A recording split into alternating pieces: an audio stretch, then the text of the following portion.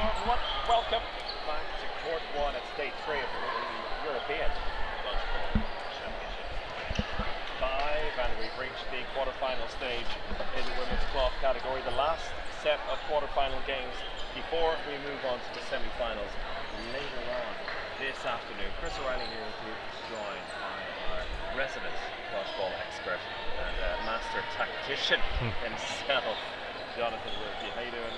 How are you feeling about this upcoming game between Austria and Northern Ireland? I'm doing very, very well, thank you.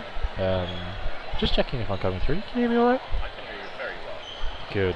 I hope the stream can too. Yeah. It looks quite light. Yes. So please let us know if you can hear us. It's good to see Chris Wheeler in the chat. If I believe that's the Chris Wheeler, I think it is. He's over from watching from the US. Lovely. Recently given a spot in the US foam practice squad. So congratulations, Chris. But yeah, super excited for this game. Northern Ireland coming second. This is a rematch of our Worlds 2024 final, gold medal match final. So seeing an excellent display here in our first quarter-finals here. Lots of support for the women. So the first commentator is Chris. That would be me, yes. You Maybe. can't hear me very well. I try to turn it up. Of course, the Yeah. thing always is that we... Oh, I think I know what it is. Bosch. Are you there, Chris? Chris is here. Yeah. Okay. Thank you. We figured it out. The microphones on these headsets sometimes come unplugged, where people move them in and out of from their mouths to take drinks and to take breaths. But Izzy Smith there, head of EDF Media. It should be fine now. Hopefully I think we fixed that. Yes, I mean, of course, a little bit of a delay for you, so we can't be too live with it. But yes, let's hope that's fixed. Just in time as well. Yeah, lots for of cheers. the start of this contest. And you mentioned there a rematch of the World Championship final from last year. So quite a treat for us as neutrals to have it already in the quarter-final stage. But not great for these two teams. They're coming up against such stiff opposition at such an early stage in the contest. We already had two quarterfinals earlier on this afternoon, in which Italy and England came out on top. And here, the winner of this one will face the winners of France versus Wales, taking place on the other court. It's Northern Ireland on the near side as we see it, in the green and white, and in the all-white on the far side is Austria. Yeah, the first big single coming out from number 93 on the Austrian side, Limerick. But a lovely dodge by Turkington to get out of the way. Time's been paused as the clock hadn't started correctly, as you can see from the overlay on the stream. Lots of support coming in for both teams here. We've got a big crowd for you today. Lots of green of Northern Ireland and the red Austrians as well. Quite literally a false start there, but a chance for everyone after the opening rush to realise they're in this game now. And I think very important, particularly for Northern Ireland, to get off to a quick start here. They might be underdogs based on what we've seen so far in the championship and from last year, the World Championship final. We saw in their game against England yesterday, they are able to compete with the top sides here. They have a very good pedigree, this Northern Ireland side, but coming up against a fierce opposition in Austria, who were really dominant last year. The Austrian side themselves coming out on top of a tough group in Group D, ahead of Sweden, Czechia and Hungary, where Hungary gave them in particular a very tough task. A firm welcome to the championship. But looks like we're just about ready to go again. Yeah, they've corrected the time there as Cunningham sends the single down her lane at Kremser, as we're just waiting for that ball to come over. Just popped over by the ball retriever from the other court. Sent him to Nimrichter in the middle as they come forwards now. That's Kremser with that single. And a hit there by Limerick. She goes low and hits out Cunningham. A slightly tentative start there with a couple of loose singles, but the first hit and the second hit going towards the Austrian Eagles' way. Kremser makes a big fake to hold McCloskey as Fraith backs up. So Lockridge now filling in on the left wing. The shot coming in from the right hand side from McCloskey. Saw it from her so far in this tournament. A very good catcher as well, and she's been targeted early. Good blocking down low from the Northern Irish right wing. Yeah, good play there by McCloskey to get low and to get those blocking balls up as Fraith ducks over the 2-ball attack. Austria opting to go for that 2-ball with the 2 early hits. You see it's a lot of teams change to the 2-ball attacks when you're down to 4 players, because you'll assume you hit that 4th player out and then they can't throw any balls back. Fraith done such a good job there. Fakes McCloskey, kind of a couple of fakes up, McCloskey goes low and then the shot comes through. The Austrian left side, as the right hand side as we see it, off to a very strong start, finding their targets, and very strong. So apparently still quite low but peaking a lot. I will try and fix that. Well, Jonathan, you can take us to the end of this set. Yeah, just a little alternate trade there, but nothing coming to fruition as there's a catch by Luffridge on Nim Richter and then a hit out, bringing back in Cunningham, getting 4 balls on the side of Northern Ireland. Blocks there coming across from number 19 Metzler as they get the 3 balls. Austria and the Eagles coming forwards with 3. Ball goes towards Cunningham, manages to miss. Kremser just dances around the long post throw from Cunningham. Cunningham, Turkington and Redmond left in. Weber sends it towards Cunningham, post throws at Fraith. She goes for the block there. Metzler applying pressure as Northern Ireland come forward with 3. For all 5 balls released. Huge calls of 5 from the back of court. They had to go with all of them to try and make the hits, but they didn't manage to make any. Some great dodging there from the Austrian Eagles. Basically came down to those 2 early hits against the Northern Irish Knights, but then an amazing catch by Luffridge to bring Cunningham back in and to reduce that deficit by 1 player.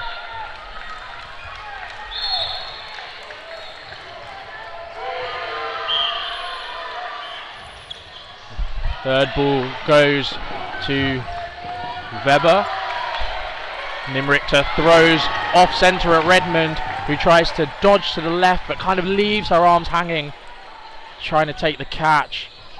And a lovely catch by Nimrichter there as she dodges over to one side and sucks it in as McCloskey heads to the outbox. Lots of support for the Austrian Eagles here. Cunningham manages that block as it bounces just in front of her. Cunningham, Turkington and Luffridge come forward. There's a pre-throw at Cunningham.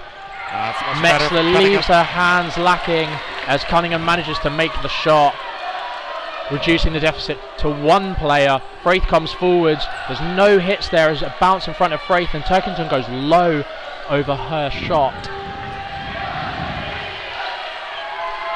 And Weber with the catch on the single as they have 4 balls. The call of fear comes across court.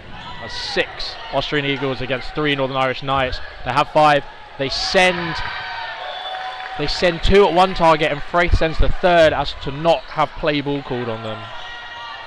Yeah, it's difficult for Northern Ireland, trying to get Cunningham into the game and unable to find her rhythm just yet, being caught out in that last set, taken out of the first set. Important for Northern Ireland to give her a little bit of freedom as well to strike if they're going to take out some of these Austrian players. Catch play ball has been called there.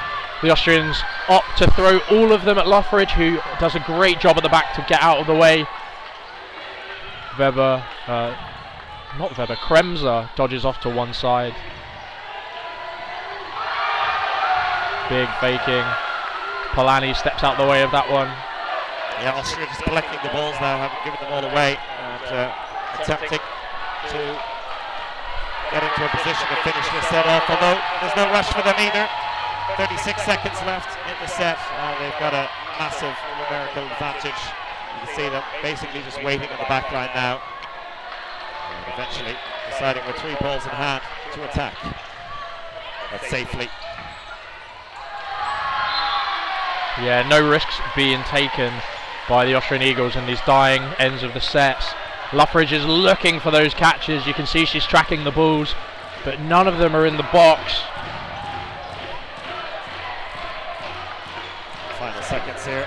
Luffridge staying in the set, but Austria with a full complement and a comfortable set victory for them as they extend their lead. And so far, looking very, very strong, this Austrian side. In a repeat of this World Championship final from last year. Northern Ireland playing right into the Austrian hands so far, and we'll see after these couple of opening sets what they feel there's a lot to improve on if they can make some quick fixes. Yeah, the Austrian game is so strong. Northern Ireland not having much of an opportunity here with how much how fast the Austrians are playing at, as Fraith hits the single onto Luffridge and they lose a player already as Turkington goes over that middle line going for the middle ball. Once again, losing 2 players in the opening exchanges puts them in a very difficult position straight away. And, a great catch from Turkington. That'll help. Yeah, Turkington bringing back Turkington. Once again, Cunningham left a little bit stranded there in the neutral zone, being caught out. Block there with McCloskey, but the ball comes forward. Nimrichter with a great shot there. She takes it forward, but she also dodges at the same time in case the cross-court shot does come across. It doesn't, but she's making those movements. 4 balls called as Redmond passes the ball over to Turkington. 2 at Redmond, who slides across court. Some players would probably cringe at the fact that she's not wearing knee pads. Knee pads as well, that is brave. I've never seen Beth Redmond wear knee pads, so.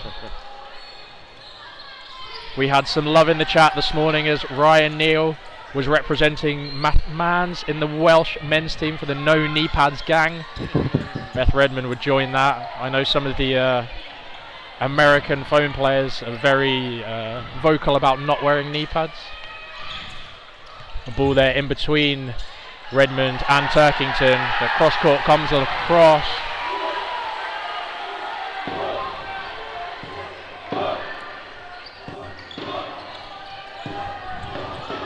I don't know if you can hear that on the stream, but the Austrians have their drum right in the back corner of the NI camp at the moment, and it's a bit oppressive as the Austrians come forward with 3 balls to hear the drum beat, almost like a war cry coming forwards. As this tournament reaches its business end, so do the fans from Austria, clearly stepping up their game for the big matches. Yeah, I think all Austrian teams across all 6 categories making it out of the group stages and facing finals of some form of knockout dodgeball within the next 2, 3 and 4 hours. Turkington, and you'd expect nothing less from the Austrians either. Turkington just hopping over the 2-ball attack. Austria in no rush to be making these 2-ball hits here. There's that last hit comes through from Redmond, but it is the 5th ball. Whilst they've managed to make the hit, they're still down by 1 player. They're stacking the right side. There's 2 seconds left. Play ball will not have to be called as the set goes to Austria. Much improved performance from Northern Ireland in this set, definitely in the mix until the very end. But again, I feel that losing those 2 players right at the beginning put them on the back foot, even though they managed to get a catch in. You know, you'd rather pull off those moves to get a real advantage in the set rather than having to stay in it. And feels like the opening rush here, the opening 2 volleys of the sets are going to be crucial for Northern Ireland just to keep their main players in and frustrate Austria a little bit, because at the moment the Austrians playing with a lot of freedom. Austria have substituted all 6 players. That is their tactic from last year. We From know that they were Worlds. able to do that at the World Championship to great success.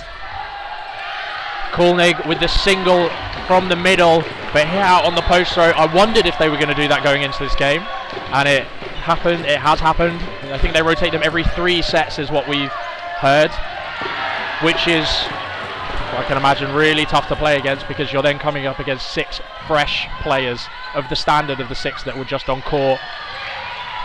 No Bauer. How Northern Ireland might have felt like they're getting into the game, maybe getting used to the style of play that Austria are throwing at them, and then all of a sudden you get 6 fresh faces, 6 fresh arms coming at you as well. Yeah, and then being able to have that 3 set buffer off. The players go low. Block there called on Bauer. As there's a bounce called there on Luffridge.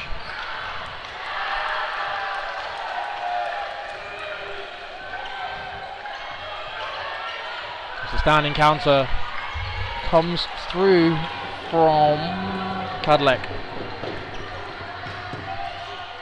Oh, nicely done. That's much more improved.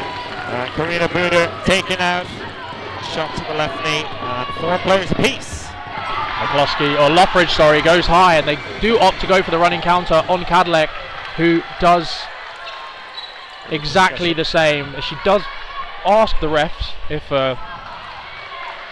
one hit her, but she was fine. Nice work there from Yara Koolnig to stay alive. The daughter of Eva Koolnig, the mother and daughter combo on the court. 2 hits there onto Cunningham.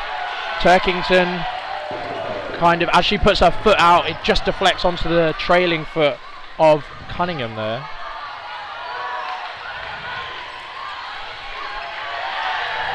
Oh! Sorry, Malley there doesn't manage to make the catch. I wonder, in recent Euros history, how many parent offspring child combos have we had on court at the same time? I can't imagine there's been too many, particularly given the recent history and rise of this sport, right? We think that hit there onto perhaps Luffridge. we're having the first generation of dodgeball children for parents who have played for the last 10 years or so, which is the case here. Yeah. The Koolnig family very invested in the sport. Both parents involved in the Austrian setup. So, well, I would say this is a first. But if anyone knows of any other mother-daughter or father-son or father-daughter combinations, then please let us know. The only one I could potentially think of is if ex-Scotland captain Dan Ryan and his dad Steve Ryan ever played on the same team. But that would have been 2018 previous to that, and that was before I started playing the sport. So if anyone could think of any in the chat, at least in EDF, please let us know. We've got a little timeout there called as Northern Ireland go down 8-0. It's a tough one for me of this timeout, because usually teams call a timeout when they're 6-0 down, because 3 sets is quite a hard deficit. But with the strategy of the Austrian team to rotate all 6 players, you go 6-0 down, you call the timeout, and all of the tactics you've just spoken about potentially just won't apply, because the team that's just been subbed on is a completely fresh team. And it only makes sense as well that for the Austrians that they would change a kind of approach as well with that the new lineup. They have been very, at least last year, very certain about 2 teams both knowing each other very well, offering different things, and that's why you want to make those substitutions, right? To show something else to the opposition. And so far, Northern Ireland still unable to get a grip in this match. Shot there by Kadlec as Koolnig is hit out on the post throw. A long shot from Cunningham, right on the left shin of Koolnig. That's what you want to see more of from Cunningham. As she gets into this game, it's taken a few sets for her to release some shots. An opportunity now for her to get a few Austrian outs. So bounce there called as the Spanish line ref confirms with head ref James Radford. McCloskey dodges low. Beth Redmond substituted off for Maxwell, or Lucy Maxwell, number 16 there on the right side of screen. Buda hit out there as she slides over to one side. Cunningham again.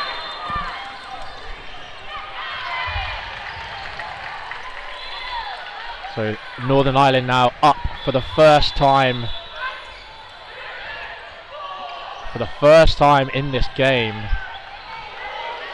The first half flying by as well. Not too much time left. Just 4 minutes 45 in the first half. Malley's switched out onto that wing as she's hit by the two ball. She blocks one and tries to get the second block over, but just has to duck her head as that second ball hits her on the back. A very, very well timed two ball attack, but they manage to get the hit out onto Turkington and they get to retain the four balls, which is a lovely bit of fortune for the Austrian Eagles. They target again. I have a feeling it will be Cunningham, but did she manage to survive that? She did indeed. Excellent work getting down as low as she possibly can. A number of balls flying past her, but once again, Austria. Oh, McCluskey going for the catch. It's well in her wheelhouse, but unable to pull it off this time, leaving us 3 players apiece. 50 seconds left on this set. Northern Ireland's best chance to get some points on the board in this quarterfinal. Cadillac goes high. She blocks one, but she's hit by the other. The timing again, we mentioned it on the previous attack from Northern Ireland. Impeccable timing on those two ball attacks. It's proving to be very successful. So they've gone for the two separate targets. They're only a player down. As the free throw comes in, Maxwell manages to block. Play two has been called. They go for the open target, but Neubauer has taken that catch, but Kolnig has line faulted off the. Kolnig Jr. has line faulted off the back as Kolnig Senior comes back in, and they hit out Cunningham. Just at the death. The buzzer at the end of the set.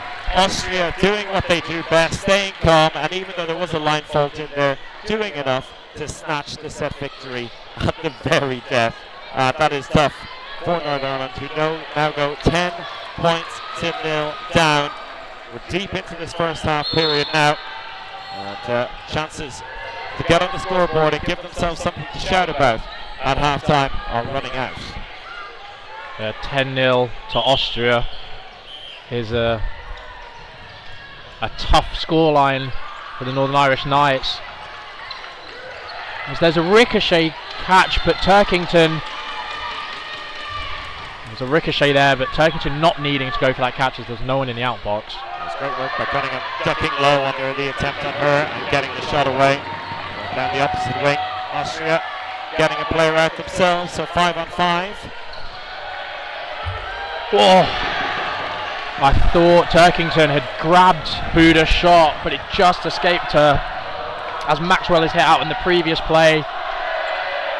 Two dodges there. Cunningham goes to the left and Buda drops low. It's a couple of times now that there have been throws just outside of the body that Northern Ireland have reached for, and you know, when things go your way and you make those catches, they're sublime, but when they don't go off, it's a real pity, and you feel that Northern Ireland have to be taking those chances now at 10 points down. Yeah, it's one of these things where you got to change it up a bit, and if you're just dodging out of way, and as Cadillac manages just to get out of the way of that shot as she throws through, they are allowing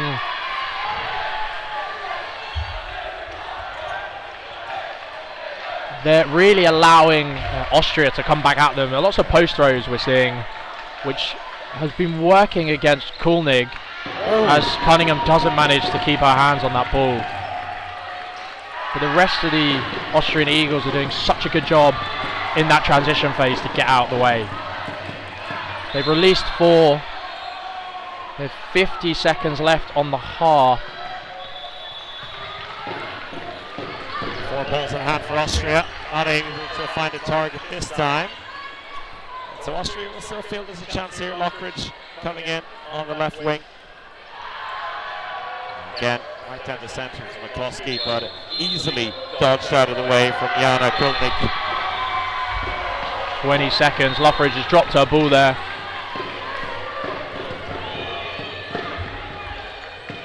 2 balls sent. 5 balls sent. There's trouble here for Northern Ireland, but Austria with 5 seconds left in the set, unable to do anything but hit with that position. And it didn't really matter in the end anyway. Another 2 points on the board for Team Austria, and that will do it for the first half. We've seen a full Austrian squad, both of them doing as well as each other. 6 points apiece for the 2 Austrian squads, 12-0 at half-time. Northern Ireland with it all to do, but I think the way we're going to be approaching it is just to try and get some small victories. Anything you can imagine that they could change heading into the second half. It is such a tough one, Chris. It's just the class of the Austrian team. I don't think I've seen. I'm not sure how many games we've watched at this Euros already that have kind of gone this way. The Austrians have turned up to play this tournament, and especially in this quarter-final. Northern Ireland are really going to have to dig deep and figure it out. I couldn't even suggest. Normally there's 1 or 2 bits of suggestions, but the Austrians are catching well on the back line. They're potentially, when Northern Ireland are going for those 2-ball attacks and they are switching to their multiple balls, they need to be more ruthless with it. I think they've given away 4 balls a few times, and they've given away 5 balls certainly a couple of times, especially in those tense moments where they're really trying to make the hits towards the end of sets. But just adapting to that, it's tough because they have such respect for this the Northern Irish team has such respect for this Austrian team that it is always going to be a struggle to come back, especially from a 12-0 scoreline. We'll see if they can make any dent in that scoreline. We'll take a short break for a couple of minutes and I'll be back with you in the second half in this women's quarter-final between Northern Ireland and Austria.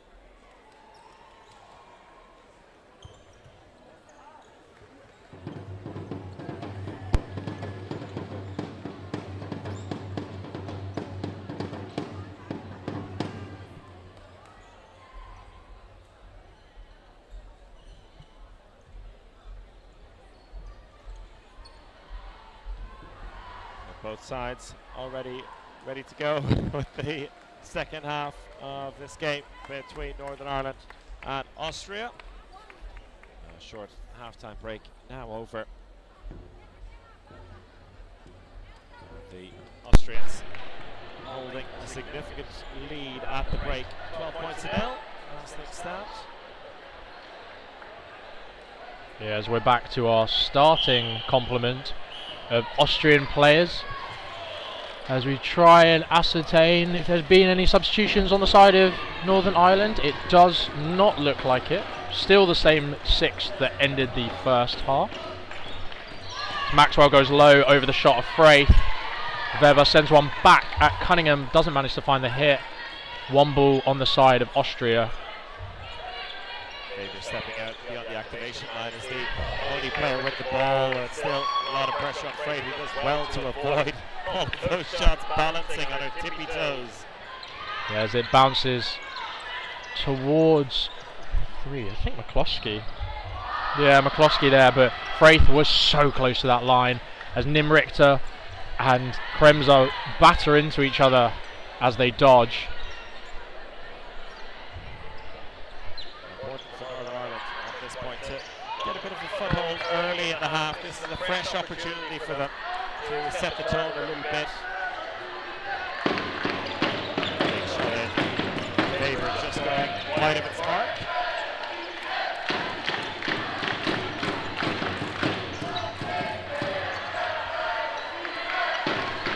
The dodge there as Cunningham sends the single towards the back line of Austria. Cunningham doesn't manage to get that blocking ball under the dipping shot of Nim Richter, number 93. Austria opting to wear their white kit for this quarter-finals and not the red. Play 2 has been called as they throw 3. Giving themselves 4 balls again. Those were the areas you talked about just before half-time. Giving up the 4th ball too often. We see it again here. And it's punished. As Turkington, I believe, taken to the outbox by that 2-ball attack. Really well positioned shots. Metzler with such a high press. I think Metzler watching as Maxwell came on and had quite a tough time against Nergbauer and has really started pushing on this wing. I can see Maxwell is barely coming into this. She has come forwards here as a shot there has been called on McCloskey, but Maxwell really getting pushed back as Metzler comes up court. By Weber. That low block. Clipping the legs of just 2 Northern Irish players left in this set. 18 seconds left in the set. So once again, Austria will be playing it smart. No need for any heroics here. Another 2 points in the bag. The reigning world and European champions. As Maxwell has fallen over, as the set time, yeah, something we have noticed a bit from the refs. They're so engaged in the refereeing of the game that some of them are struggling with the timekeeping itself. As we can see there, it would be head ref James Radford's responsibility, but it's tough when there's action happening in front of you to also pay attention to the screen across court. There's so much for the referees to look at that once. I don't blame them at times. For the most part, working out quite well when it comes to the timekeeping on top of everything else. I think Opening set done, Austria 14-0. something that's super impressive to me for this Austrian team is how they do everything in tandem with one another, and it makes everything so tough to play against. This Austrian team work really as a unit, especially if you watch their wing pairings. They're moving, they fake in time, they move up and down court in time. It's very fluid. The movement makes it so that if you're on the other side of court, you're always second guessing from 2 angles. Some players, some teams, they have players that will go up on their own. They won't be acting like they've got that piece of string between them, keeping them in line. But Austria really do operate as a succinct unit here. Blocked down by Cunningham as Kremser sends it down her channel. Yeah, it is almost like a puppet or a unit on a string. Time and time again, as the hit out there as Limerick goes to the outbox. Still 5 Austrians remaining, so we're level there before Cunningham is taken out on the Northern Irish left wing. 4 balls on the side as Kremser is hit out by the angles there that's used from the Northern Irish throwing pair. Dodge there by Lindsay, who is recently subbed on for Maxwell. As Fraith comes forwards, Lindsay makes that block. Excellent work behind Fraith, hunting down one wing, and that's what we're talking about earlier. Weber ready to come down right as well, deciding against a follow-up shot. That just a 4-ball possession. The big chance for them here. A 2 ball is coming in, but where's it going to go? Goes on the left-hand side and caught by Fraith. That is insane. Fraith tucks low. She's got her head to the floor. The ball lodges in between the space of her arm and her kind of where her lat is, and she gets those 2 balls on it, and it is a catch. Absolutely insane. She was apologetic for it afterwards, but you got to give her full credit for that. As Polanyi takes the catch onto Turkington. Once again, Austria back up to full strength as we head towards the end of the set. It's a rhythm and a flow we've seen on a few occasions here. A few Austrian players out, but they managed to find a way to bring them back in. A couple of big catches, and with just 20-odd seconds left in the set, it's looking tough again for Northern Ireland. Yeah, bounce down from Turkington as she rushes forwards. They've only got 10 seconds. The ball pops up. Kremser just pulls out the last second. She does not need to go for that catch as Metzler is hit out after the fact. As the set goes to Austria, massive set there. That catch from Fraith to really turn the tide for Polanyi to feel the confidence to go for the second catch a couple of phases later. What I'm really impressed with Polanyi's catches, and that she is doing the opposite of the spectacular. She's making it look very, very easy at the moment. Nothing too fancy, nothing too wild, just confident catching.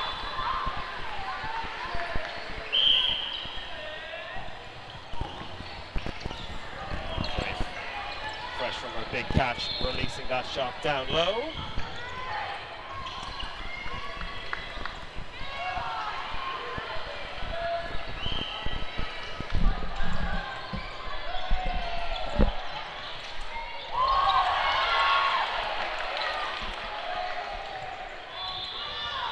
A rare 4-ball opportunity here as play 3 has been called. They go for Metzler, but she stays on court. Cunningham hit out by the pre-throw of Kremser. Has 4 balls now on the side. So there's a leap. Yeah, Lindsay leaps over that shot.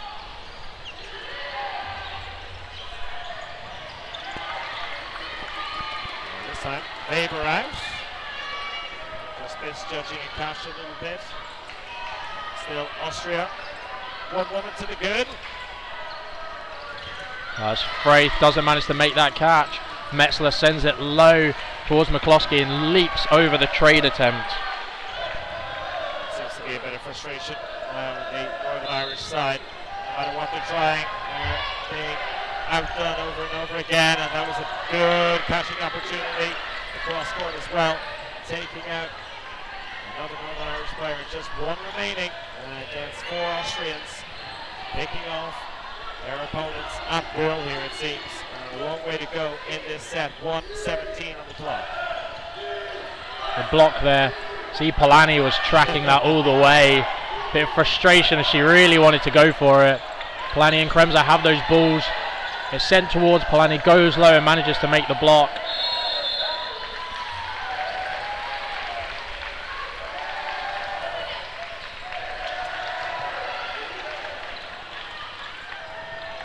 Rushing on the counter here. We're running into trouble against 4 Austrians. Bounce there on Metzler. Deciding against it, probably rightly so. No need for Austria to do anything fancy at this point. No need to do anything silly either. This time, going for the shot and taking out their opponent. Another 2 points in the bag for Austria. And now it looks like they'll go for that full rotation again. Yeah, it's going to make it quite difficult for us to, as a timeout is called there before this full rotation is put on. Unless this game gets to 24 points, it's going to be tough to... I suppose we choose one MVP from one lineup. I think that is exactly what we can do. Now that it looks like lineup 1 has come to an end for Austria, which of those 6 players has really stood out for you? Well, I think with Cunningham being such a key player for this Northern Irish team, we've got to look at the wing there, the wing pairing of Weber and Kremser, who have done an excellent job. See Kremser there making the hit right at the end in their survivability. Metzler as well having a great game. So it's a tough one when they're all operating so succinctly. But I think I'll probably go for Kremser as my opinion on that one. But in the chat, if you have any suggestions, we'll be picking 2 from the side of Northern Ireland, as we have a host of substitutions now, with I think everyone else coming on court. The whole subs bench, as Catterall is caught out by Kolnig Jr. So it's Yara in there, number 67, and right beside her in the middle of the court for Austria is mother Eva Kolnig, the team captain. Good shot there. Again, on that back line, Northern Ireland finding it difficult when Austria want to go for those high shots. Just not enough catches coming in for Northern Ireland. And there, a late double hit coming in. Really on the hunt here, and it is phenomenal that with 10 minutes left to play, when you bring in a whole new fresh batch of players who are fighting for recognition and a chance to impress here in the quarter-final of the European Championship. It is a very daunting task for Northern Ireland. But you also need to have the depth that Austria have to be able to do that. I know from once again listening to Stefan Leitinger's podcast, it's something they've been building to do for a while, building up that depth within the squad so that they can work at this level, and it absolutely is coming off well. Maxwell there left in on her own, the glitter under her eyes, matching the shoes on her feet. Well, as you were saying about what Stefan Leidinger and the coach was saying about this whole process, it makes a lot of sense when you first of all have that strength and depth and that quality. They were talking about the ways that the team were struggling and saying at times they were their own worst enemy, at times they were making life difficult for themselves, and maybe a little bit of self-confidence was the problem for them. But when you give everyone the same amount of playing time like that, you don't have to fear for 1 or 2 mistakes seeing you brought off or given the hook after a set or 2, which can often be the case in high-level dodgeball.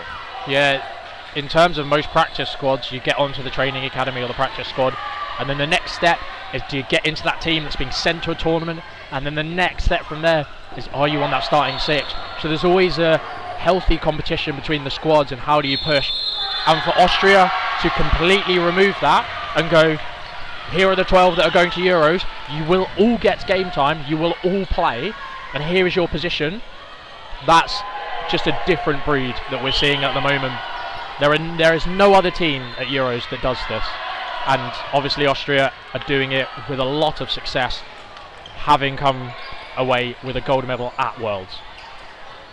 So we'll look across court to the side of Northern Ireland as we allow the 6 in front of us for an MVP to appear, hopefully an MVP suggestion to appear from somebody.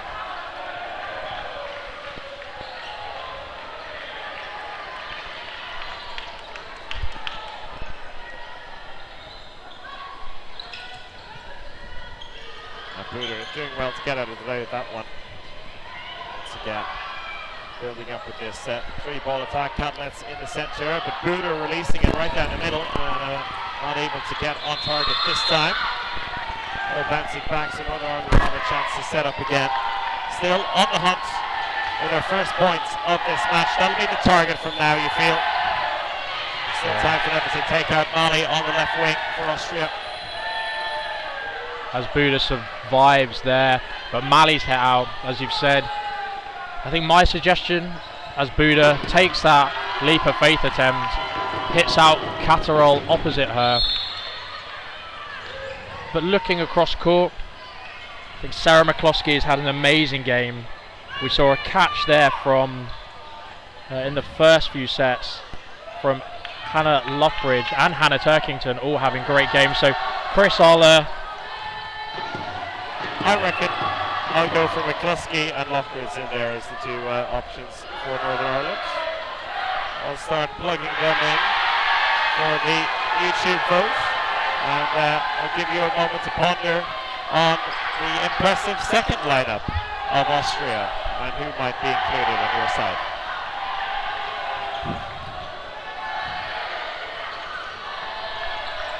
yeah, it's a tough one looking at the quality we have on court. I think Nerg Bauer will be my suggestion, as she's had such a critical game on that wing, making out so many hits and really dominating that calling side. So Nerg Bauer and Kremser on the side of Austria, with Luffridge and McCloskey on the side of Northern Ireland.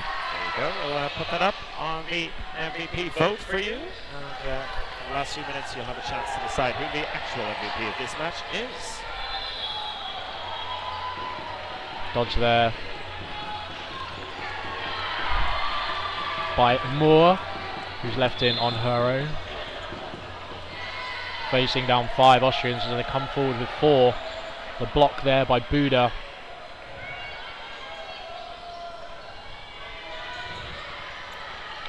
Dodge there by Kadlec. They now have 3 balls. Kolnig, senior and junior, in the throwing lineup, as junior is called to throw.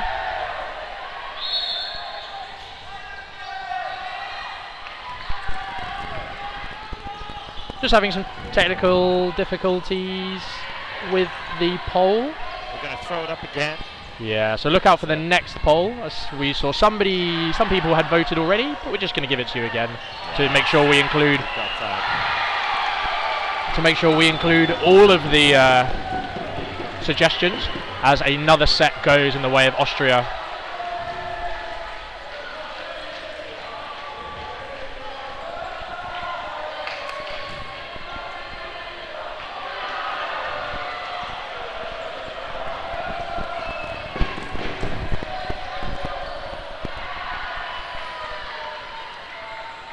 So line up.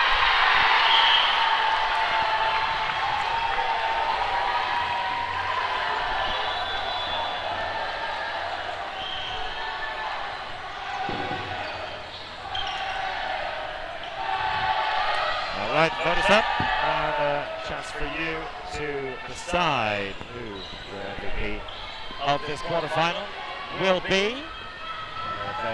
With just over 4 minutes left to play in this match. On the line, a spot in the semi-finals against either Wales or France. Game over in court 2, being hotly contested at the moment as well.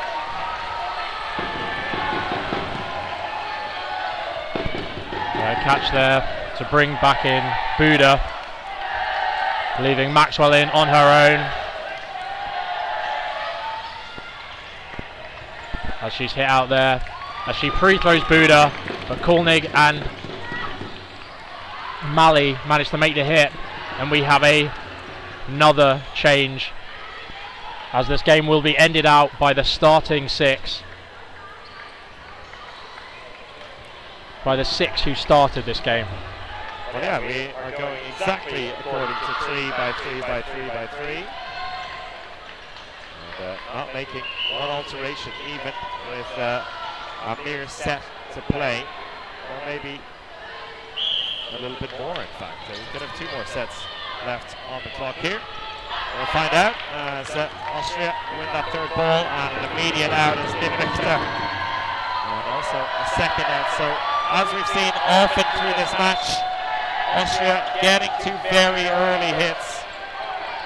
Northern Ireland finding themselves in the hole once again as they still continue to battle away, trying to get some points on the board. Yeah, shot there by Fraith from Catterall as they try and receive that ball.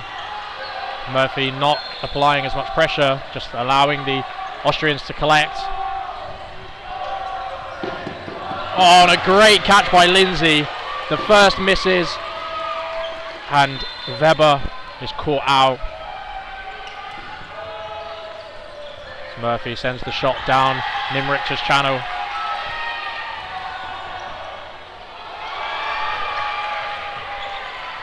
Another shot there. Metzler dodges out the way after making the hit.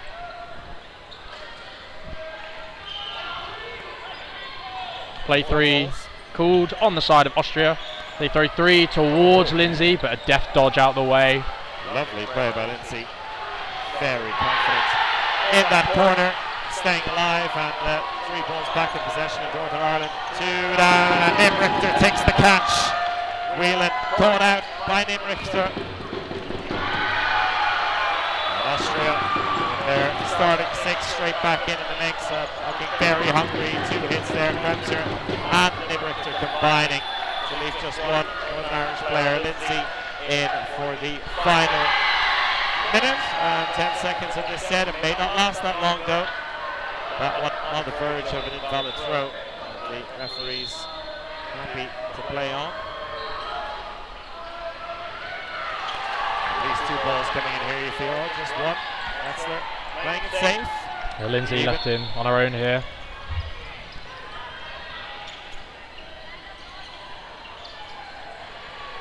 Even with a 24-point lead, Austria still going by the book here in their approach, playing it safe, not allowing Lindsay any opportunities to catch her way and her team back into the set with 33 seconds left. And there's the hit. Finishing it off.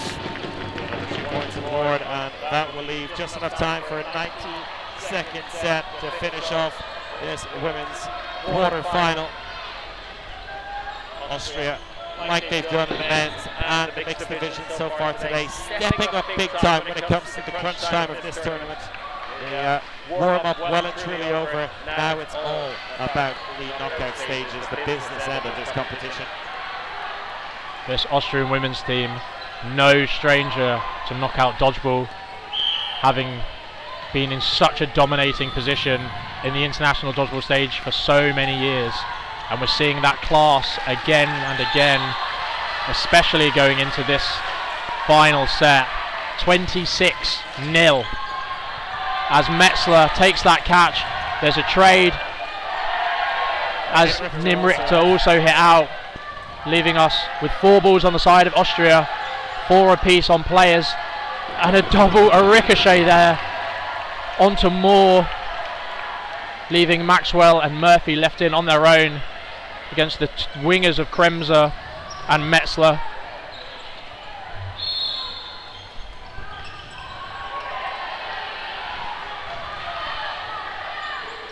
Maxwell just blocking that out the way as Weber tries to go for these shoelaces. A thoroughly professional and relentless performance from Austria from start to end. All 12 players who've seen court time delivering practically equally good performances. It can be hard to tell just from watching who the starting lineup is if we didn't know. With the final 10 seconds underway in this set and in this match, looks like Austria are going to make this a clean sweep of 28 points to 0, and that will do it. No time for a final throw, and Austria into the semi-finals. The reigning world champions on the hunt to reclaim the European Championship that they lost 2 years ago against the English. And we have a draw for the Austrian MVP as Kremser and Nobauger both get 33% of the votes. I'll let you choose one. I'll go down and figure it out. See who wants to talk to us, but I think for this kind of performance, a very fair result that there are 2 MVPs on the Austrian side. That'll do it for our coverage of this game on the commentary side, but of course we'll be back in just a few moments with an interview as we wrap up the quarter-final stage of this competition and move on to the semi-final stage coming your way very, very shortly.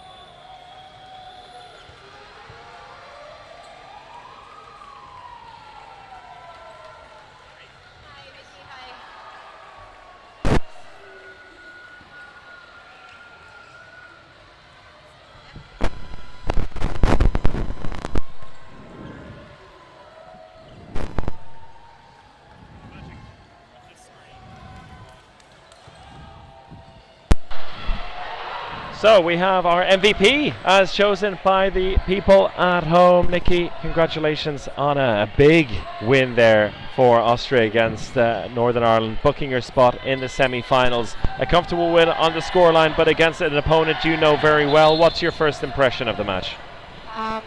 Honestly, I don't have any words right now. I didn't expect to beat them, I think 28-0.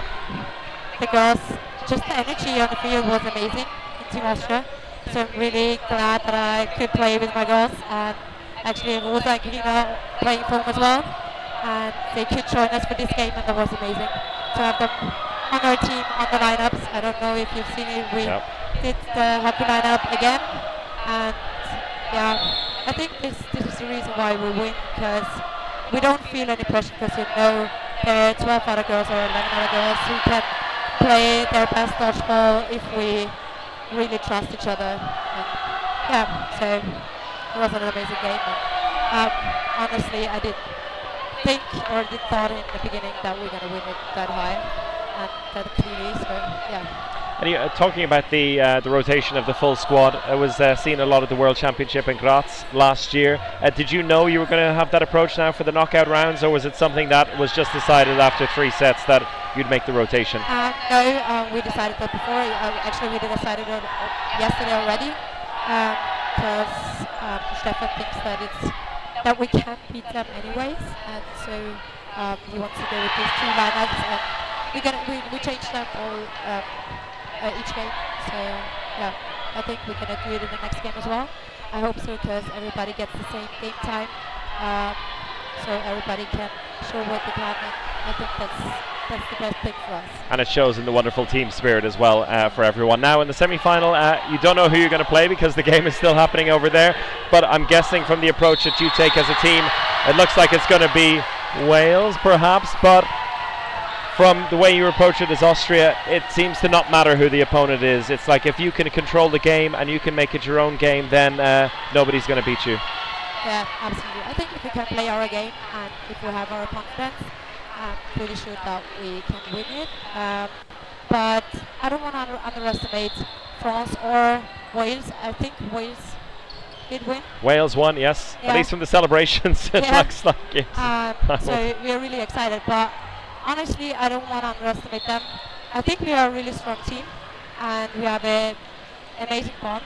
But Wales is really good and stepped up over the last few years, and especially at Worlds. They impressed me. We played them in the quarterfinals, and they've been really good. So I think they made a big step. And yeah, we're looking forward to the game, and we're really excited to play against them now. Well, thank you very much for giving your feedback on the game. You don't have a long break now, so I'll let you get some rest, and good luck in the semi-final. Thank you. Thank you. And from Nikki Kremser, our MVP, thank you very much. We will hand it over to Eve Turkington. Will come and have a chat with us. Hey, how are you? Hi. Chris, nice to meet you. Tough game in the end against an incredible Austrian side. Always difficult just moments after the game to give your feedback on it. But what's running through your mind at the moment? Well, yeah, like you say, it was a very difficult game. Austria are just such a disciplined team. They know how we play. We played them in the World Cup, and I think they just, they didn't give us opportunities that we have our strengths in. Catches were just quite there, things like that. But I do think Northern Ireland, our team had some really great plays, and maybe the score doesn't truly reflect how we played. Because the matches were quite close, drawn out. So yeah, for sure. I mean, there was a lot of opportunities where you were getting into the sets, you were getting a few Austrian players down, but it seemed time and time again they had solutions, making some big catches and things like that. Is it just a case that, in the heat of the game, there's not too many adjustments that you can make and just hope that eventually it's either going to come off or it doesn't? Yeah, well, I mean, Austria, they have such great game plans. If we try something, they're really quick to change their tactics, and we have to adjust to sort of reflect that as well. But they were very, very quick to mix it up and try different things. So yeah, it's tricky to sort of adjust your play style to suit what they're doing as well. And after a game like that, of course, it's not the end for the team at this tournament. You've got a couple more placement matches to come. What's the key now between then and now? It's not a big break until your placement matches, I think, to get back into the right mindset and go at it again. Yeah, well, I have a next game after this game, so that'll sort of get us back into the field of things for our women's game later on. And as always, we'll put 100% into it and play as a team like we do our NI things well, and just win. Do what you do best as NI and win. Thanks a lot for your right. feedback on the game, and good luck for the rest of the day as well. Thank you so much. And that will do it for our coverage of this quarter-final. As we said, we're moving on to the semi-finals very, very shortly. In the men's competition, we're seeing that Northern Ireland and Austria are warming up here on court one. They go at it straight away. The Northern Ireland-Austria battle continues, and we'll be back with that in just a few minutes' time.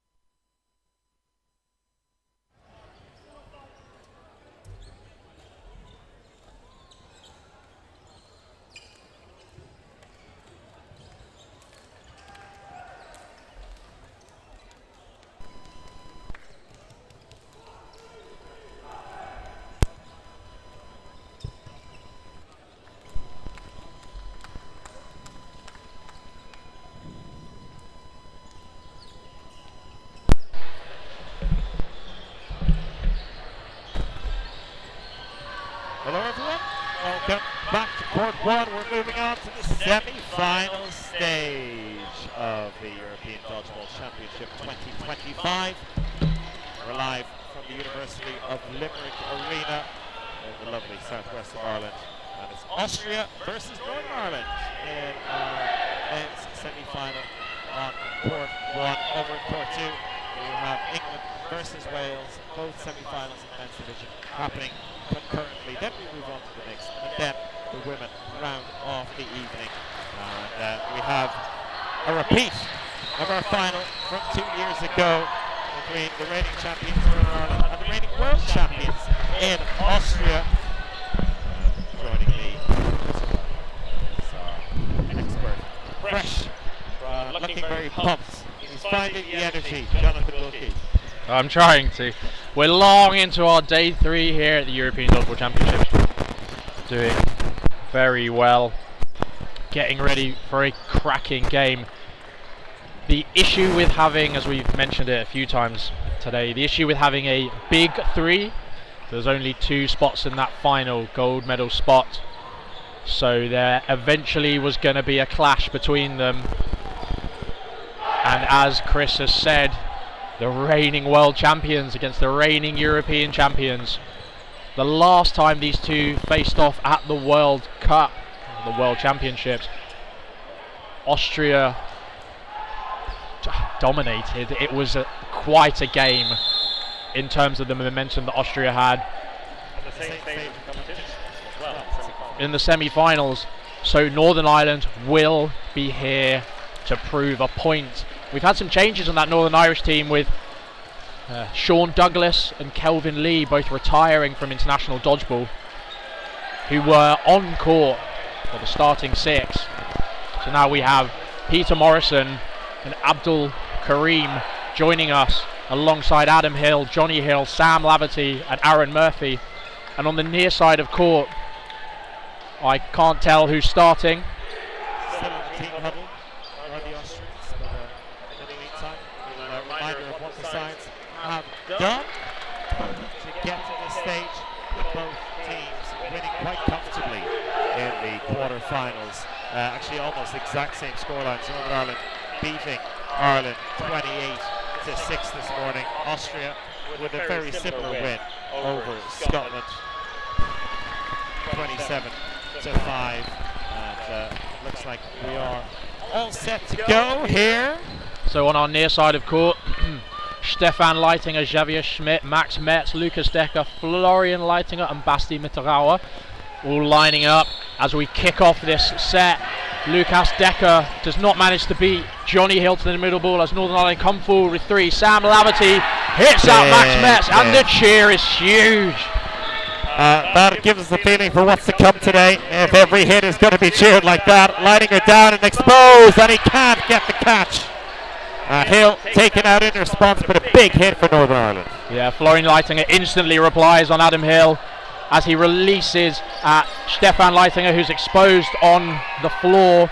Aaron Murphy switching out to that wing now that Hill's gone, as Basti Mitterauer is hit out by Abdul Karim. A much better start to this game than the semi-finals at Worlds. Yeah, looking full of motivation, and well, if you can't find motivation at this stage of the competition, then you're in the wrong sport. Northern Ireland coming out very strong here.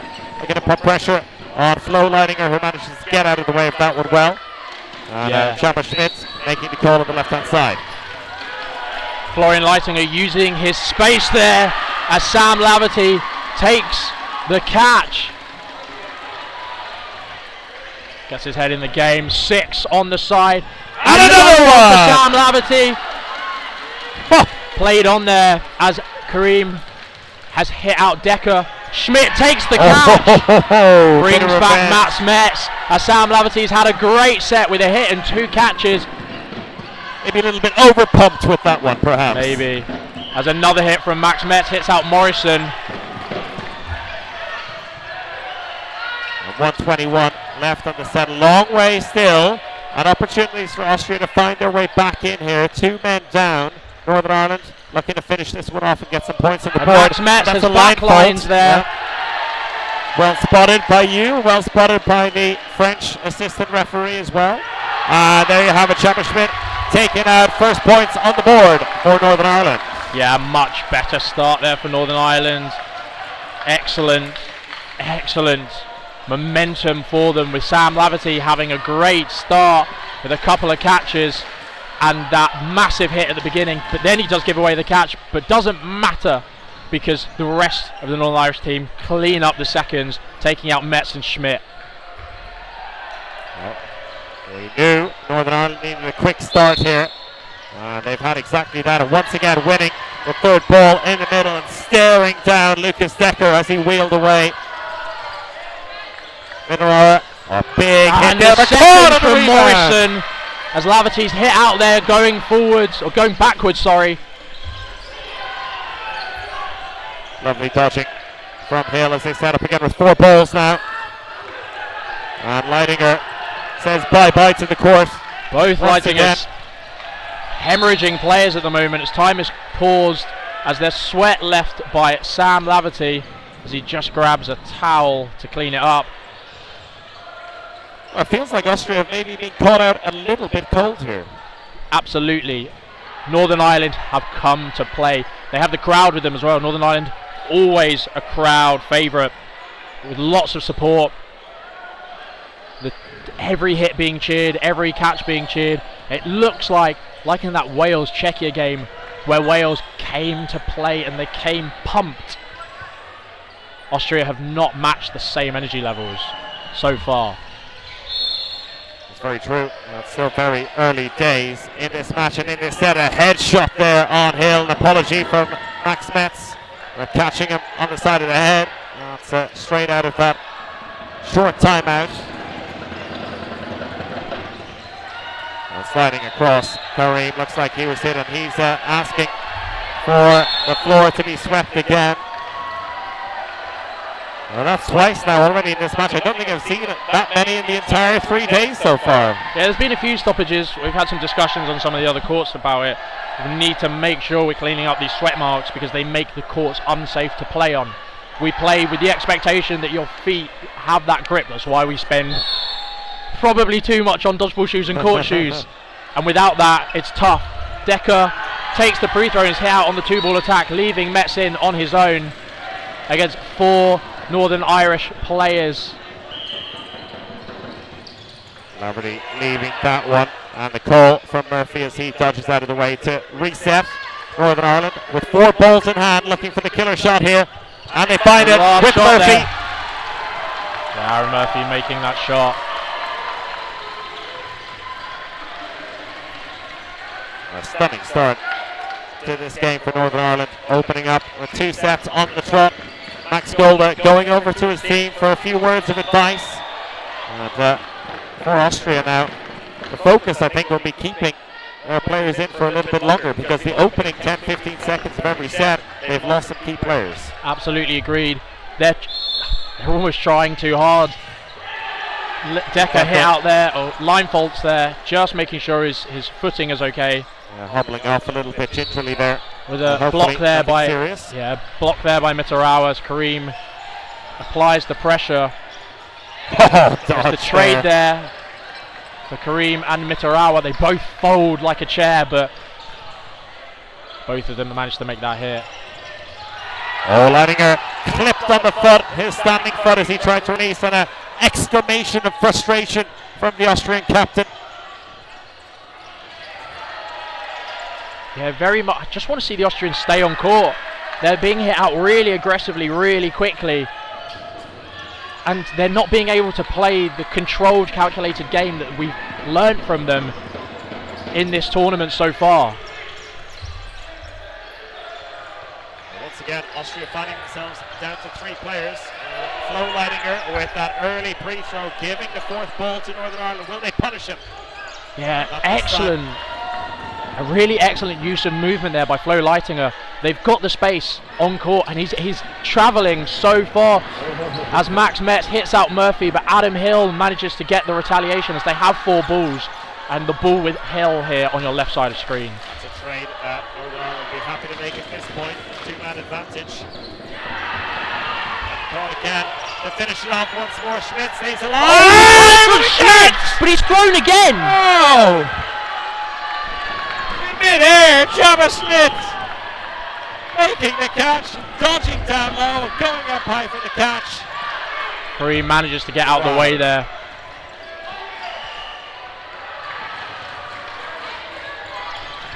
Decker hit out there on the 2-ball attack. As Schmidt manages to make a second hit, he jumps over Kareem's throw and manages a little flick. That was brilliant. Now, 2 more men for him to take And out, but he can't. Or can he? Was he out of play? It's a line fault before the catch, as he has line faulted instantly. He's not stepped back into it. There's no catch. It's a 1-for-1 between Schmidt and Morrison. He spotted that one immediately, and so did the assistant referees. Good refereeing all around. And this is what we're here for, a 1v1.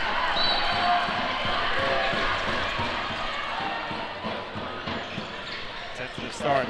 Still 38 seconds left on the clock. Both men almost exactly the same, mirroring each other in their approach cross court. The 2 balls in hand now. And, very tight in the corner. 20 seconds still to play.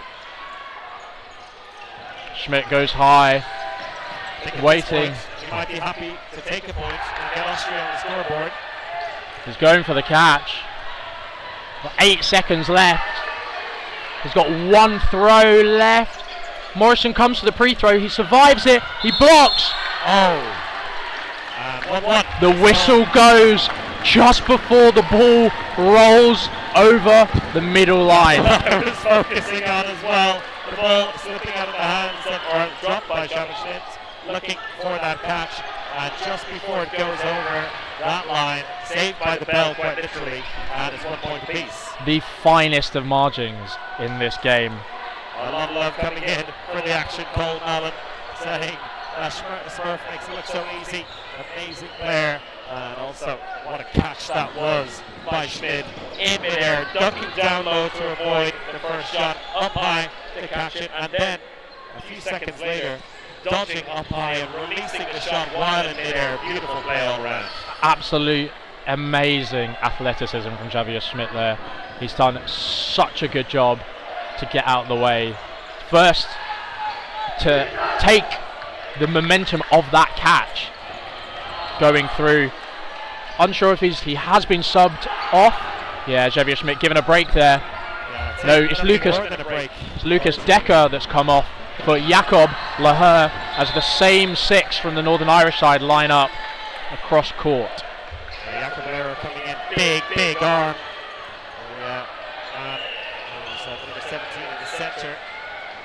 Very experienced player with the side.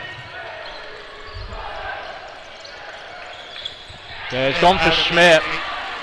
I think that's a really good target because Schmidt has just burnt a lot of energy in that previous set. As Leitinger goes for the cross court, hits out Sam Lav, who set himself for the catch but doesn't manage to get his grips around it. These hits are staying hit so far. Brilliant precision from both teams. As Morrison's hit out as Laher takes him. It's good to see Austria. They're going hit for hit, but as Laher goes low, but they're not giving away silly bouts of possession. They're actually going forward with 3 balls, which is what I was worried they wouldn't do as that ball comes up. But it's blocked much further behind them. We're actually seeing Austria play through the phases as opposed to basically releasing and getting themselves hit out. As Mitarawa blocks it up. Not attacking the block there. Mitarawa a little bit too passive and paid for it. Lehrer with the cross court. Oh, that was very nice, but very close as well. And Kareem hit out, Hill out as well. Murph taking it out and getting hit himself. Laher, cover shot. After that, which is the right decision. Absolutely. Laher with a great cover shot there to come and protect Flo Leitinger as he is fine. Backline ref has called it clean. As Jakob Lehrer up now against Johnny Hill. play 1 has been called. Deft dodge by Laher.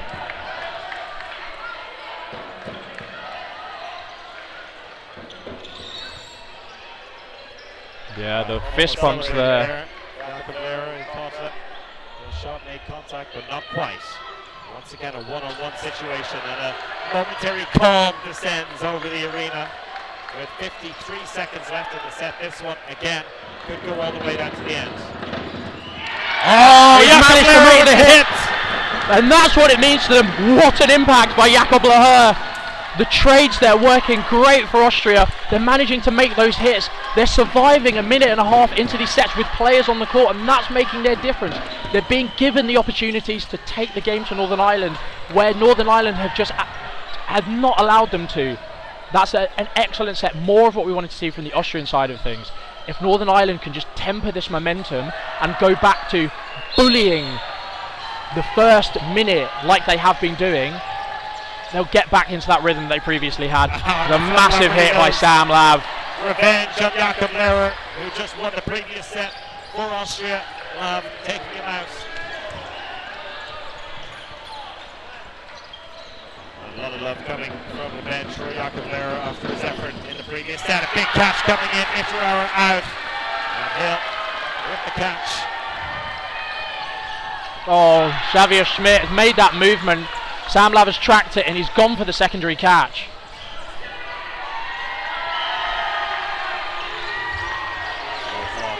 On the wing there. Ball coming in from Murphy in the centre. He releases the shot over Metz. And once again, like in the opening couple of sets, Austria 3 men down, but they have some key players in there. They've taken out a key player, Sam Laverty, removed.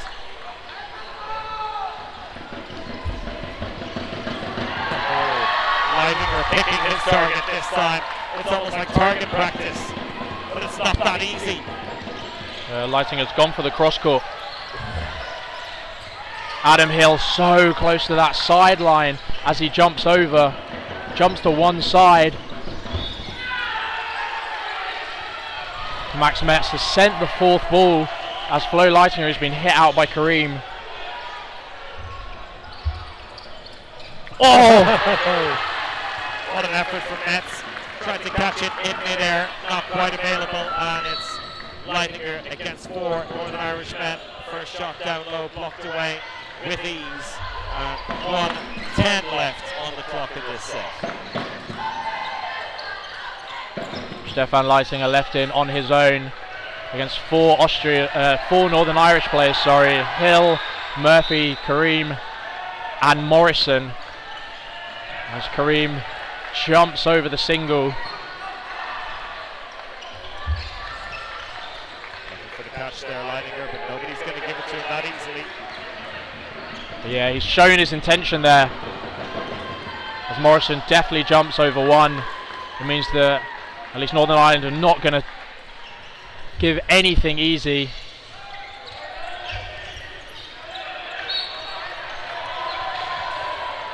Leitinger trying to find a way through. That free throw coming a little bit early and see if he can time it better this time.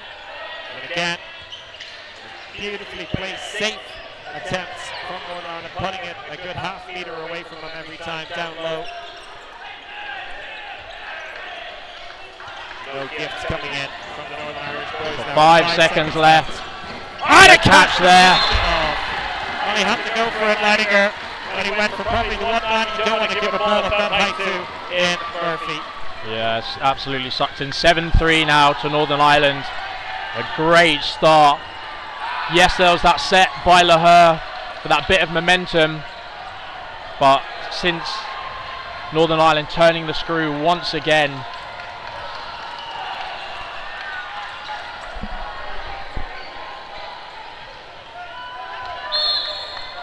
and an uncontested opening rush again, and straight off the mark, a big hit coming in.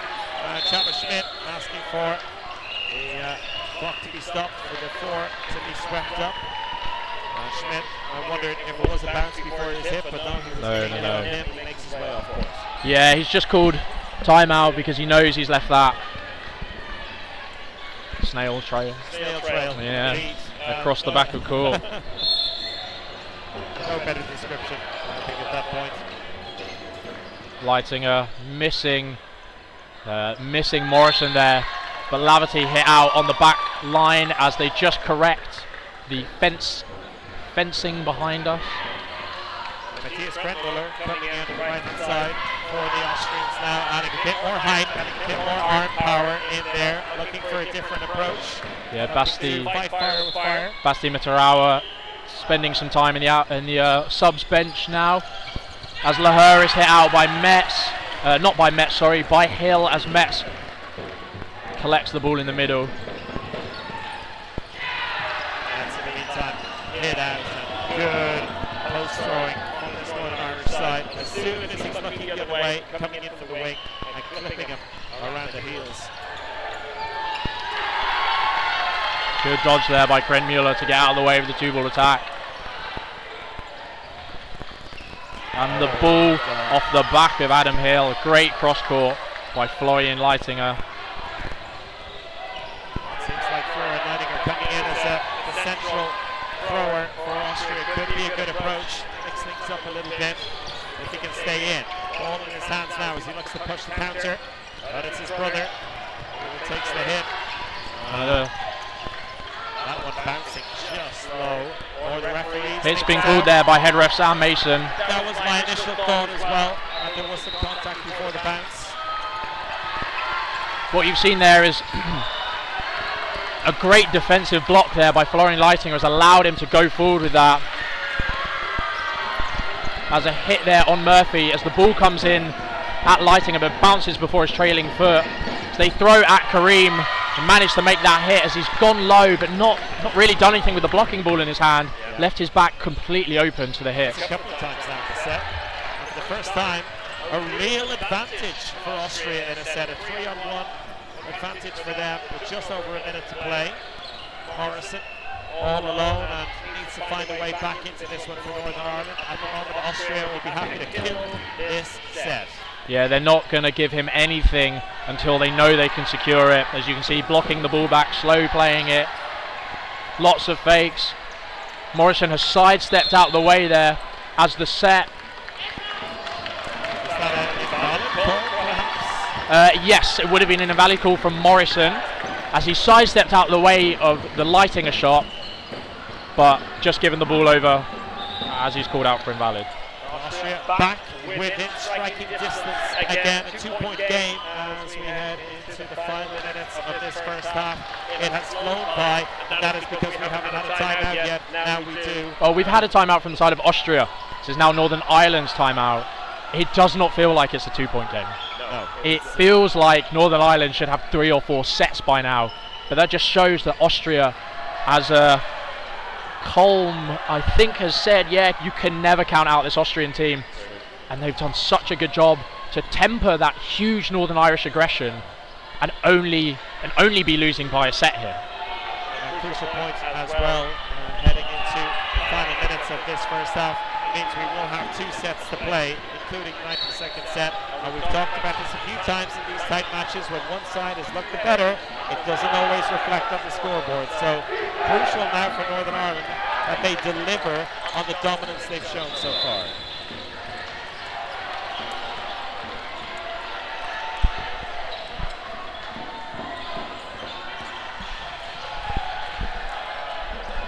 We have no substitutions on either side.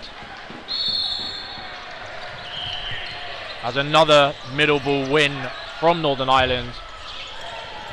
As Krenmuller's blocks it into Florian Leitinger. There's a hand of apology there. As Leitinger makes the catch, he's fumbled his block there and a hand of apology up towards Hill, which we do see from these high level players because they know it's. Yeah, a huge degree of respect between the two men as well. Oh, and Lehrer picking that one up after the hit. A little bit of sweat on the ground as well. Krenmuller trying to clean it up himself. So what we're seeing there is, I think the players are feeling a bit of that slight slide on their feet, and they're pausing. They're asking for pause time so they can figure out where it is. Because if they felt it once, chances are they'll probably feel it again, just to make sure that that sweat is mopped up. It's not too warm today. If you've ever been to Ireland, I'm sure this is very normal Irish weather. As Max Metz is thundered down the middle by Sam Laverty, sorry, as Northern Ireland have 4 balls again in this game. Well, Laverty, for the first time in a few sets, getting a good run at the Austrians, getting a few attempts on them. He's been taken out early in the last couple of sets and not targeted just yet. Has a chance to unleash some power against the 3 remaining Austrians. And he does exactly that on Jakob Lehrer. Lehrer out again, and ever since he won that set earlier for Austria, he himself has been a target. Yeah, Kareem pausing time there, just as the Austrians are coming up to attack. Of course, it's a health and safety matter. As you were mentioning, with a little bit of slippery surface, it's the worst thing for any indoor court players. You don't want to feel that under your feet. You want to feel secure, particularly with the amount of jumping and lateral movement we're seeing from these players. So they've gone for 2 cross courts and not managed to make any hits. Almost one onto Kareem. Leitinger definitely jumps over one, and they come through. The grab from Morrison, bringing back in Hill. That was a good placement by Morrison. Not sure if he was the initial target for that throw, but he was there to collect it. And he gets another one. Second catch. 2 in a row. I think he was the initial target. In the previous play, Leitinger has sent that cross tour over to Kareem. They're trying to use those angles, and he's just done it again using those sight lines, but Morrison saw it the whole way and has managed to take the catch. Okay, so you saw it as a potential attempt to catch him off guard, but Morrison waiting, and 2 big catches in a row for him. Puts Northern Ireland 4 points to the good. Again, we head into a 90-second set to wrap up this first half of the men's semi-final. As Mitterauer joins us for Lahore. Schmidt. How did he stay in? That's incredible. You probably would have been able to see it as Max Metz hits out Samuel Laverty, but Xavier Schmidt takes that catch and folds his legs forwards, knowing how close he is to the line. An amazing catch by Xavier Schmidt there on the back line. That's a proper dodgeball matrix from Xavier Schmidt. And Murphy taken out on the Northern Irish side. Northern Ireland down to 3 men. And in this shortened set before half-time, Austria flexing their muscles. Yeah, if they win this, which it looks like they're in the position to do with 3 Northern Irish men.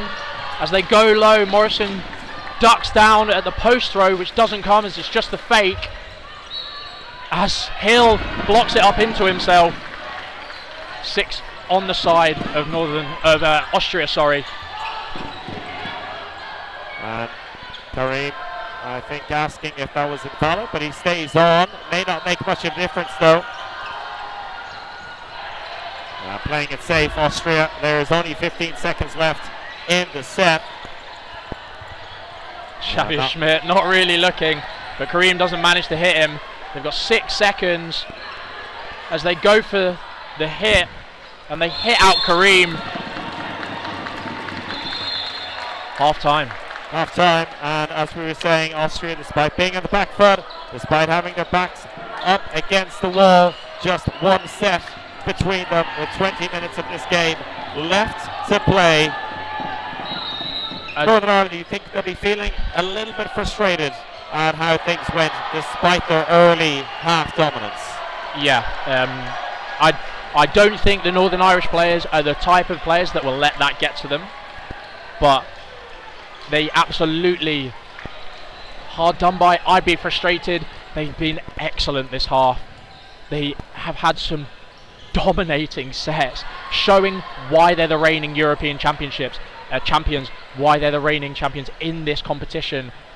But Austria have done such a good job as well at bringing back those sets, really, really pushing Northern Ireland all of the way. With, as we've got in the chat, some saviour moments from Xavier Schmidt for 2 of those sets. Yeah, absolutely agree with Megan Crawford. Unreal play to bring it from a draw as opposed to what would potentially be a 2-set lead, bringing back that draw. So it's only a 2-point difference as opposed to potentially a 4 points difference. Probably from Northern Ireland's perspective, if you offer them a 2-point lead at half time, knowing what happened last year, knowing the form that Austria are in, they probably would bite your hand off for it. But the circumstances probably leaving them wanting a little bit more, but still full of confidence that they can keep this going in the second half. We'll find out if they can keep it going. We'll be back in a couple of minutes' time. It's Austria 7, Northern Ireland 9.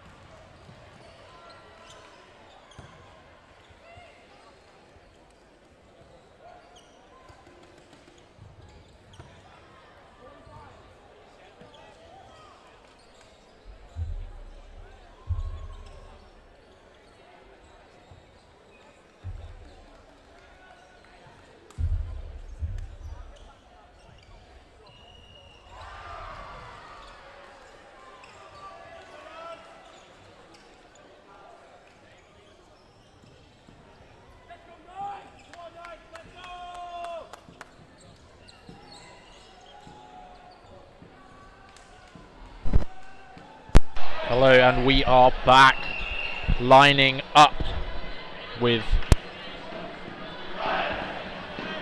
no changes on the side of Austria. Krenmuller being in that set, and certainly no changes on the side of Northern Ireland, as they've been doing so well. There's no real need to change. Flinging that ball back. There's a deft dodge by Basi Mitarawa over the shot of Sam Laverty. Krenmuller's hit out there, but nobody goes for the ricochet catch. As Metz is hit out by Murphy as he goes low. They're asking, is it a bounce? He's asking if it was a bounce. The refs... Yeah, so he's called it... Murphy said he's hit him. From here it looked like it was a hit. Yeah, it looked like it was a hit. Max Metz just confirming. I think he had his head down. Yeah. Kind of tucking down low, not looking at where the shot came from. So questioning that, but I don't think the refs picked up on the fact he was asking for clarification.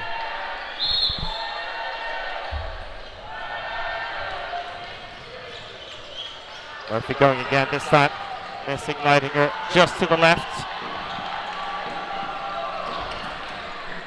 As Hill, the ball pops for up. grabs, Leverty with the catch, and Hill is out, but Morrison brought back in. And a 5-on-4 advantage here for Northern Ireland. Great hit there, taking out Muller.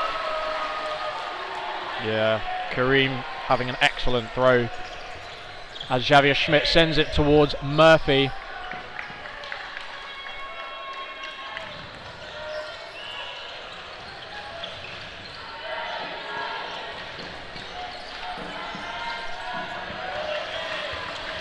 A little slip there, but good coverage. And a back line from Adam Hill there, as our French line ref calls him out. A sidestep from Florian Leitinger.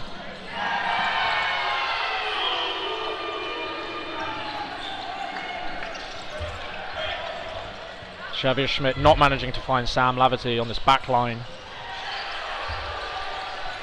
The block there from Flo Leitinger. Looks to go for the two-step.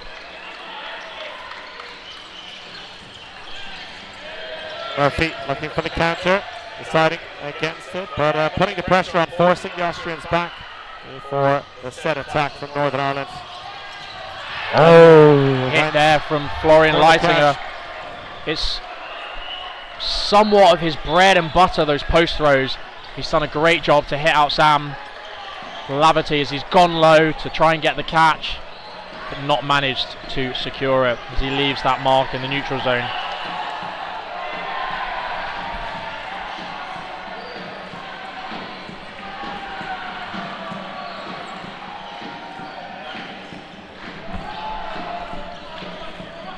Once again, just a little clean up on the floor.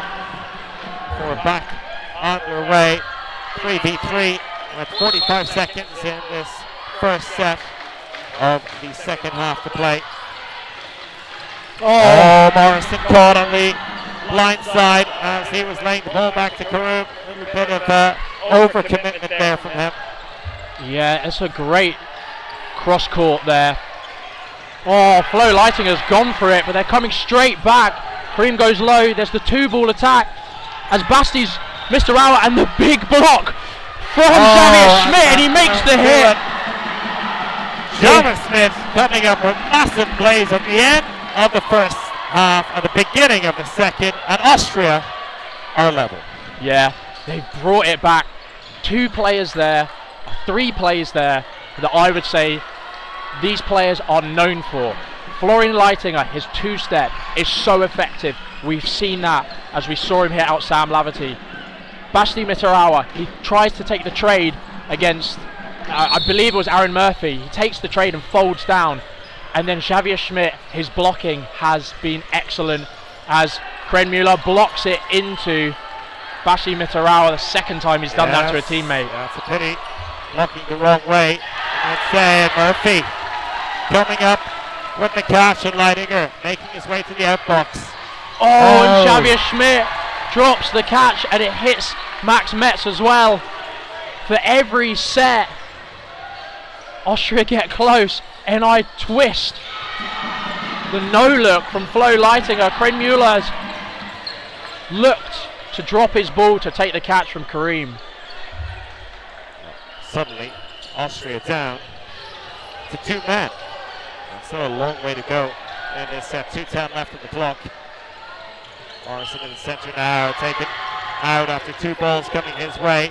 And that leaves Austria with none. And he has. I don't think he did. I think his feet were fine, but when he came over onto his body, that's when he had the issue. Bit of spin on that ball as it comes out of a side grip from Flo Leitinger.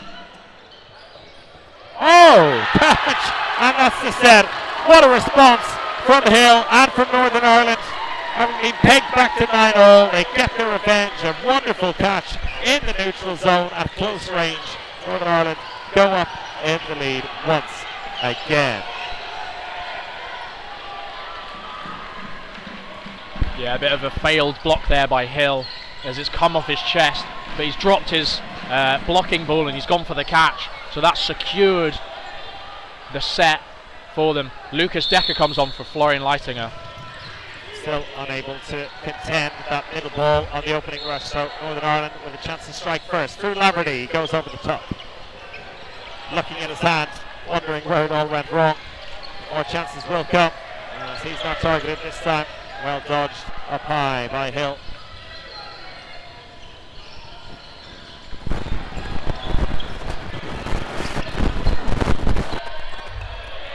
Yeah, the first time. Good honesty there. It took a moment for Adam Hill to realise he got hit on the arm. I think we've all been there, but then recognising. He came in, and Morrison going for the catch, slipping out of his hands this time. No such luck that he had in the first half. Lucas Decker with a ball in hand, realising it's the wrong colour and has come over from another court as he flings it back behind him. Luckily no play, that didn't influence any play, but just a very funny moment as Morrison tries to take the ghost catch onto Leitinger as Leitinger takes the catch from the player opposite him, as they're just recovering this ball from on court, from the court behind. Time has been paused. I think we're going to need bigger nets. And thankfully tomorrow we'll have a different setup, but it's really the first time it's happened so frequently. Imagine if Decker did make a hit with that and nobody realised that it's the wrong colour. I'm unsure what the ruling is there. It even might be as far as a forfeit in terms of something. Wrong with an extra ball. Yeah, you're in theory you just have an extra ball. Yeah. Anyway, as the block comes up from Max Metz, but the cover's there from Mitarawa. Very good work. And Metz again, pardon me.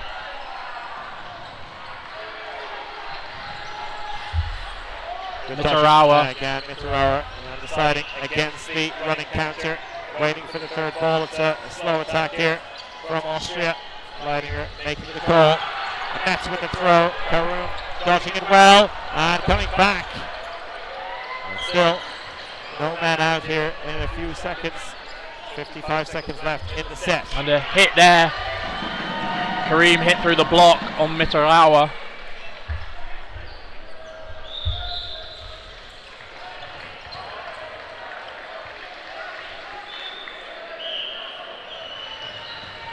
Two big arms in Laverty and Hill, unable to strike on Mitarawa there with the block in the air.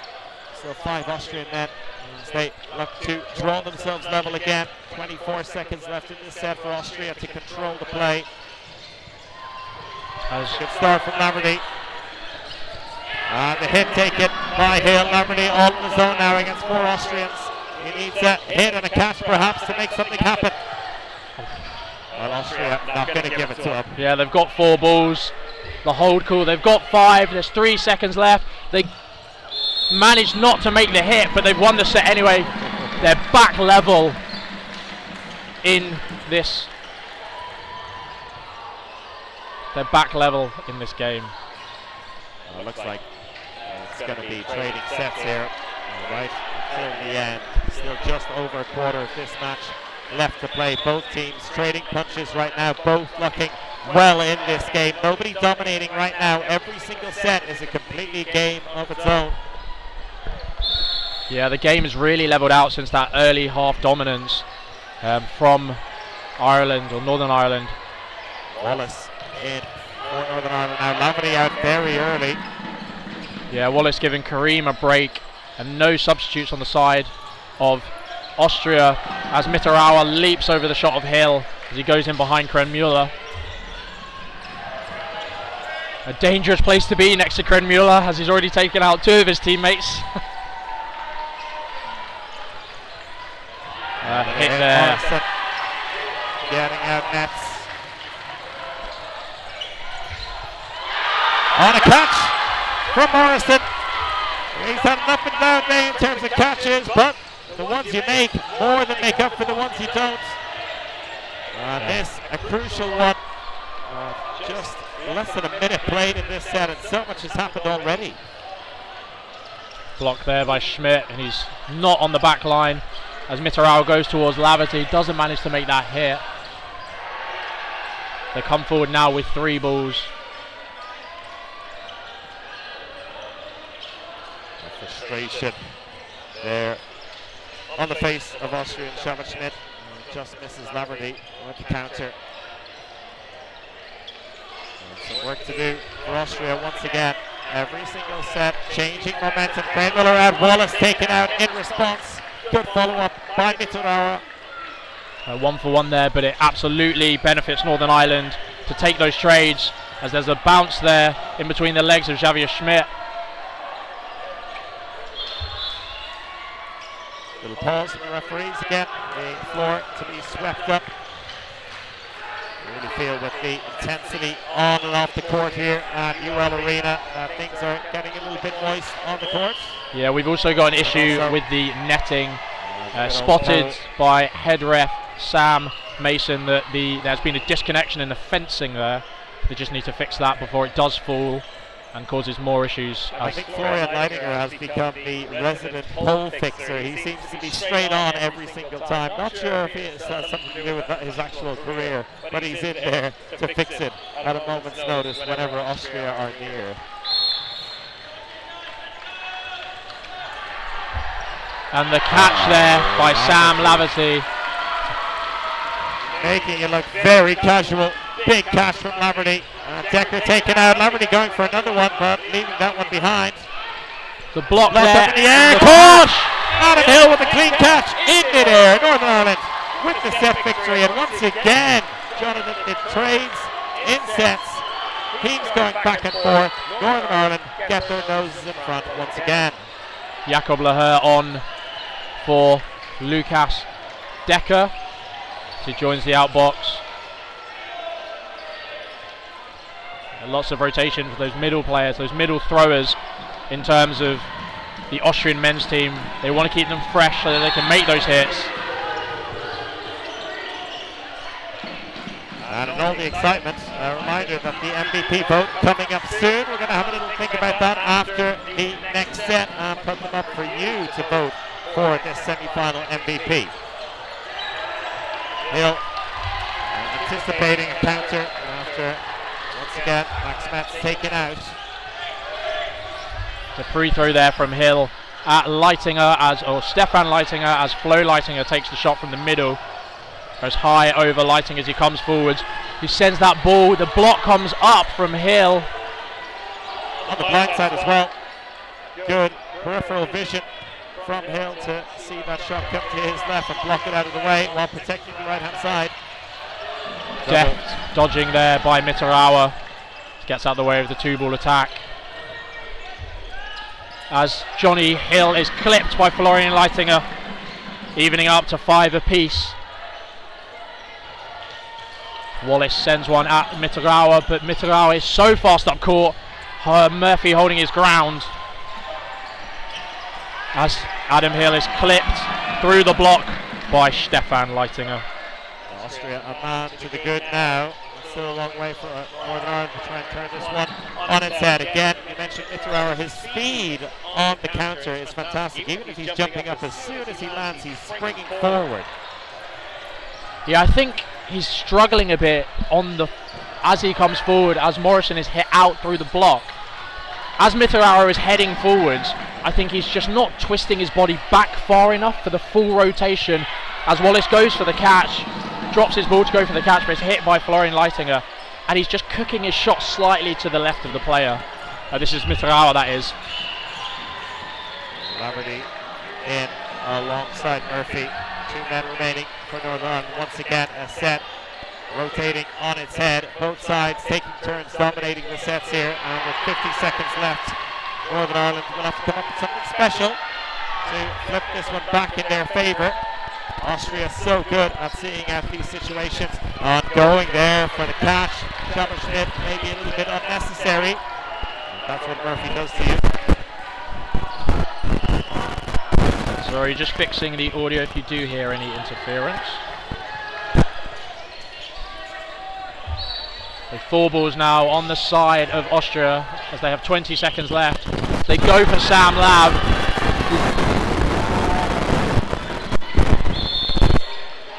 Dives off court to try and take the catch, just fixing that sweat patch that he's left. A very little time for Aaron Murphy to come up with much here. It's a 1-against-4 situation. Best case scenario, he gets a hit, it takes a catch. But It's looking likely that once again the sides will continue to trade set victories, and Austria looking likely to draw level again. 10 seconds left on the clock. And a block down from Leidinger. Shot between the legs from Murphy, and there's a shot on the side. Smart play all around from Austria. I think Murphy happy that Leidinger didn't go for the headshot at such close range, which is often a discussion with Leidinger. And the most important thing, though, is that Austria get the 2 points and we're level again, 13 apiece. Yeah, of course. In that situation, you can see the respect that both players have for each other. That little high five afterwards, a massive smile on Aaron Murphy's face, big smile on Stefan Leitinger's face. 13 points apiece. We are playing games at breakneck pace at the moment for you. So now, as Chris takes his seat, as he gets onto the keyboard,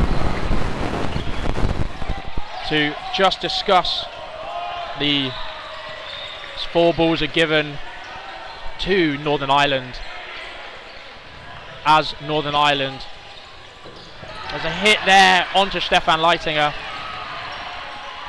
I think Johnny Hill has had an amazing game. He has won.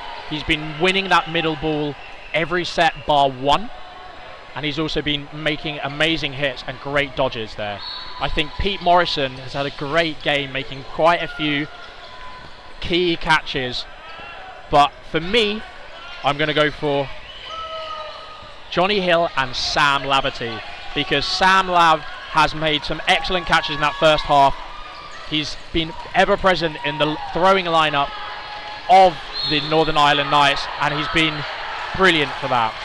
4 balls now for the Austrian Eagles, as there's a double hit. There's a double hit. There's a double hit called on Morrison and Kareem, as Lahore is hit out, but Johnny Hill's hit out on the post throw by Florian Leitinger, who is my next nomination for MVP on the side of Austria. Florian Leitinger, who's had a great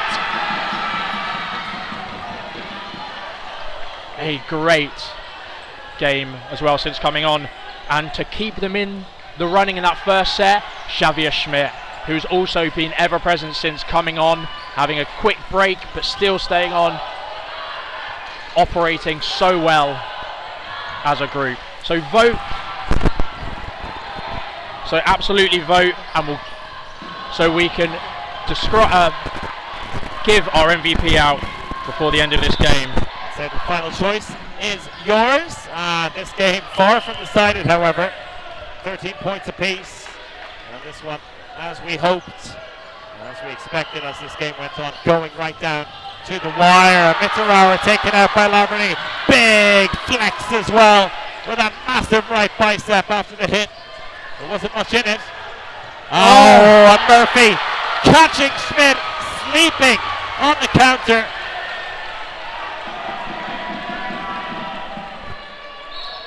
As another curved ball comes in from Florian Leitinger. He's got 50 seconds left. Sam Laverty sends that ball high. And the set goes to Northern Ireland.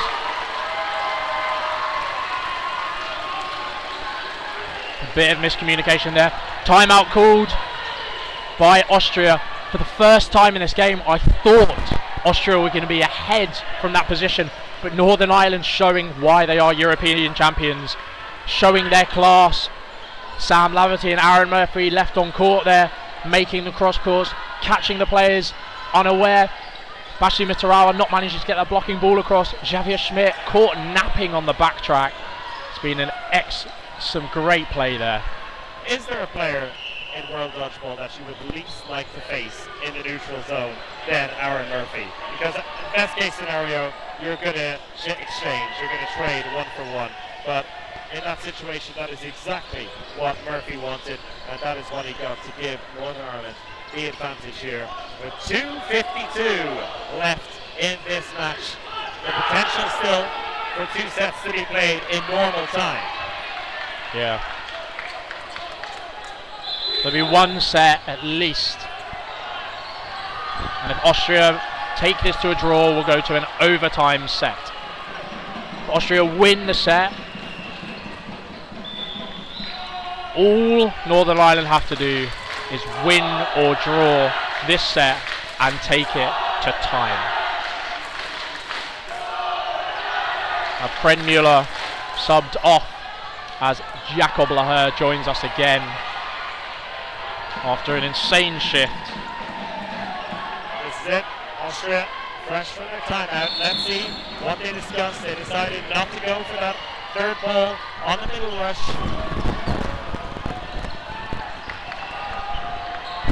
Getting possession here early on. A chance for the opening hit. It's missed. Lavery ducking down well to his left. Big man making himself just small enough. Oh, Laher's hit, but the post throw comes in from Leitinger. Brilliant stuff from Stefan Leitinger.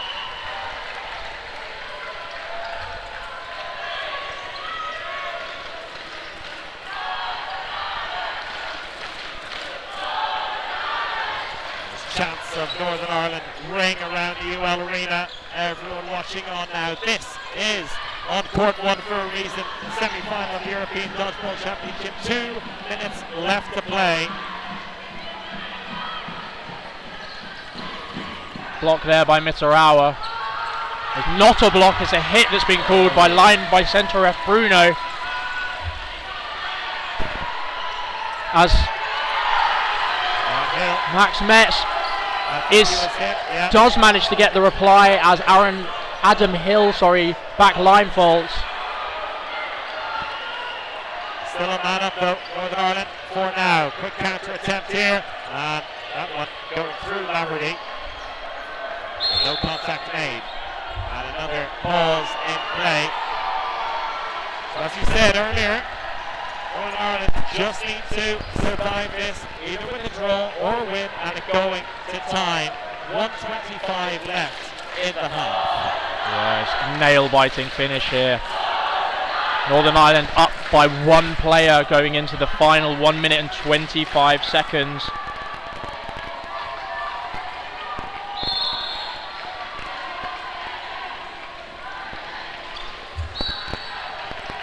Schmidt gets his scrambling back. Murphy, the only Northern Ireland player willing to go over the halfway line because he had the speed to get back after releasing that throw.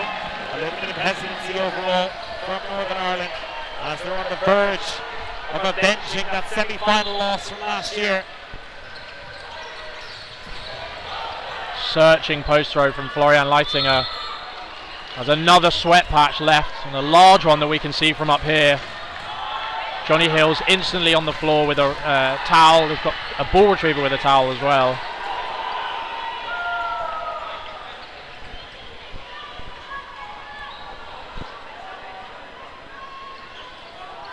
At the moment, the MVP vote is going right down to the wire, just like this match. I have a feeling that whoever comes out on top, it could be one of those 4 MVP nominees to make the decision. 50 seconds left in the half. Next hit is crucial. Leitinger just checking his run at the right time as Austria go for the set play. And an exchange in the current. 2 hits there on the side of Northern Ireland. We are even going into the final 35 seconds of this set. Northern Ireland with 4 balls. Florian Leitinger survives, and there's no back line as he blocks one back. They have 2 balls now. Northern Ireland coming forward with the 3-ball attack. Slim taking his time there, looking to unload from deep, but had to check it with Murphy's long-range attempts. Schmidt, Morrison. No hit called. Wow. Incredible stuff. Time running out here. And that's it. Northern Ireland. No, it's not. The referees are pausing time. Referee's very certain. I think one of the assistant referees has some information here. And the celebration's being cut short. Oh, goodness me.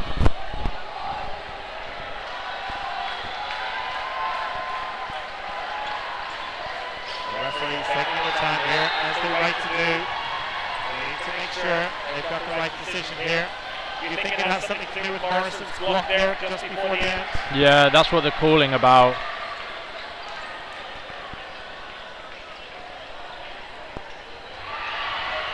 If you're Austrian, it was a hit. If you're Northern Irish, it was a block. If you're a neutral, it was a hit because you want to see the next set. That's the call. The set goes to Austria! Oh, wow.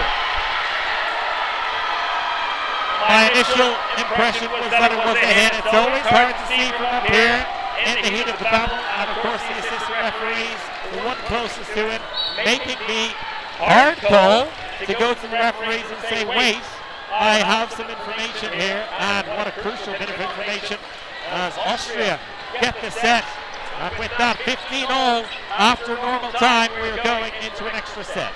Yeah, we're going to a 30-second overtime, 33-minute, 30 but with 2 more zeros. No, 1 more zero. A 33-minute overtime.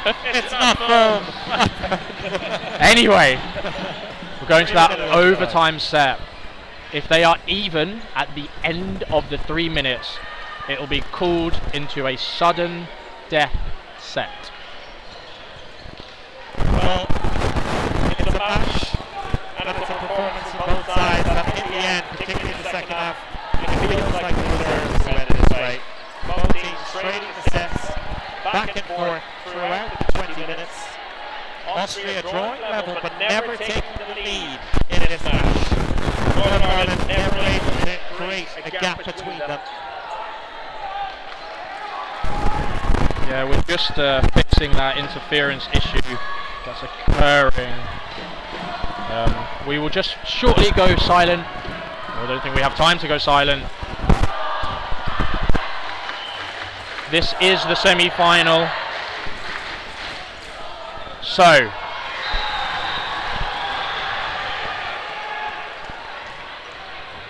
which way is it going to go? Oh, slipping over the halfway line. Oh, that is not what you want to see at the beginning of a set. so they have pause time. The slip, it will not matter. The player has line faulted. Oh dear. Heartbreak for Johnny Hill there. Of all the ways to decide a final, you don't want that to be the way the final set is decided in this semi-final of the men's club competition.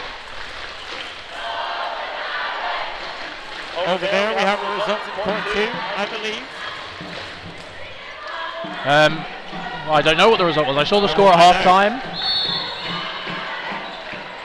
Yeah, England taking. Win for England. So they're waiting in the final, but who will join them? That's the big question. Early advantage for Austria with an unforced error. Some massive dodging there. Max scrambling to get that ball. And again, with bodies flying all over that back line. Again, sweat all over the court.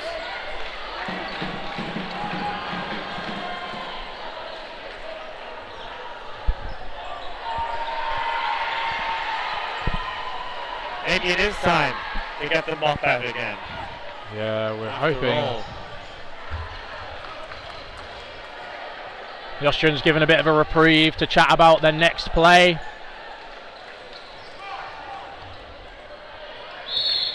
As they come forwards. A bounce called on Morrison. There's the hit onto Florian Leitinger.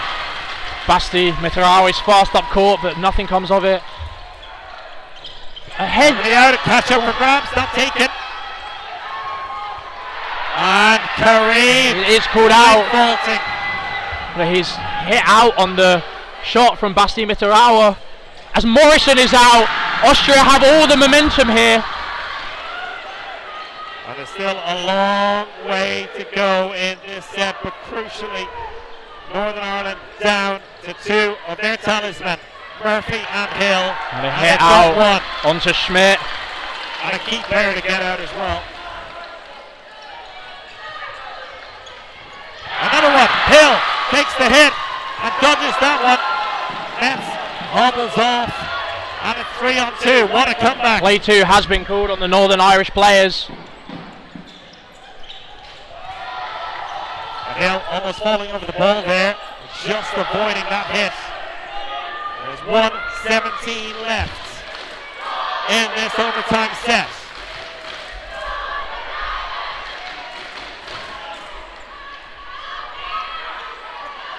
Leidinger. Mirror taken As out. they get 4 balls, LaHurst should. 2-on-2. And there's a hit as he's dropped it into himself. Mitterer was certain about it. Hill was not. The referees will figure out. The line refs are confident.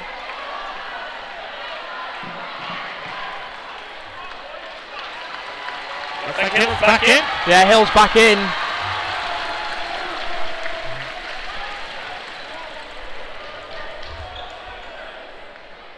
Some grace here for Hill. He stays in alongside Murphy. 2v2. 50 seconds left in this overtime. They've got 2v1. Cross court from Hill. Mitterer heartbroken, and now it's Leidinger up against 2. He's not. The hit on Murphy. Yeah. Was Leidinger hit by Murphy after the hit on Murphy? And they're calling it a hit. And that's the game It's for Northern over. Ireland. Wow! Northern Ireland claiming victory in the overtime set. They had it taken from them, they thought, at the end of normal time.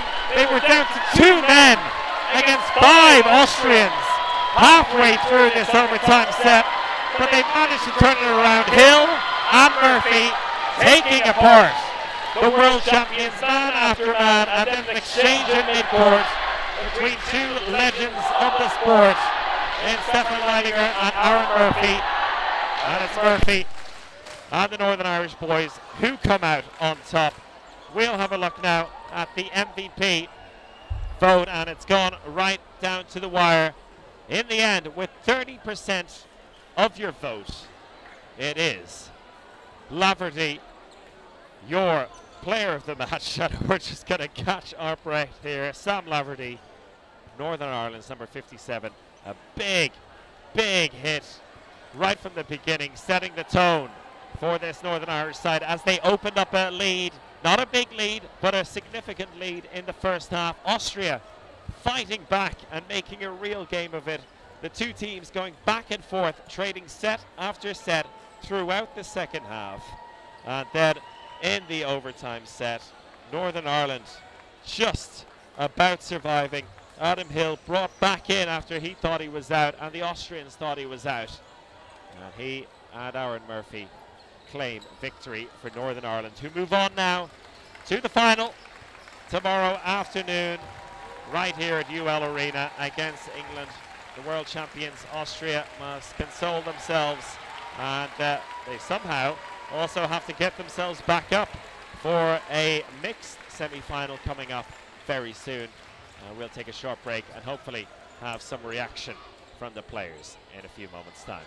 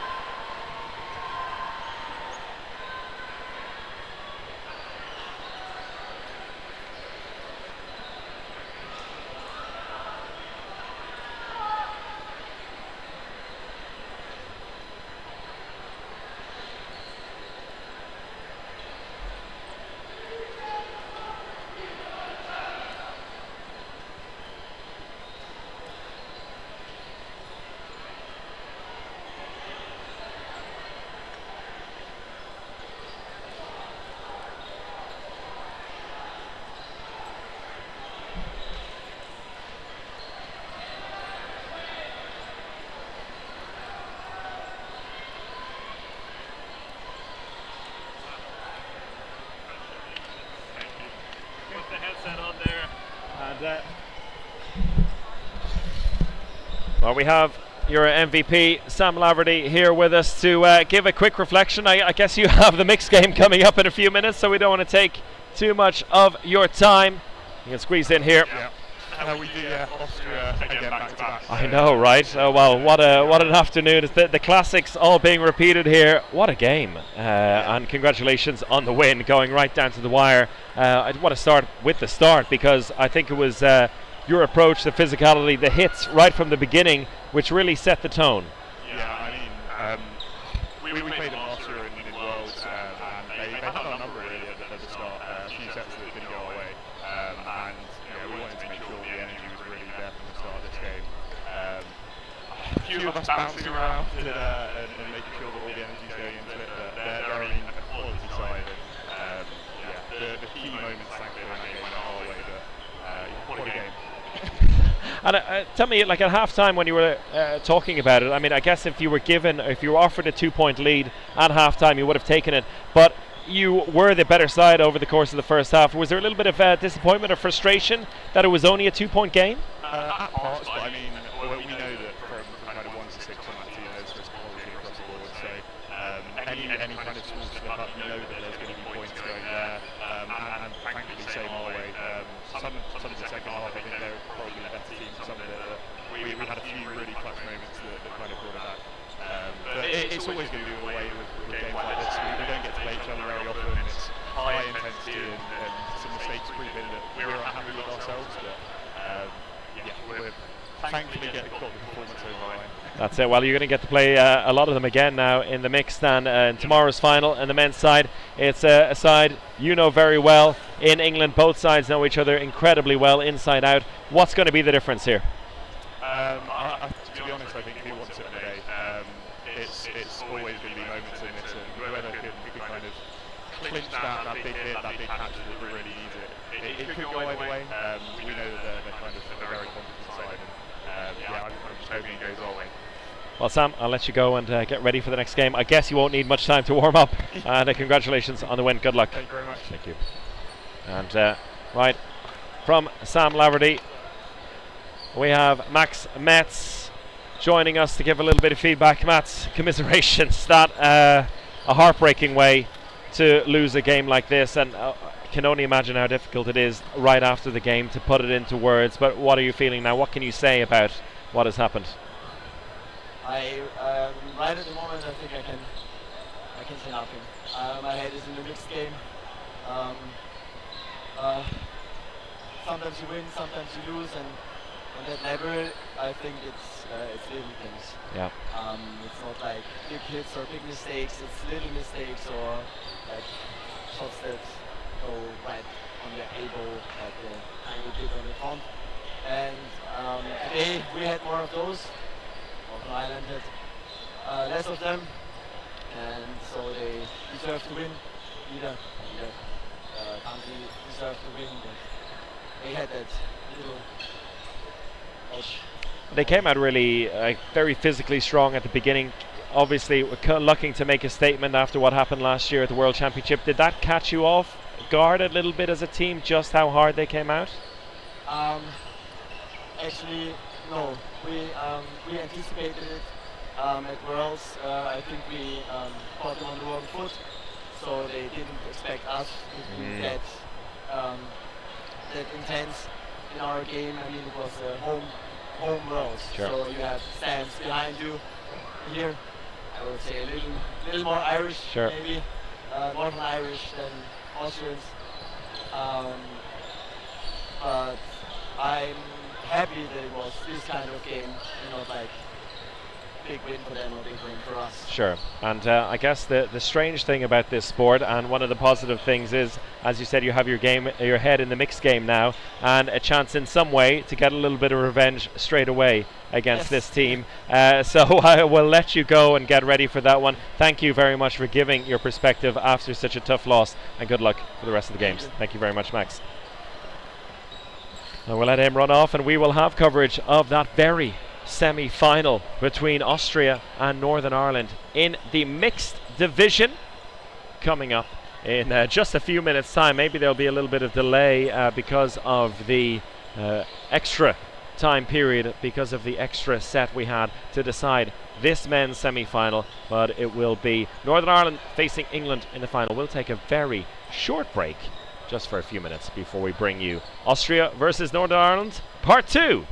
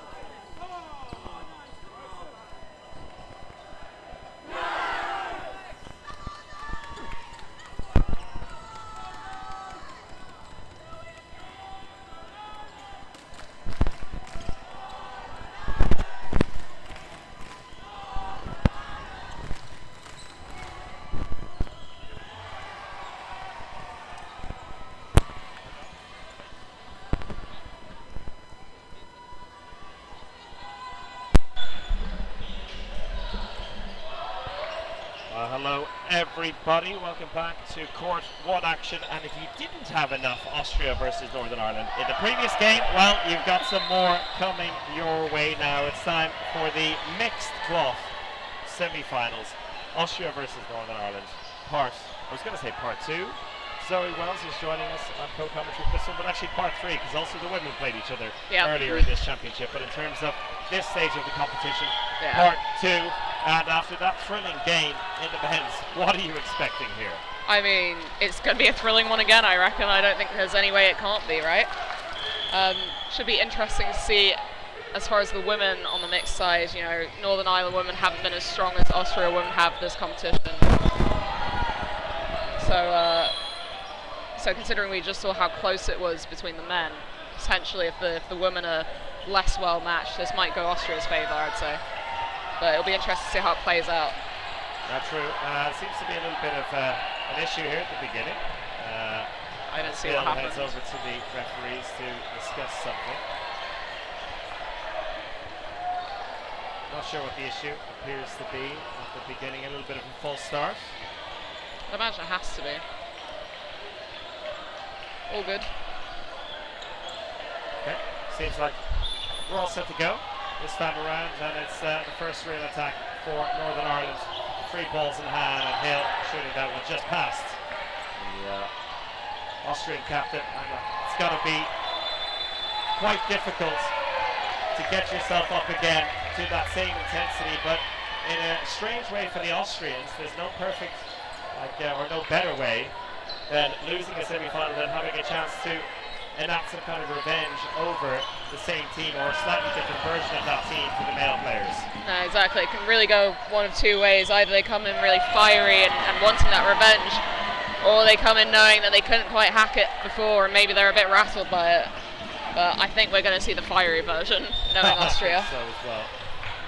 But, both teams getting a feel for each other this opening minute of the match. Northern Ireland still at full strength. A beautiful take there. Adam Hill right down the centre, catching on the leg, and Gemma Smith just about staying in as well. A bit of frustration as he looks across to the other referee. It's like if you don't get your way with one parent, you don't go to the other. And we continue. Oh, that was a great dodge. So close to the line as well. Both teams living on the edge here in the opening minutes, and big catch attempt, just not coming off, and the same with Hill on the near side. That's going to stick. That was a line though, I think, before he secured it. Yeah, he knows it. Time out to mop up the courts. Well, it's funny, we haven't had so many stoppages for the floor being swept up in this tournament so far, but it seems that things have quite literally heated up in the UL arena over the course of the last hour or so. Yeah. We've had plenty of stoppages, I think fair enough as well, to make sure everyone stays on their feet. You don't want a little bit of a slippery surface underneath you at this stage, or any stage of the competition, but certainly not in the semi-final. And we saw what happened in that extra set as Hill slipped over for the opening rush. Yeah. What a difference that could have made for Northern Ireland. I mean, you'd be gutted, wouldn't you, if you lost a match because of some sweat on the floor. Exactly. Managed to survive on Hill with a big hit on Paddy Weber. So much control from Northern Ireland. The only player they've lost so far was in a 1-for-1 trade. Well, there you have it. Hill on that right wing for Northern Ireland, off to an electric start, picking off his opponents one by one. A little bit like we saw in the men's semi-final, without drawing too many comparisons. Northern Ireland coming out firing and maybe catching Austria a little bit off guard. Yeah, I'd agree, definitely. I think they're so strong on those single ball attacks. Northern Ireland just hitting their targets more. It's as simple as that when it comes down to it.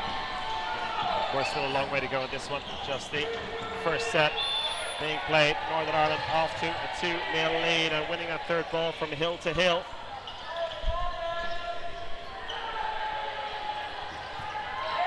Good dodge. Nice and neatly tucked in there.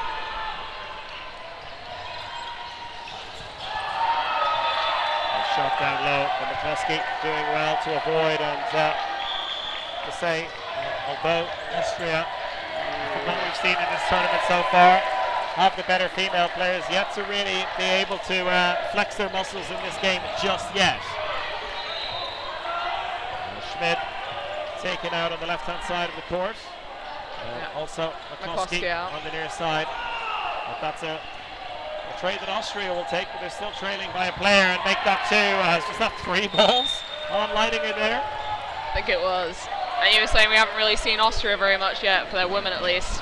No, we're going to have to see them now. Nice attempt there as Hill lets the ball slip out of his hands. Good 1-for-1 that. So remaining, we have Daniela Katlitz and Kati Weber. A great hit there. Great hit. On Cunningham. Another 1-for-1. And I are doing a great job just getting 1-for-1s on those. They don't need to get neat outs. We're going for the catch, and a little bit of a rice ball in her face as she felt that was an opportunity. Northern Ireland making it 4-0 and riding on the momentum of that semi-final win with the quasi-home advantage as well. They have a very, very loud crowd for them. There is a sizable number of Austrians as well, to be fair, but they never quite seem to manage to generate the same volume. Well, they have the drum up in the top right-hand corner of your screen, ready to be unleashed, but it seems it's not time for that just yet. Northern Ireland on top of this one on the scoreboard and on the sidelines with a quarter of this first half played. And she had that in her hands and it just span out there. She didn't quite manage to get it under control. Catch from Hill on the standing counter from Leidinger. It was a good height for Hill, but he still had to make the catch. No means guaranteed. Leidinger getting hit as well, and 2 big outs from Hill with a catch and then a hit on Stefan Leidinger, taking both brothers out in a matter of seconds. Great ankle shot that against Neubaum.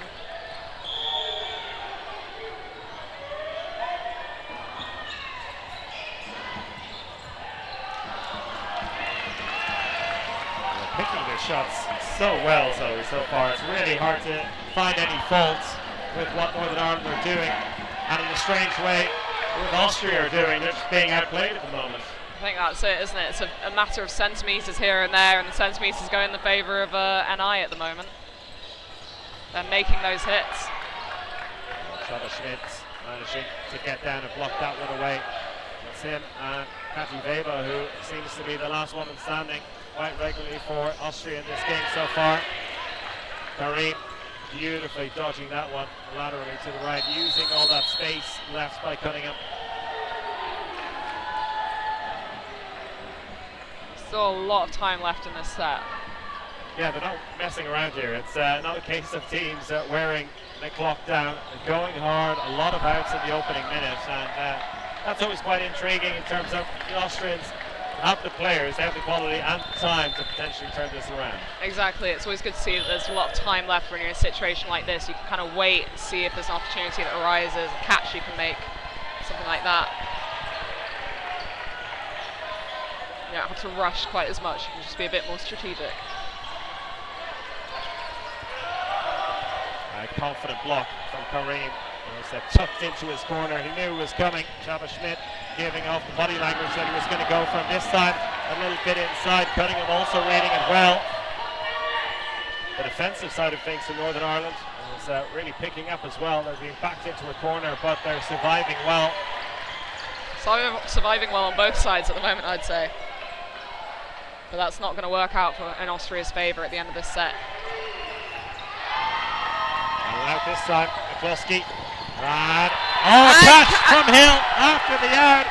Karim is out, but more importantly, the catch from Hill. Cutting up back in as they try to wrap this one up. 25 seconds left. Oh, headshot on Leidinger. He fully accepts it. 2v1.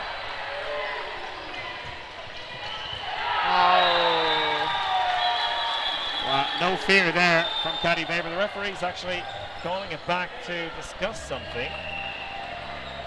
Assistant referee also coming over to give their 2 cents. Is it a line fault maybe? Is that what happened? It didn't appear from up here, but not necessarily the focus as well. No.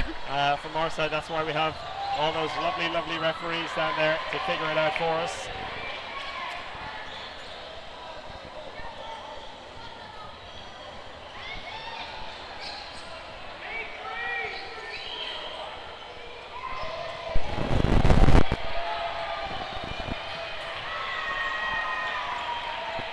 Well, if it does get called as nothing, then it will be 9 seconds left on the clock with a 2v1 with Katy Weber having pretty much all the balls.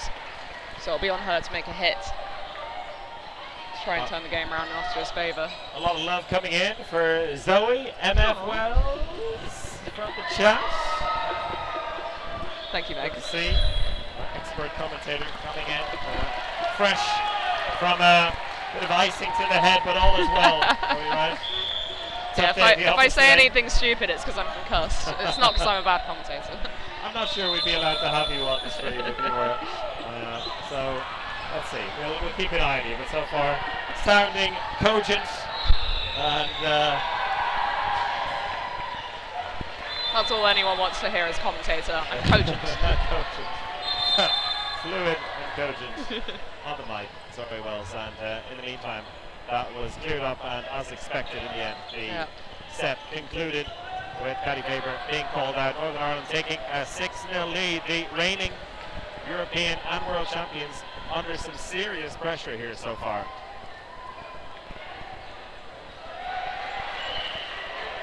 It'll be interesting to see how Austria try and change their play up now, because it's hard to say what they're getting wrong at the moment. Is it that they're not dodging quite far enough? Is it that they're too obvious maybe? Like you were saying, it seems to be that Northern Ireland know who's going to get hit before they even start dodging. So are they signalling their throws a bit too much? There's little things that they just need to neaten up, and I'm very curious to see what it is that they change about their play style. That is interesting. The psychological aspect coming into a game like this, and it's clear to see in the likes of Schmidt, and to a lesser extent, but still, Leidinger, with the frustration maybe boiling over from the previous game and maybe trying a little too hard to make things happen. You can see there's almost some pure venom in the eyes at times, but all that isn't transferring into the smart calls and the smart plays that we're seeing from Northern Ireland. Great dodge though, and somehow I thought Hill managed to avoid that one, but a little touch, and Karim trying to catch Schmidt sleeping. Going on long range shot.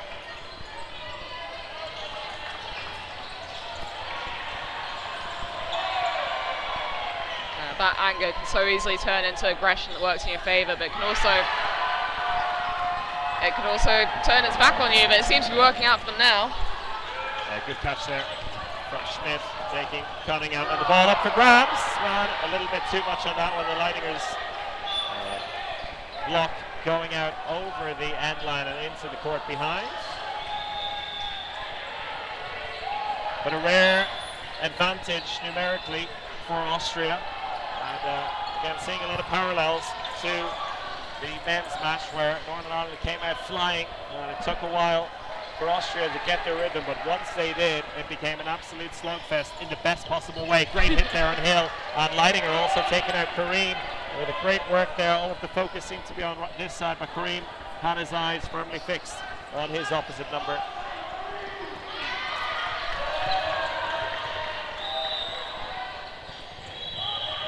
Great defensive pressure there from Austria as well to sort of delay his throw and give them a bit of time to set up and dodge. The catch. And once again, Schmidt taken out. Still a 4-on-2 advantage for Team Austria. 70 seconds left in this set for them to try and close it out. And that'll go a long way. Karim losing that one-on-one battle cross court with Leidinger.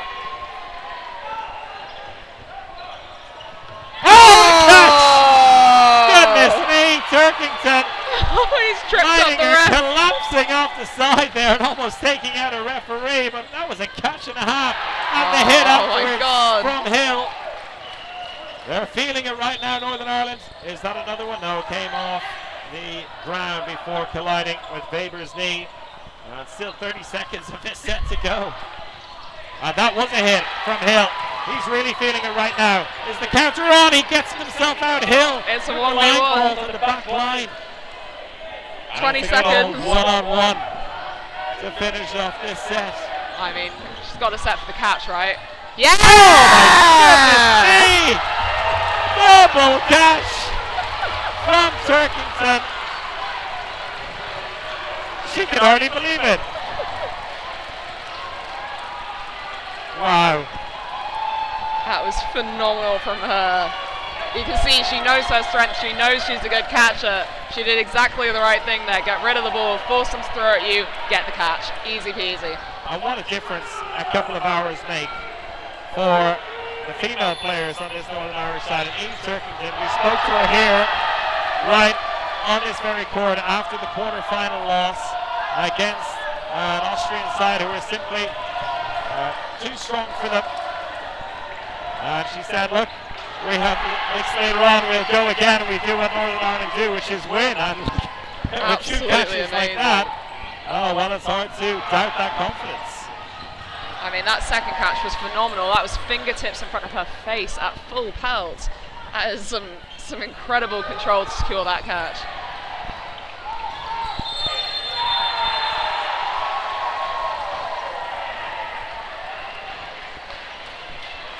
You have to be wondering now what Austria have got up their sleeve, because when it comes to the pure battle, the one-on-ones, the skills of one player against another, Northern Ireland are inspired at the moment. Austria are going to have to come up with something a little bit different, because they're not finding the results in the way that they usually do.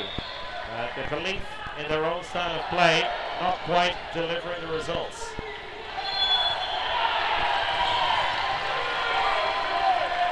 I think that last set could be really critical. If Austria won that, that would have got them on the board. They felt like they had really good momentum for a second there.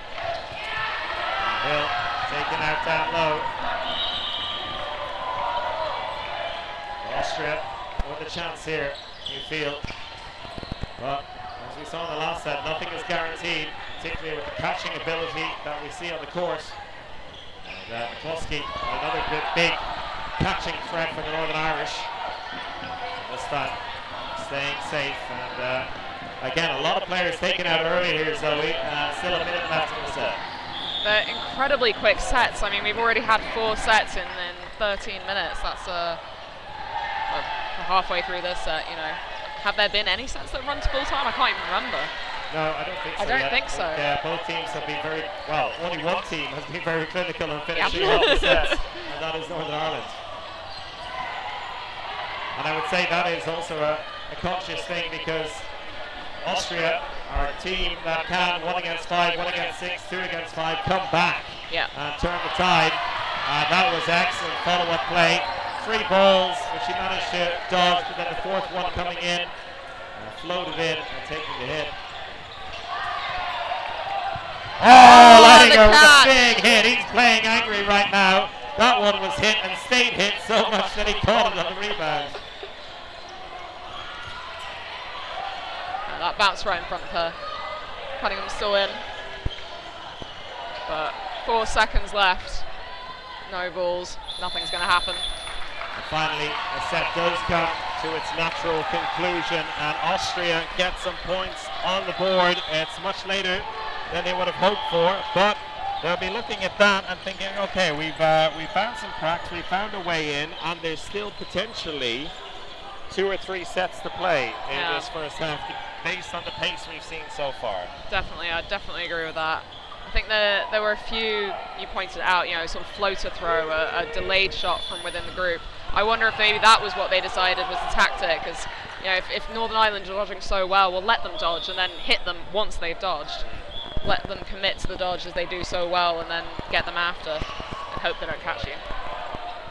Aaron Murphy in for, I believe, the first time today, and well rested after his heroics in the men's semi-final. Backing down on the Austrian side, Max Metz into the mix as well. It's pretty incredible to think some of these players have just played 30 minutes of a game right before this, and they've come in and they're still playing like that. Yeah, the athleticism on display is pretty incredible there. I guess at this stage of the tournament as well, for the players playing in both divisions, it's almost better, I think, to be playing 2 games back to back. I think for these kind of tournaments, from my own humble personal experience in sports, it's the breaks that kill you. Yes, it's absolutely. the warming up and cooling down that really hurt on day 3 of a tournament like this. There's only so many times you can warm your muscles back up before they start crying at you. Stefan Leidinger taken out and leaving as Jonathan Wilkie put it in the previous game, a snail trail behind. I can't think of a better way to I think it's a pretty apt description. I think that's a good one. Listening.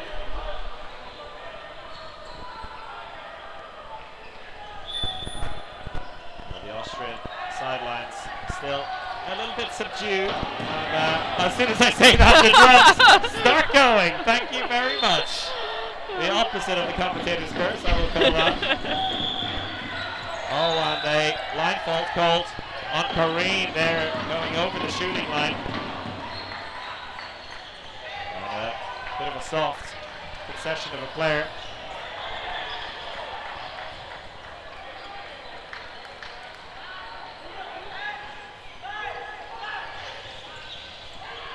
Great dodge from Cunningham. Murphy. That was gorgeous, gorgeous hit. And Kudlets can't really argue with that one. When you hit like that, you stay hit. And that's off the grabs, the catch taken. Fantastic catch there. And I think it was Cunningham who released that, not realizing initially. The referee's bringing it back for the good old pole. And as I mentioned earlier, I think we've discussed it before many times. First man on the scene is always Florian Leidinger. I don't know what his job is, but perhaps it has something to do with pipes, because he just loves fixing them. He sees a broken pipe and he's right there. Every time he is the on-court expert in fixing that. I think the pipes quickly becoming the mop of the European Championship 2025. Oh.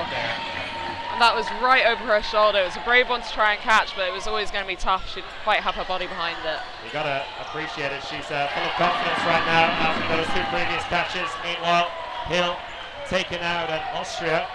Motoring here a little bit, but still just over a minute left in the set. A chance for them to make it 2 in a row. Koski looking for the catch there. Really well.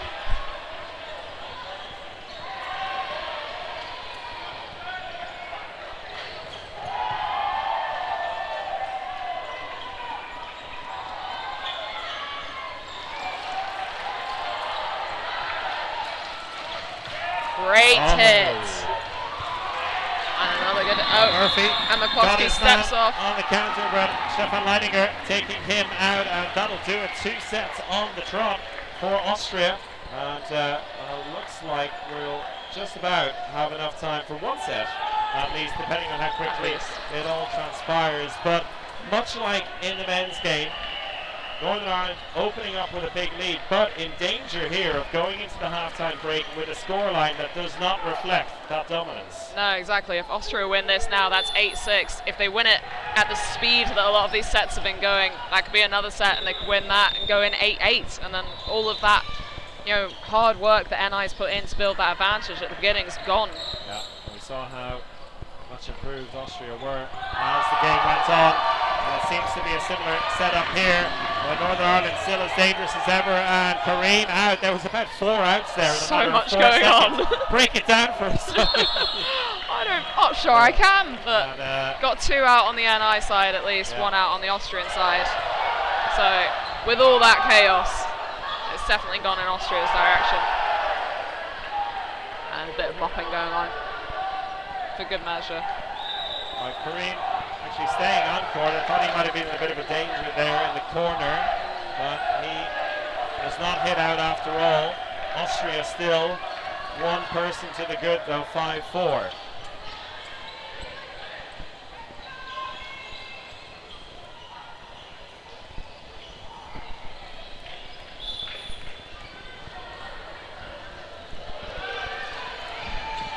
Fantastic dodge. 2 shots on Leidinger. He goes down and somehow stays down. It's incredible dodging from Flo Leidinger. Stefan on the opposite side. Was that a hit on Kareem? He checks with the referee and accepts his fate. So another player short for Northern Ireland. And, a bit of danger here as this set goes on. A great hit though, forcing Stefan Leidinger out over the edge. Even if the catch or the hit wasn't made, he landed outside the area. And a catch! That was fascinating. You could tell that Webber was going to throw at her even from up here. McCloskey saw it, immediately locked in, tracked that ball right to where it was going and caught it easy as anything. And turning this set on its head from Austria's 2-player advantage now, 1 down. Going for the 2 balls on Turkington, getting down really well this time, not risking the catch. With a 4-ball attack for Northern Ireland. Who will they go for? Oh, nicely What a done. hit. Great shooting from Cunningham there.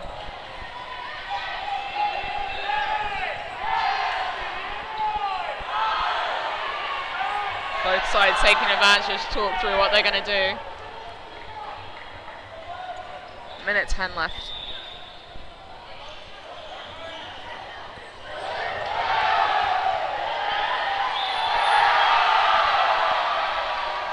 Almost exactly the same between the set time and the half time. Nice clean block from Cunningham. Gets them 4 balls. And who's the target going to be here? Both players going side by side. I think Leidinger is one of the likely targets, and he's going on the counter-attack. That's why I thought they'd try and pin him back. But it worked out beautifully in the end. The hit taken on Kremza. Leitinger's going to need to do something really special here to turn it around. And if he keeps fumbling the balls, I don't think he's going to manage. There goes again. A lot of spin on that one. Trying maybe to draw in a fumbled catch from McCloskey, but she's not taking it. Free throw, yep. There's 1 hit. And another, but he's hit as well. Nice play, and certainly in the men's semi-final, if there's one player in World Dodgeball you do not want to be caught in a neutral zone against, it is probably Aaron Murphy. Yeah, I would definitely agree with that. At the very best, you're probably going to end up with a 1-for-1 trade. And I mean, he knows that going into that, right? Murphy, he can see that there's 4 players on his team. He knows he's very happy to take a 1-for-1 there. He doesn't need to work too hard to dodge out the way, and he can really go hyper-aggressive, put his life on the line, take him out, because there's only 1 opponent. That's it, and with that, Northern Ireland extending their lead to 10-4. There's just enough time for a 90-second set. With that, this could be absolutely crucial now in terms of the scoreline. We talked about what a little comeback for Austria could do, but on the contrary, if it's a 12-4 halftime score, well, Northern Ireland will be feeling very, very good about life. Blocked down low by Metz. It's going to be cagey. The urgency. These 1 minute 30 sets are always so tense and cagey until the first hit's made, and then all hell breaks loose. Exactly. It feels like first or next hit wins, but then it could end up being 4 in a matter of seconds. There is the hit. Leidinger hit out on the halfway line, and the onus now on Austria to make something happen with 47 seconds left. He's dodging on the back line. Very good dodging from Turkington. And a hit, and a hit. A 1-for-1.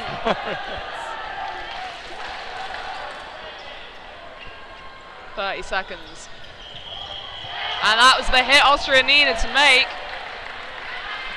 Oh, and a trade after that, Kareem. And Cutlets. 3v2. They need 1 more though, and there's only 15 seconds left in the clock. It's all women. And the hit they make. And a catch! But I think that was hit first. Yes, it was. Cunningham didn't know until she was already almost off. Oh, well dodged. And how about that for a finish? As he promised, Zoe. After the first hit, all hell breaking loose. The assistant referees, I think, will go and discuss things where One of the head referees will set the coaches straight. The look of confusion on Cunningham's face was absolutely priceless there. She had turned her back, so she didn't realise that there had been a hit before the catch and had to be told to step back on score. So if all things remain equal here and this finishes as we anticipate, it will be a 12-4 lead for Northern Ireland heading into the half-time break. We'll wait for confirmation of that. In the meantime, they're telling the coaches and managers to stay back. They're still deliberating. Adam Hill keeping a respectful but also very polite. Very respectful but also nosy distance, I would say. He can pick up on a few words at least. He does look like a small boy just waiting for his parents to finish discussing what his punishment is going to be. Waiting, quiet, calm.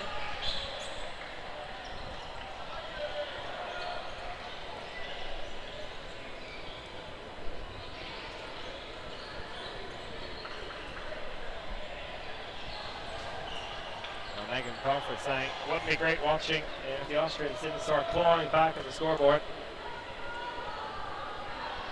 And any comments in here about a certain competition maybe you know something about? About what? Biscuit Cup. Yeah, a lot of people getting excited about the Biscuit Cup is an open in Scotland. I don't know what exactly they're getting excited about because Scotland's not, I was about to say Scotland's not on, but I guess the referees are Scottish. Oh, there you go. So, not quite sure I get that reference. A lot of love coming in regardless, and a wave to the crowd as well. And, someone from Dodgeball Moria. Or any Norwegians watching, that was for you. It's a very lengthy discussion here. Very lengthy. Not entirely sure over what. I don't think it can be over whether it was a hit before catch. I feel like there's something we've missed. Two captains being called over to explain what exactly has happened.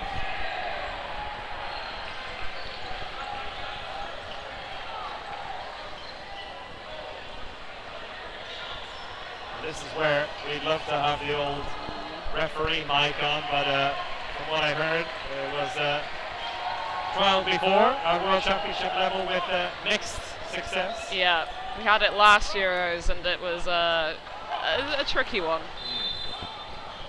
Especially with Austrian referees. I see. Unless the commentators speak German, it can be a bit tricky.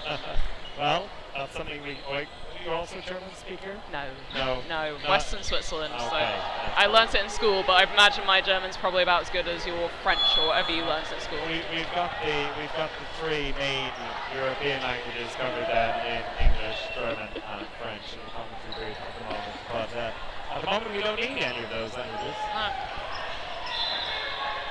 A lot of animated discussion there, though, from the refs.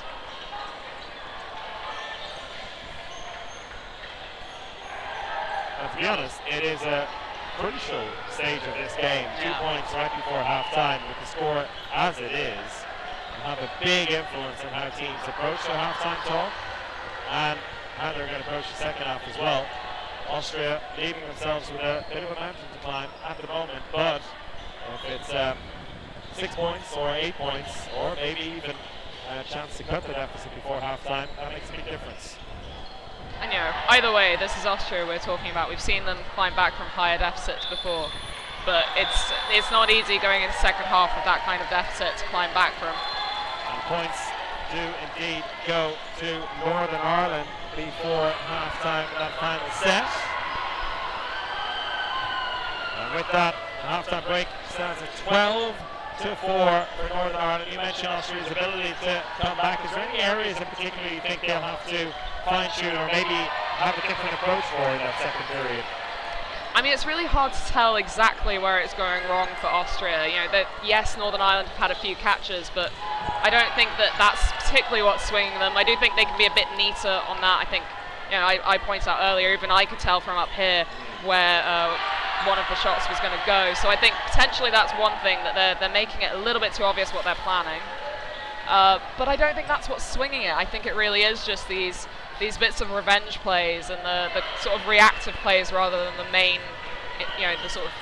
the the very controlled group plays, those kind of are going they're working out for both sides, but the reactive plays I think are going much more strongly in Northern Ireland's favour. It feels as if the minute an Austrian player slips up even slightly, there's a Northern Ireland person just right on top of them with a ball ready to hit them out, and I don't really feel it's gone the same in the other direction yet. So I think that's potentially where they need to neaten up, is just making sure they're in the right places, making sure they're reacting quick enough, they're backing each other up properly. But that being said, they're doing a decent enough job at that. I just think they're not doing an exceptional job, and I think NI really are doing a very good job on that. There you have it. There's our half-time analysis. We'll take a short break alongside the players, and we'll be back in just a couple of minutes with the second half of Northern Ireland versus Austria.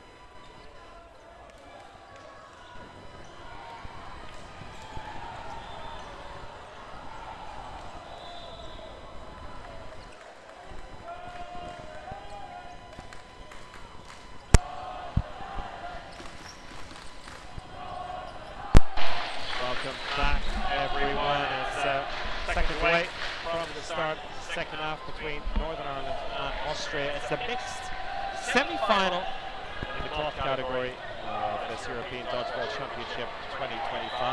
Chris O'Reilly here joined by Zoe Wells. And the break, Northern Ireland with a bit of a surprising 8-point lead.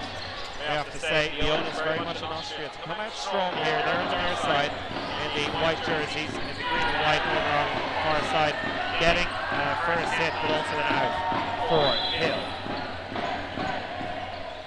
And time stops again for a bit of a wet patch on court. You can't really blame them. They've been playing for about an hour now. Yes. It would be superhuman if they were not sweaty. I think we may indeed need to source a mop for tomorrow's final day. That would be a bit of a crowd pleaser. If it was for one day only, Always popular. I think if it was with the consistency of use of the Graz World Championships last year, people would get sick of it. But for one day only, why not? like a celebrity cameo. Exactly. For the big day. And speaking of which, we're going to have a full TV broadcast tomorrow as well for the finals day, which will be very exciting on Court 1. Nothing but the best for Europe's best dodgeball players. And Leidinger getting himself out there. That's a rare unforced error. Florian Leidinger dropping back in his hand out of the area. See, that last set of play there is exactly what I was talking about right before the half. It feels as if NI is getting out of the chaos better than Austria are. You know, they survived that. They came out of that with a player advantage compared to Austria. They got their dodges in better, they got their hits in better. It's as simple as that. That's exactly the kind of clean play you want to see if you're a Northern Ireland fan or a player at the moment with their advantage. It's all about game control from here on out.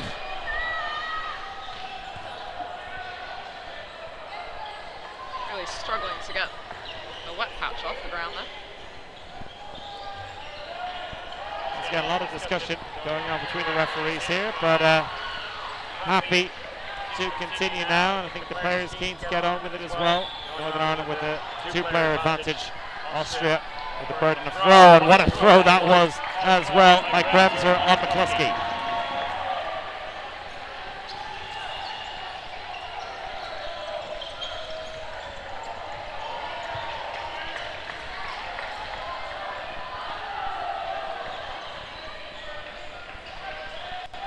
See if it's Kremser again. Yes, it is. She's got the hot hand right now, Zoe. Big hit on Hill. 2 in a row for the Austrian left winger.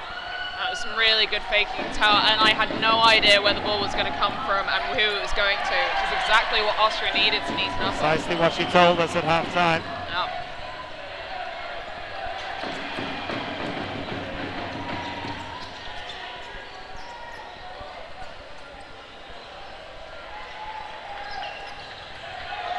A block there. The late shot coming in, exposing Kareem just a little bit, but getting back well, just like you said, getting out of that neutral area, not putting themselves in any trouble for the running counter. The tracking shot just a little bit too late from Kremser on that occasion. Comfortable block away. Interesting that NI is happy to let the ball roll away. They want Austria to have the burden of throwing at the moment. Oh! She had it. Yeah, catchable one. Slipped out. Can't blame her for going for that catch, but Kremser with a 3rd hit in this set. And on the other side, a big hit coming in for Kareem. Kremser now all alone on the Austrian side. Gonna have to come up with something special. She's got 25 seconds.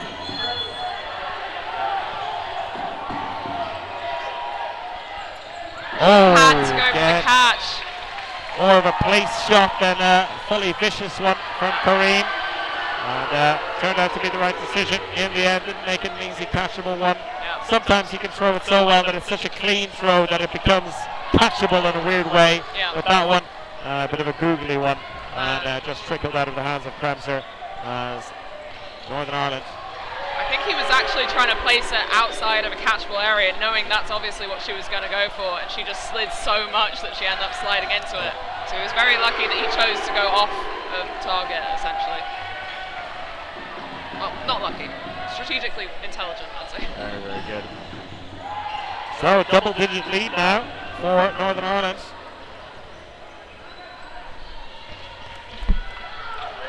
It's going to be a mighty effort for the Austrians to come back now. They've got to start winning sets. This is where all the experience of previous years needs to come into play, and I think Padlet's there was hit out by her own teammate. Florian Leidinger blocking that one inside, which we saw a lot in the men's game with Austria taking their own players out. Of course, it's very difficult to control your blocks in those situations, but a lot of the right wingers blocking inside, which is a little bit of a cardinal error, and you can see Lucas Decker saying to Leidinger about exactly that. Yep. Exactly. You can block inside, but if you're going to block inside, you kind of need to go up to give an option to catch.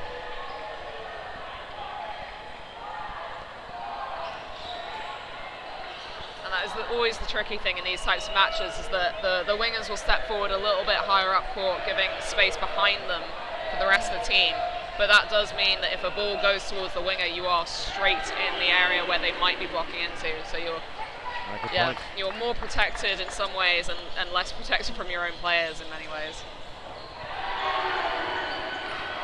And the discussions continue here. And it seems we're ready to go again. So just 18 seconds played in this current set. And it's 1 out each.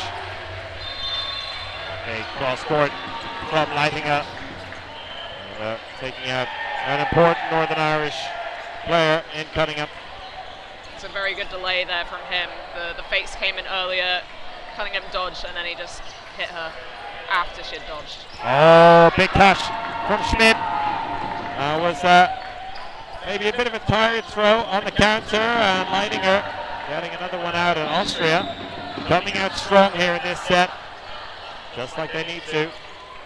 It's exactly what they needed to start doing, and they couldn't really leave it any later than this. And the onus on them, not just to win these set, but to get a few quickly as well if they can. Down to just one Northern Irish player.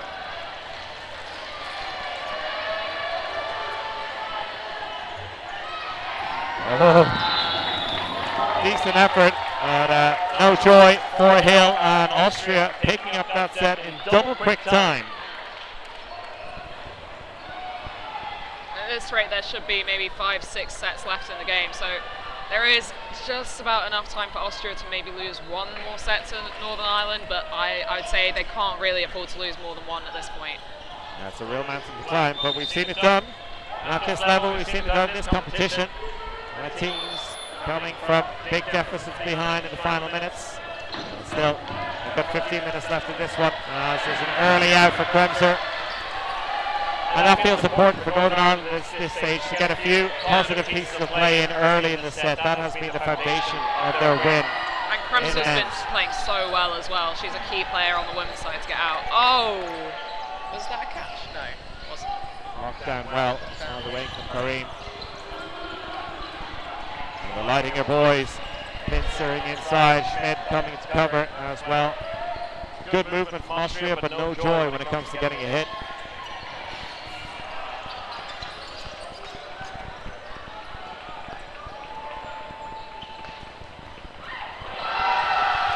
Locked down from Lightinga. Hill, and he's cut out. The Lightinga boys connecting this time. Brilliant. And the blind side for Hill, catching him off. Oh! What a catch! The referee's blowing the whistle. What a catch that was! That was phenomenal. And I mean, Cunningham's a great catcher, but I think even she would admit that wasn't quite what she was trying to achieve. That was between the knees. That's amazing. Phenomenal stuff. And with that, Northern Ireland back up to a full complement. Speed they're moving at now. There's real aggression on both sides. Cadlett's shooting down low. Great jump in the air. Reading those shots in the back line, Northern Ireland very, very well. And halfway through this set, with Austria trailing by 2. Rogue stuff there from Florian Lightinga, and he's punished for it all alone in the neutral area. And maybe frustration getting the better of him. Great dodging there in mid-court. Again, Northern Ireland with a set play here. 3 up at the moment. They'll happily continue this for the next minute. Oh, and she takes him out with her. That was unfortunate. That was very unfortunate. Very, very unfortunate. It's tricky as well there, because the only person who could have possibly pulled him back on court was her. If a ball retriever touched him there, he's out.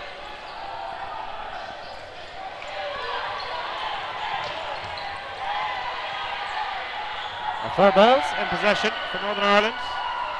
3 big targets to go for. And the free throw not working out. Cutlets taken out in the right wing. 20 seconds. They're going to have to go for something like a free throw catch here. And both players with the free throw, leaving them fully exposed. Schmidt, that was a bounce, just about stays in as well. He's very much on the edge. NI aren't going to be doing anything. They just want to stay alive.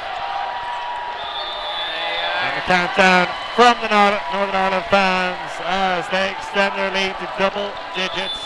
Once again, 16-6 is the advantage. And a timeout taken. Austria in deep trouble now. Yeah, I think they have to do that there. It's becoming mathematically less and less likely that they can even pull back, even if they start winning sets. 12 minutes left. That's 4 or 5 sets if you push hard. And that 5 is the crucial number that they want.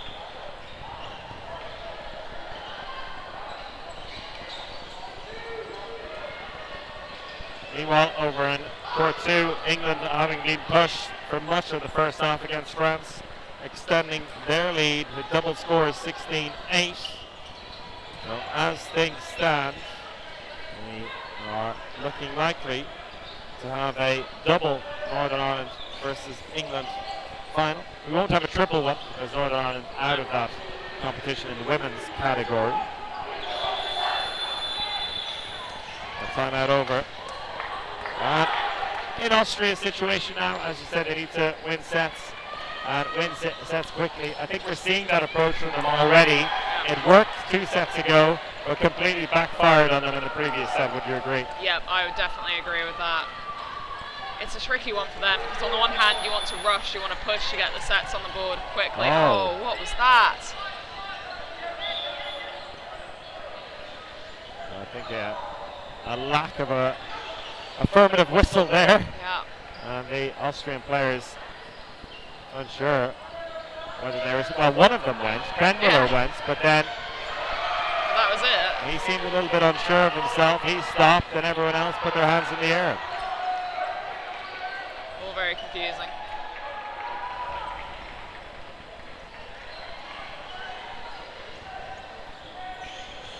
Interesting as well that both of the Leitinger brothers out of the squad now, or on the bench at the moment, and going with a complete change-up. I mean, if you don't, if it's not working with the tried and tested lineup, that's why you have a squad for. So let's see if fresher legs will help. It's clearly not been working for them. You might as well try anything at this point. You have to try something. So Krenmüller in alongside Schmidt and Max Metz, who we saw a little bit of in the first half, back in as well. Yeah. What I was saying before that interruption was, you know, they can try and push really hard right now, and that might work in their favour as far as getting points on the board. But NI know that they need to push hard, that Austria needs to push hard. So they could potentially just sit quite happy and let them, you know, make mistakes as you do when you push hard and take advantage of those. So it's a tricky one where it's, you probably should be pushing hard, but your opponents know. So you really have to pull it off. Two quick outs here from Krenmüller, the latest one. And he's taken out, and an exchange there. Krenmüller out, but so is Cunningham.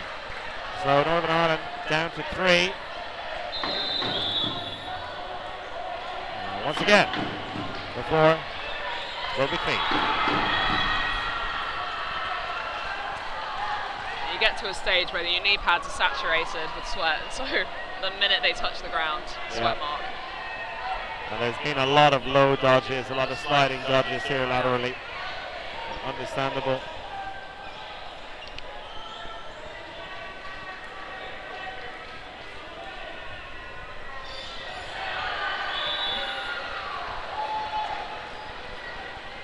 Back underway now. Austria continuing their hunt. It is almost a feel like every free throw they have in the set play, they need to make a hit. Time not on their side. Looking for the counter there, Metz. Great hit there, and through his legs, Karim unable to strike back.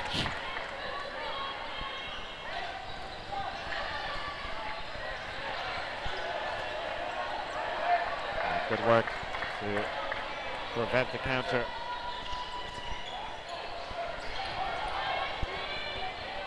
Still 90 seconds left in this set. I think for Northern Ireland, a case of how long they can stay in this one. And that one bouncing, so no out. Both men still holding on. Austria really need controlled aggression right now. They need to wait a little bit more for the moment, but then absolutely ham it down when it comes up. Two balls thrown away there. Nats and Kremser trying with the follow-up. Getting you some supportive words from her bench. Nats called out there. Good work from Northern Ireland despite being down to 2 for much of this middle period of the set. They're hanging on and working their way into the deficit.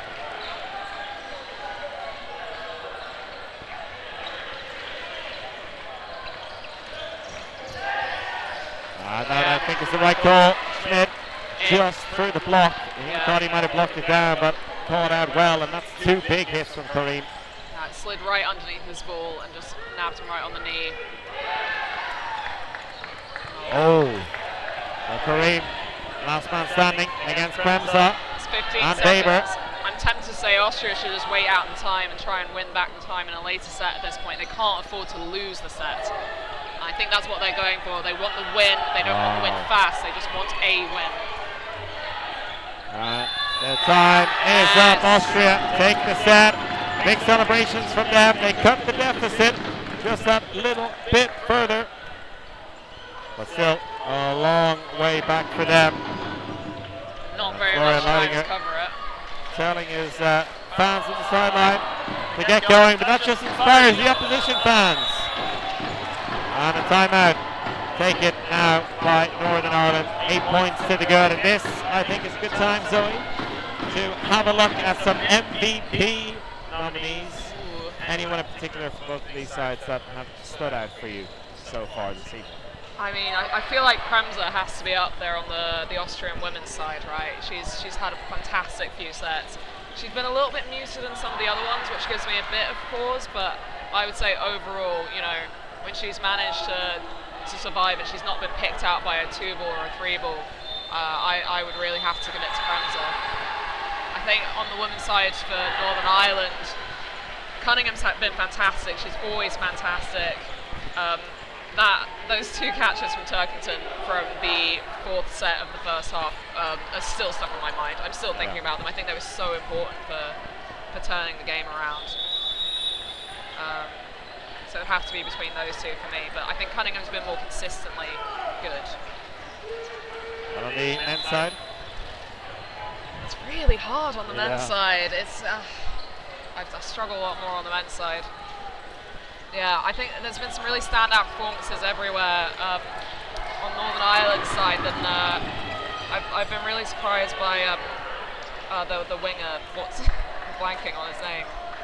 That winger. Kareem. Yes, Kareem. I think he's been really. I mean, I say that just to get it, but I think he's been a real standout. I think he's been really, really strong, really solid. You know, all the usual suspects on the Northern Ireland side have been phenomenal, been rushing up around court, but I think he's done so well at surviving in really key moments, and I think that's held together a few sets. Like I said, ironic when I say it in this set. Yeah. It's a great catch from Kathy Weber. Schmidt, maybe? Yeah, I was thinking either Schmidt or Krenmuller, but he's only really just come on. I feel like, yeah, Schmidt's been pretty consistent. Let's give it to Schmidt. Let's put him in the mix. It's almost tempting to say Schmidt just because of the lack of mistakes rather than an incredible performance. He's been very good, but I feel like both Leitingers and Max Metz have had these little critical errors, whereas I don't feel as if I've really noticed that as much from Schmidt. There you have it. There are your nominees for the MVP of this match, and you have until the end of the match to make your choices. In the meantime, Austria still hunting here. Another set, and it's a big advantage for them. Schmidt taken out. Big play there. Loose ball kept in play as well. Turkington doing well to keep that one bouncing around and keep Northern Ireland in possession. Austria putting the squeeze on at the moment, but the question is whether it's too little too late for them. Krenmuller with the only ball in possession for Austria. He goes hunting and he's called back by his teammates. They need to wrap this up and quick. And then I know that, these are two very good catchers, but you saw neither one of them was even thinking of going for a catch there. They were both making themselves really small behind the ball. They're playing a survival game. They know that if they play out the time, that's pretty much it at this point. Krenmuller, cross-court shot, great block from Cunningham. And again, she's just quick to return the ball. She doesn't want them to be stuck in any danger.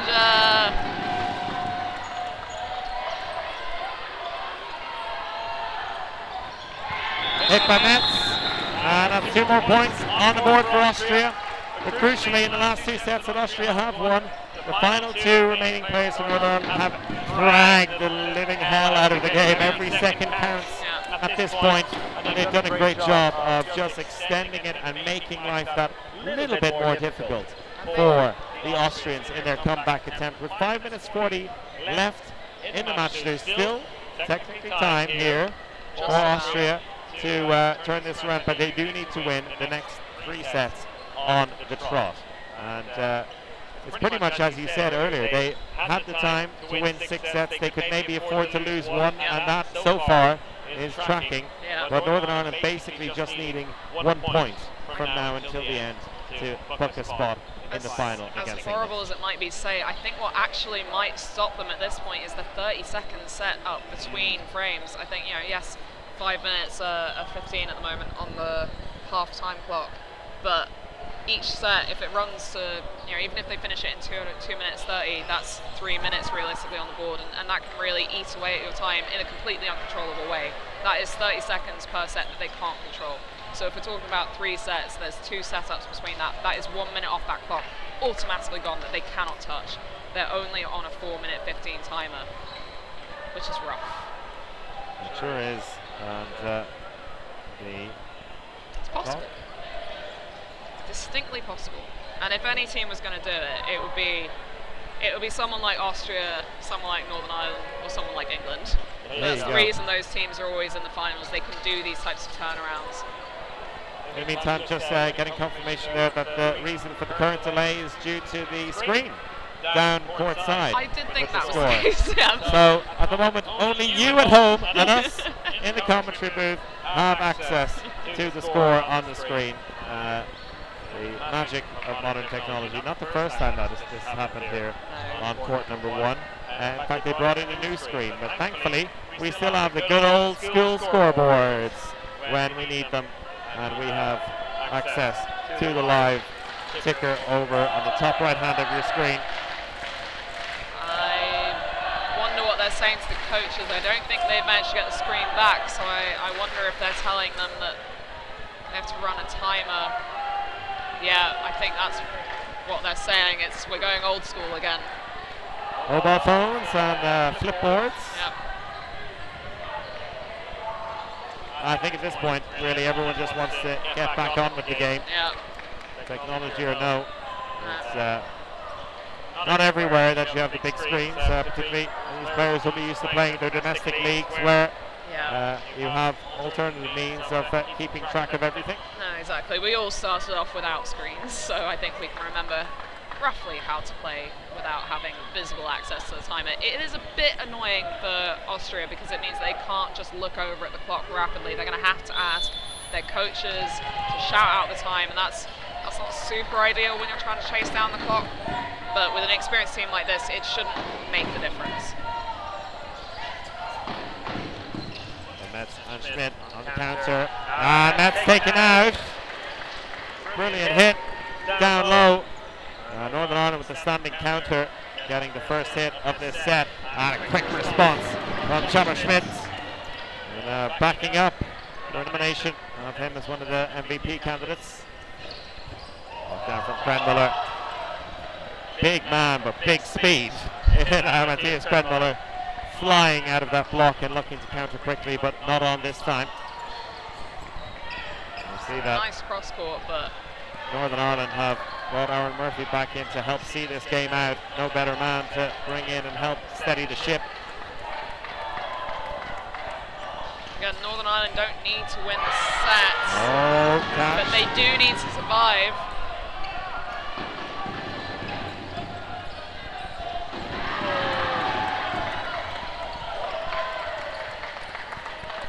1:46 left in the set, but more importantly at this stage, I think 4 minutes left in the overall match. And a great block away, blocked out and into the Italians warming up for the semi-final in the women's division. Out to the left-hand side, you can actually see it on your screen. Yeah, just about. So getting a little bit of insight there. Oh, Mets! Oh, to be able to do that kind of dodge, I tell you. They really need to be wrapping this up quick. They have to be getting hits. That was the low one there. Might have been a little bit dangerous, but somehow very close they're managing to survive.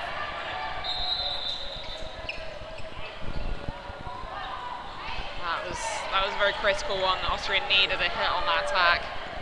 I'm wondering if now they should probably be starting to think about getting some catches or something. Padlet's doing brilliantly to avoid those two. Uncatchable on this occasion, but staying in on court.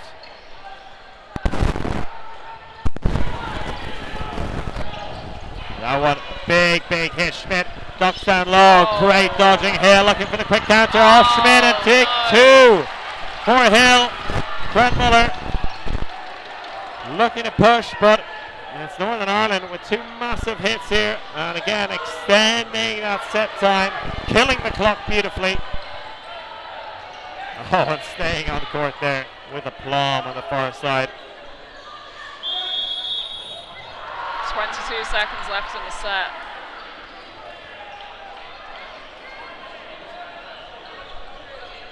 I think the referees verifying with themselves that the clock is as the clock should be. 22 seconds is what we see on the screen.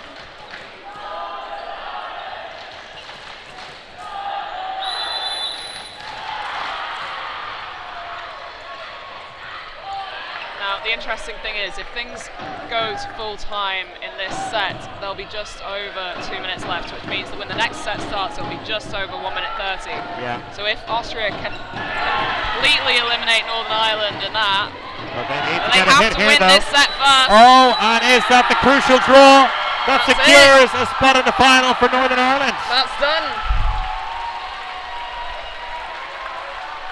A hit right before the time went out in the set, and as you were saying, Austria were just about going to have enough time to potentially rush the next set, but Northern Ireland can practically celebrate a spot in the final, beating the reigning world and European champions. That is a hell of a way to make it into the finals, isn't it? What an hour or two it has been for this Northern Irish team. I mean, it was going to be a tall order for Austria to eliminate all of Northern Ireland in 90 seconds afterwards, or under 90 seconds. But no, it's all gone now. Mathematically impossible. There you go. And for Austria, it's a tough time having to play through this. Stefan Leidinger comes back in to help push his team to the very end. For Northern Ireland, oh, great catch. I met for Northern Ireland. Said it's hard to get Northern Ireland out in under 9 seconds, but they're doing it right now. How gutting is that? This is literally going to the script of what might have been, if not for one single hit in the previous set. Yeah. But just like we saw in the previous semi-final, it's the narrow margins that make all the difference. Yeah. Whether it be in an overtime set or in the penultimate set.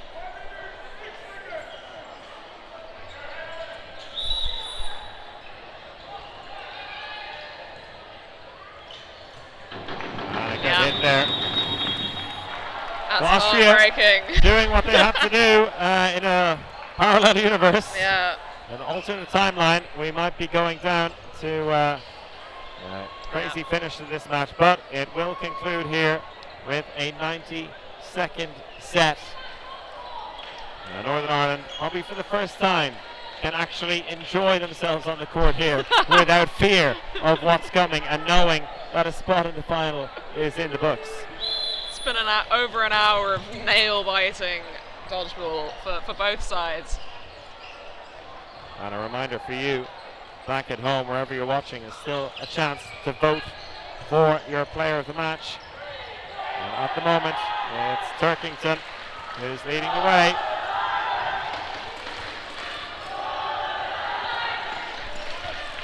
Great block there for Stefan Leidinger.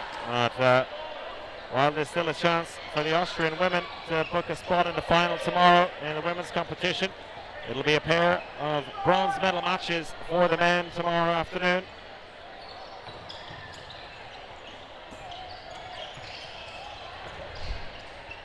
Little slide backwards there.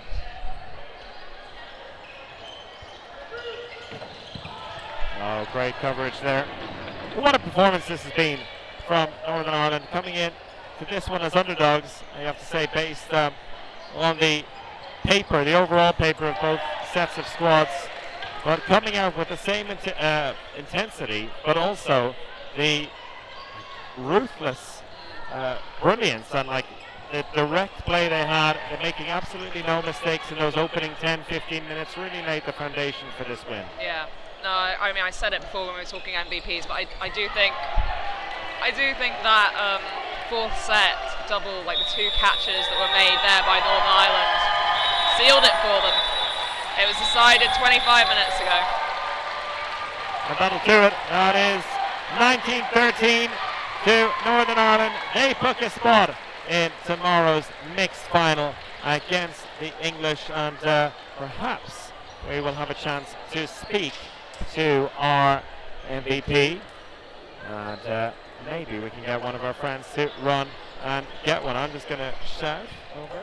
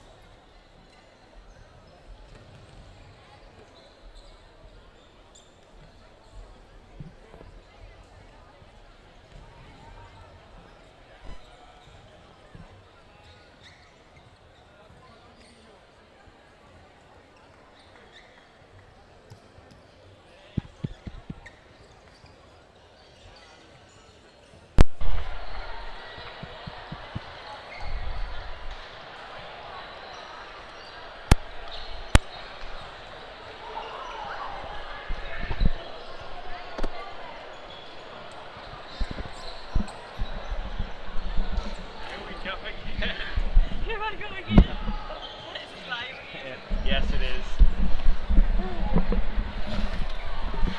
Take a minute to breathe. Just off there. Oh wow.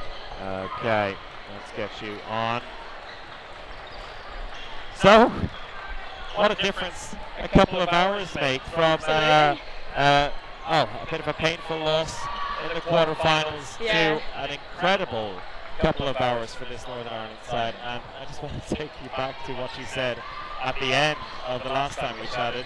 You were going to go away, prepare, and do what Northern Ireland do, which is win, and that is what you've done. Yeah, like you have to sort of park the bad things that happened previously in the tournament and just focus on the next game, you know, execute it to the best of our standard, and you know, we have a great team there, everybody's so supportive, and yeah, I think we played some of the best mix that we have, and yeah, it was a brilliant match. We all really enjoyed it. I was wondering, I was going to say at the end that you probably had a chance to finally enjoy it because the win was wrapped up, but like the intensity of that entire say you enjoyed that. Maybe says a lot about your whole team's character Yeah. and the way you approach this. Yeah, 100%. Like I say, we're such a supportive team, but there was definitely no laxness at the end. I don't believe the score till the final whistle, so we really tried to sort of keep it up to the end. But yeah, like we've really great discipline, really great calling and trust in each other, and I just think yeah, we were a very strong lineup there. We're a strong team in general. You sure were. Like, what a fantastic start to the match. Much like the men did in the semi-final previous. Maybe catching the Austrians a little bit cold there with the approach. It was very clinical, as I said, very professional, and doing pretty much everything right. It was hard to find any fault with it, but keeping that type of performance up for the entire 40 minutes is in itself an incredible challenge. Yes. What was being said, like in the little timeouts and in between the sets, just to keep everyone tuned in? Well, Adam's very good at sort of motivating everybody. We know what it means, and we do it for each other. And yeah, just quite harsh on what we need to do. This is how it has to be done, and we just have to do it. And that's it. And we just play our mixed game, really. But yeah, we definitely don't want to let each other down.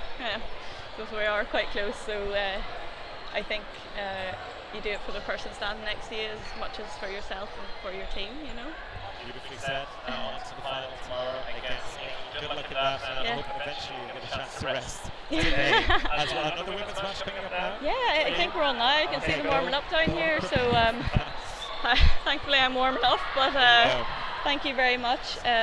But yeah, See you tomorrow. Yeah, see you tomorrow. All right. Thank you so much. Thanks. Bye bye. Brilliant stuff. And thank you all for watching at home. We do, of course, have the women's semi-finals coming up very, very shortly. So stick around for that. We're going to take a very short break until then. I'll be back with you with Italy against England.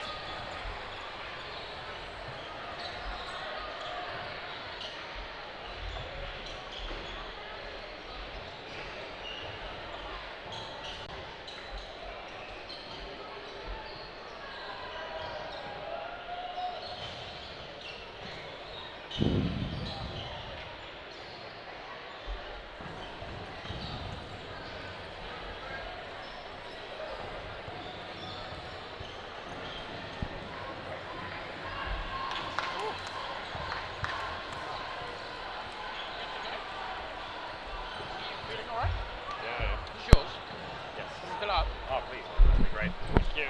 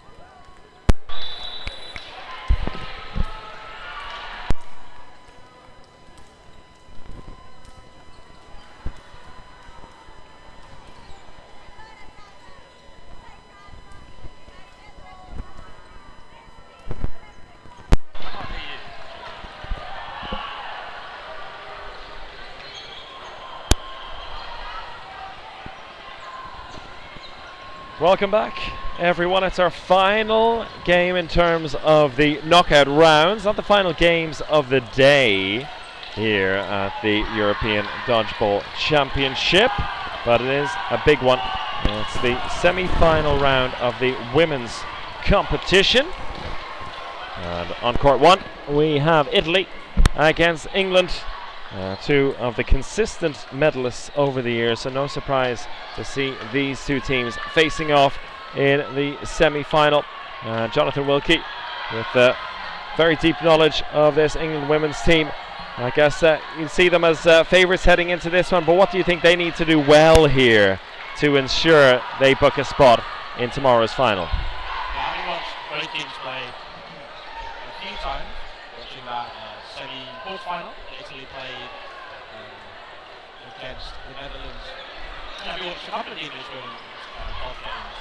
I think if they can really temper the Italian aggression on those wings and start putting a lot of doubt into the speed, lots of fakes, just kind of halting and standing their ground a bit to be able to stop the ability of the Italians to get fast up court, where we have to give themselves a lot more breathing room than what the Netherlands have.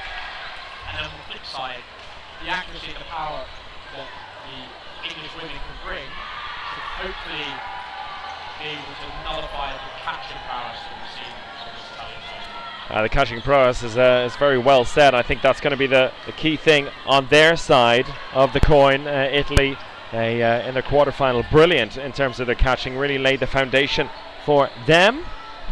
As classically seem to have a little bit of issue, maybe bringing your mic a little bit closer might help, but please do keep giving the feedback. We've got one wonky mic, it seems, here on court one, but at least for the two of us, it's the last time we'll be using them, because tomorrow we've got the full TV broadcast, baby. We've been battling our way through there, but keep giving your feedback, and we'll hopefully be able to hear Jonathan. Is this any better? Those at home? We're looking at the inputs. The inputs seem fine, I think. Looking at our mic 2 input. Indeed. So, yeah, please let us know. We'll check the plugs.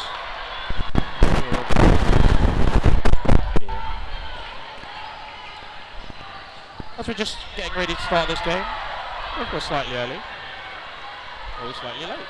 Well, we've had a couple of very long games. The first men's semi-final that was played on this court, of course, going to the overtime set, and the mixed semi-final that was here with a lot of pauses, a lot of referee discussions that soaked up some time. So we're underway here, and the first hit, a nice standing counter there on the English side, taking Dalpain out. Yeah, Hems hitting out Dalpan in the middle there as Josiah Sharps hits out there on the post throw by Campo, as Josiah manages to get out the way of the 2-ball attack from the side of Italy. Dalcantite sends it into the middle, not managing to find a target, as Cordioli and Giorgi move forward with Zanin in the middle there, aiming at Gower, who's using her own speed to move up court. Gower, after pushing up, waiting for her teammates to arrive. Good block there in the centre from Gallagher. And Giorgi picking up the second ball for Italy, but again, it's going to be a 3-ball set attack for Team England. And this one from Jones going right down the middle, and a little bit of chaos in the centre court, and eventually a hit coming in there, doing very well to avoid getting hit for the longest time right until the end. But unfortunately for Dalcantite, out eventually, and Italy with a 1-player advantage now, 5-4. Yeah, that's kind of what I meant by them haltering that attack. Gower has sent the ball at Cordioli, but she's leapt over it. Dalcantite on that far wing, having to face down 2 players, but Hems takes the catch from Giorgi. With England women now coming forward with 3 balls. So release from Gallagher in the middle at Cordioli, doesn't manage to find her target. England doing onto Italy what Italy do onto so many others, particularly finding that confidence despite being a player down to come up with a catch and turn the set around. Benelli with a good block there, a little bit of an early release from Campo, and Cordioli takes over back on that left wing for Italy. There are 4 players left in the side of Italy, so England aren't necessarily comfortable with going with the 2-ball attacks yet. As there's a dodge there by Gallagher and a block by Campo. As she does go forward but doesn't opt to send the ball. High onto Campo. Lots of faking. Oh, a little bit of a haircut there. The block by Cordioli. 20 seconds left in this set. It's a 4-piece, very even start between these two teams. Both teams with the ascendancy at some point over the course of the 3 minutes, but now 8 seconds left in the set.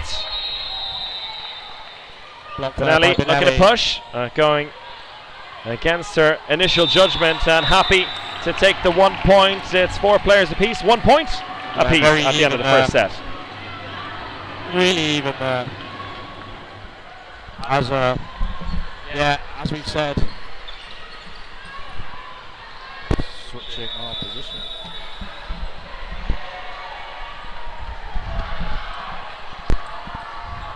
Yeah, very even set there, as we've said, with both teams utilising their strengths.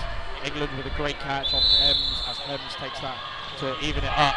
There's a couple of hits out early front of court, as England lose out on 3 balls. But Italy utilising the skill set that we saw, take that amazing game against the Netherlands. And Cordioli winning the 3rd ball for Italy, but unable to make any use of it, the opening volley. Cordioli now making a late entrance into the middle, with the shot coming in from the right hand side, and good coverage there as well. And you can see England very confident in the transition, but unable to make those big hits yet. You feel it'll come eventually though with this English team. Yeah, Sharp really happy moving up court, taking the shot at Cordioli. They're confident to put the ball through the blocks as opposed to at the open players. Dakatites makes the block and Sharp replies instantly at Cordioli, but doesn't manage to find the target. Zanon taking over in the centre, and that one right through the legs. Good block down on the wing. Gallagher. Josiah make that punish. It's similar to the phase we saw earlier with Sharp. Both players looking to take the shots, but just respecting this Italian team a lot to where they're putting the ball, the placement of their shots at least. We're seeing a lot of rotation within the England team in terms of their positioning as well. I think the hit came in before that catch was made. Does that surprise you in any way in terms of the fluidity of the England lineup in the 6? Not all. Something that they've been testing and training. They do work on that utilisation of their skills. So once again, with the women's side of things, similar to as we've spoken about the Austrian lineup and other very high quality teams, is that each individual player brings in a new skill.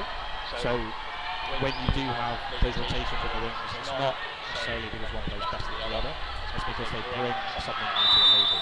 That's it. And, back underway here.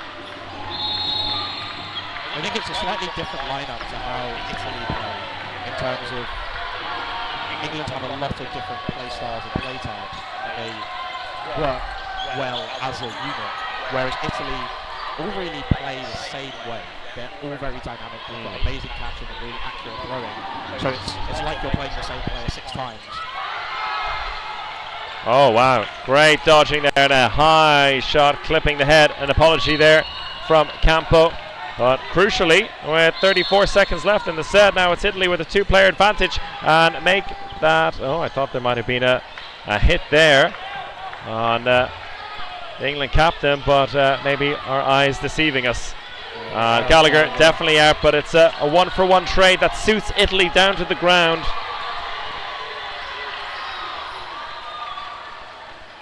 Yeah, 2v1 now. England charge forward. Benelli makes the block, as Dalcatite throws. They've been told to charge back. There's a bounce there. Benelli fakes up as the set goes to England.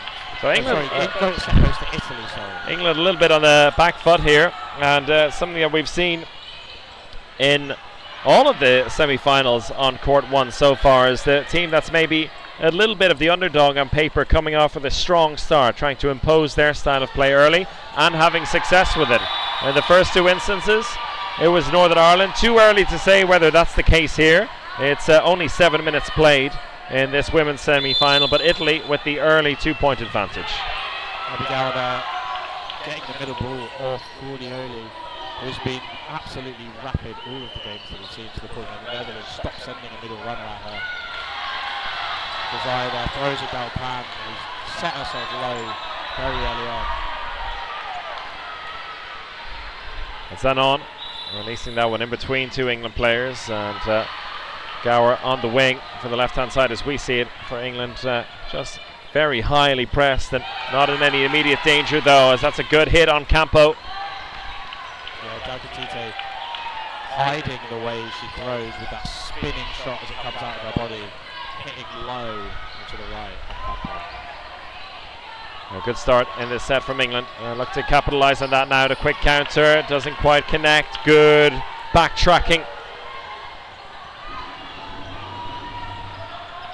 And you see it again there from Dalcatite, looking out to one side, and the quick whip you mentioned, this time not connecting, but a constant threat on the England side. Georgie out this time. Sharp getting her woman on the opposite wing. Yeah, that's the punishments we really like to see. It's a great shot by Sharp there, leaving Italy with 4 players, and she does go. They've sent 2 balls there trying to hit out Gallagher there. With the cross-court being the eventual here. Spinelli dodges down low to the left. England still with the advantage, and a long way to go in this set. Got blocked down by Benelli on the hunt there, but stopped by Sharp back down the other end. And tracking Benelli's approach very well, very comfortable with the blocks.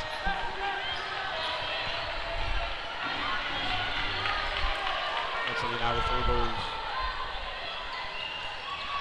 And a catch. Desire takes the catch from Benelli. England waiting for those opportunities, and a comfortable enough catch in the end. And once again, punishing Italy with their own strengths and stepping back in the back line and trusting that their reactions are better than Italy's strength in the arm. And now just a matter of closing out this set, I think, from an English perspective. 3 players to the good with 30 seconds left. A double out though, that changes things a little bit. Yeah, down by 1 player now as opposed to down by 3. It's a very good few throws there with Abigail being screened in the back of court. Well, not screened, sorry. It was Lauren Hems being screened in the back of court, and Abigail hit out as well. Dalcatite in the centre. Oh, and that one bouncing before disarming. So Dalpane still in there, but they need a hit here, and the time running out for Italy. England back on level terms. Not the smoothest of sets, but overall looking a lot more confident than they did in the opening 2. Yeah, just losing players in that quick flurry of hits there, but England looking really confident in this set. The punishment on the right wing, being really crucial there, kind of showing how they come to play and how they really want to continue into this game. Nice opening for us as neutrals anyway. 3 points apiece midway through this first half.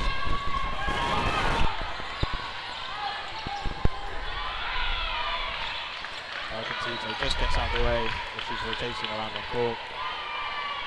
Campo and Giorgi on the wings here for Italy. Dalcatite sends one at Dalpan, but doesn't manage to make the hit. As Hems applies the pressure. At both sets of wings, happy to step out and put pressure on the other. Almost meeting in the neutral zone, not quite, but both unable and unwilling to give up ground too easily. Oh, and a missed catch opportunity there, and well dodged afterwards from Gallagher. Benelli out on that one. England with the first real hit of this set. And there's another one. Georgie taken out across court from Dalcatite into the wing. And England really motoring now. Now it goes low under the shot, Campo. But that shot, as we've said previously, from Dalcatite, she hides that as Georgie kind of creeps up court and leaves herself exposed. Oh, good catch and kept in play by Sharp. Evans there, making sure she doesn't fall off the sideline as well. Zanin goes low, underneath the shot from Sharp. Dara blocks up as the ladies come forward. They manage to miss. But Cordioli survives on the back of court, and Gallagher's hit out for something. Play 2 has been called as Hems makes another catch on the back line. That's 2 in quick succession for Hems. And Campo left stranded in the middle of the court. Zanon all alone now, and a full cohort of 6 English players looking to close this set out and take the lead. Well, we've seen Zanon do it before. We have indeed, yeah. Much to the dismay of the Dutch in the quarterfinals. 2 catches in a situation just like this. And she's unable to get a catch this time. Well timed between Sharp and Gower, throwing those 2 balls in. And a little huddle here from the Italians as they try to reconvene and get themselves back on terms in the next set. But 2 in a row for England.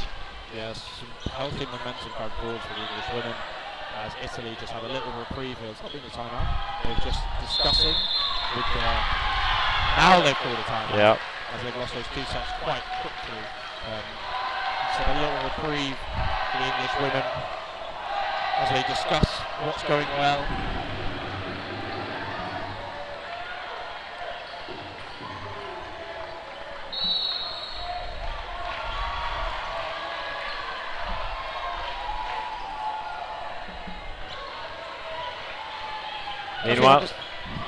Meanwhile, the referee's also taking time to discuss in the middle. But you were going to make a point? I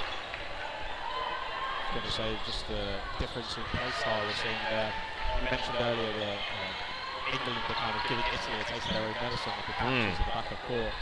It's something that we saw briefly from the Dutch team. They came up against each other, but it's good to see that England are backing themselves in the back of court.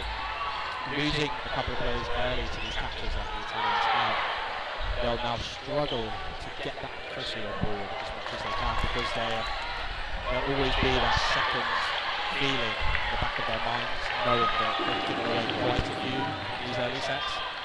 Yeah, that is one of the problems we're facing a team like England. They have so many tools in their toolbox, so many strengths, and such overall quality across the entire squad. And as you mentioned, their ability to rotate positions as well, meaning that nobody belongs to any one position for the entire game. Everyone comfortable filling in wherever needed. And it's been very much to their advantage as this first half wears on. The new set beginning. And early out again for Italy. That's been the trend so far in the last few minutes. Yeah, hit through the block there. Low on the block as Giorgio's low. Lots of punishes come across as Annan is hit out as she does try and track it. The spin is too much onto her. So Campo hit out through the block. But if we saw where she was hit out just behind the ball turn.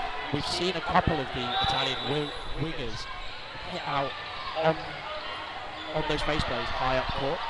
And it'd be nice to see them apply that pressure, as with the Cordioli as the 2-step.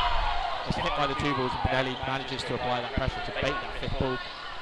If they could just press, and then reset, survive the play, and then move forward, as Gallagher's hit out by the 2-ball attack. Yeah, it was a good 2-ball attack. And you can see the players as they converge into the centre. It was going to be one of the 3 or 4 players inside. And Gower just managing to avoid that one, blocking it down. England now 3 balls back in their possession. Benelli thinking about the quick counter. Valpani coming back and helping her out. Still a long way to go for Italy with a 3-player disadvantage. A catch will help, but a catch is not what they get this time around. And Italy continue to struggle here since taking a 3-1 lead. England have really stepped up and might have had a hint of a invalid throw there. And that's what the referee says. That first one she popped up was just a little bit too shallow, and landing a good 1.5 meters or 2 meters away from the England back line. So with that, 3 sets on the trot for England, and finishing this first half very strong. There's probably time for 2 more sets if all things are equal. So Italy still have a chance to claim something here before half-time, but the way things are going, England looking like momentum is well and truly on their side.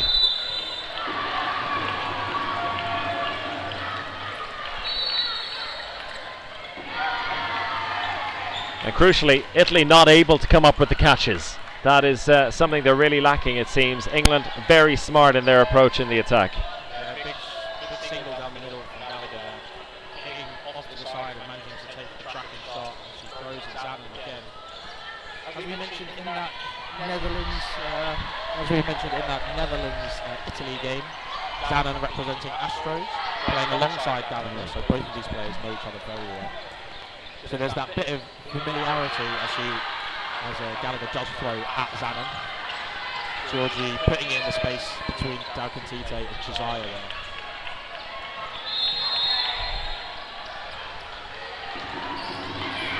there. Campo taken out as well. Excellent play. Dalcantite managing to avoid the throw on her and pop up over it to hit Campo out, who's having a frustrating time on the left wing for Italy, I feel. Yeah, not managing to get in it. They've had some really good moments of kind of electricity up and down court, but it's only been brief. And they've been able to bait those 4 and 5 balls from England. But England have done really well to kind of respond with their backtracking speed across the board. Those 2 ball holders are moving back in line, but they're always kind of a pace in front of the released player. And with Italy perhaps not having the same arm strength as their England opponents, and England doing so well on the running counters, it feels like they're forcing the Italians further and further back with the release line. They're not quite coming all the way up. You can see here there's still a good half meter until that line. They're not going the full distance, and that just makes life a little bit easier for England. Yeah, Zanon giving away the 4th ball there as they throw 3 at Georgie. Zanon there, we saw that in the previous game. She gave away the 4th ball a couple of times, especially in the game where possession is going to be so crucial as Gallagher gets out of the way of the 2-ball attack. It'd be really good to see her just hold that, throw the fake in and then reset.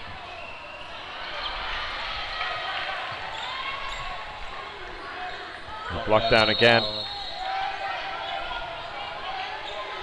Finding it very difficult to get away through Gower's block at the moment on the England right wing. With just 18 seconds left in the set, England on course for another 2 points on the board. And it's been a very strong response to the early deficit. Gallagher looking to line up there, and it was Captain Josiah releasing that one. Shot down low, and Zanon managing to evade these shots, but it was all just to keep her away from the halfway line and to keep England's advantage as they extend now to a 9-3 lead. Once again, Italy going in a little huddle, and it feels like with just 90 seconds left in this first half, they're going to have to come up with something special, because at the moment, England looking well on top. Yeah, England really settling into their groove here. Something that I think we saw from Italy in the previous game is that they got to their groove really quickly as well. And the rotation was good. You could see they were feeling the game a lot. England have now stepped into that gear. They've kind of stepped into that gear above that we know from this England women's team. So there's been a rotation. There's not been a rotation. Zanon moves back into the middle. Scordioli goes back onto the wing.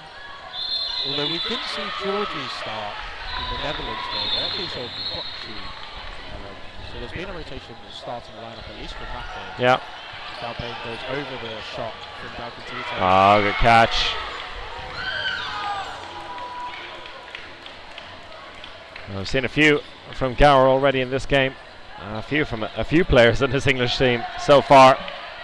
And very comfortable catches for them. Obviously, everyone feeling it. Dalpayne a bit lazy there. She put herself in a really good position, fronting onto the ball, but it came low and there wasn't a lot of movement behind it. As Gower looks forwards to it, Gallagher gets out of the way of that. Gallagher doing her job there, getting the ball moving around the other women to take play. That's a long way back for Italy in this set, but they don't have a lot of time to do it. 2 big hits could turn things around quickly.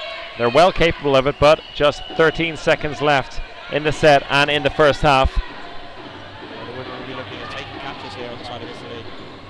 As Canelli is hit out. As everything bounces, and a big cheer from the side of England women as they take the final set in the half.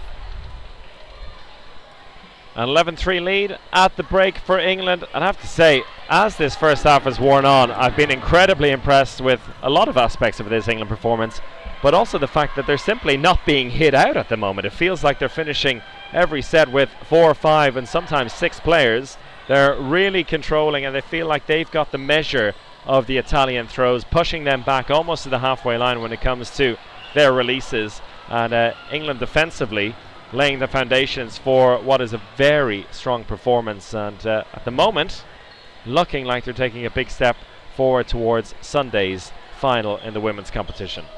It's really tough for the side of Italy when you give away those early patches and it just kind of knocks your confidence, that 1 or 2%.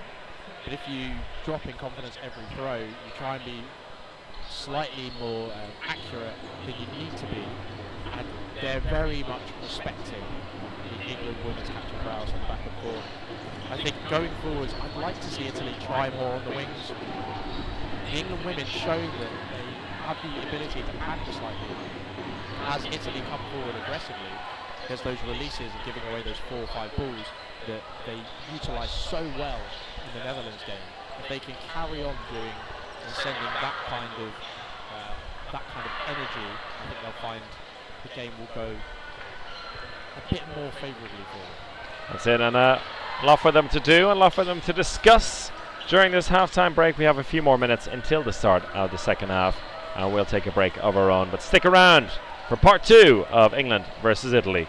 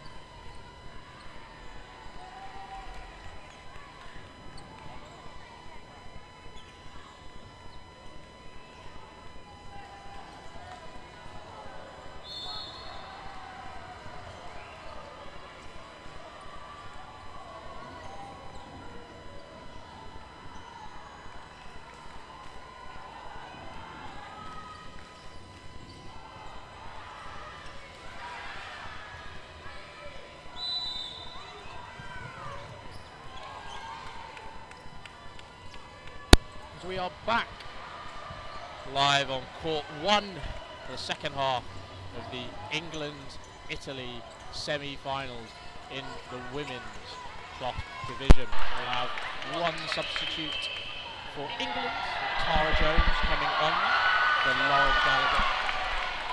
And across the court we have Laura Benvenuti off for Ariana Minelli. As England are up by 2 points. Applying pressure.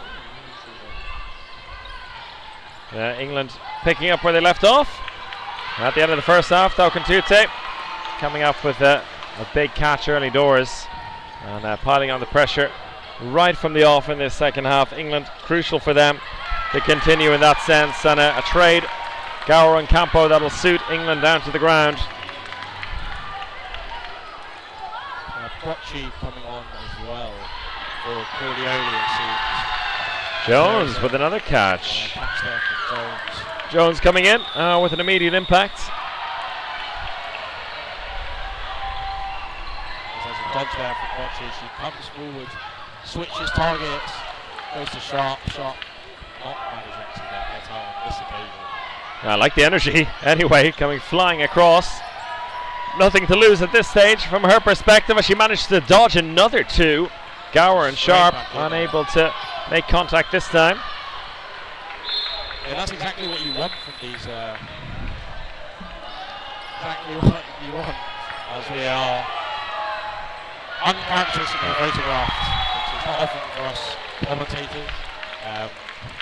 But this time Gower and Josiah going again, and this time combining to get their woman, and with that, it's the opening 2 points of the second half going England's way as well. That makes it 12 points on the trot for the English.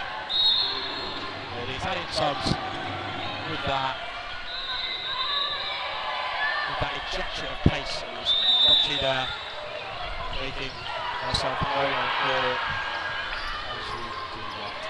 Benvenuti making the block as she faces off with Evans, not allowing that ball to be received as Sharp with the last ball holder on the side of England. There's a fake, goes towards Tite, doesn't manage to make the hit as they come forward now with 2 as Benvenuti backs off, allowing them to get the third ball. Well, a major change in comparison to basically the last 5 sets is that Italy have started without losing a player. And so some kind of foundation to build on. And of course England also not losing a player so far. But with the Italians, you feel like that'll give them a little bit of confidence as this first minute of the set comes to an end. A hit would be nice though. Benvenuti and Gower in touching distance a few races ago, but no one wants to be the one to release the ball. As Benvenuti sends at Gower, but it bounces in between her legs. Jones does exactly the same back over to Brocci as it bounces just in front of her. And they're peppering the feet of Gower, but she manages to dance around it over and over again. We're trying.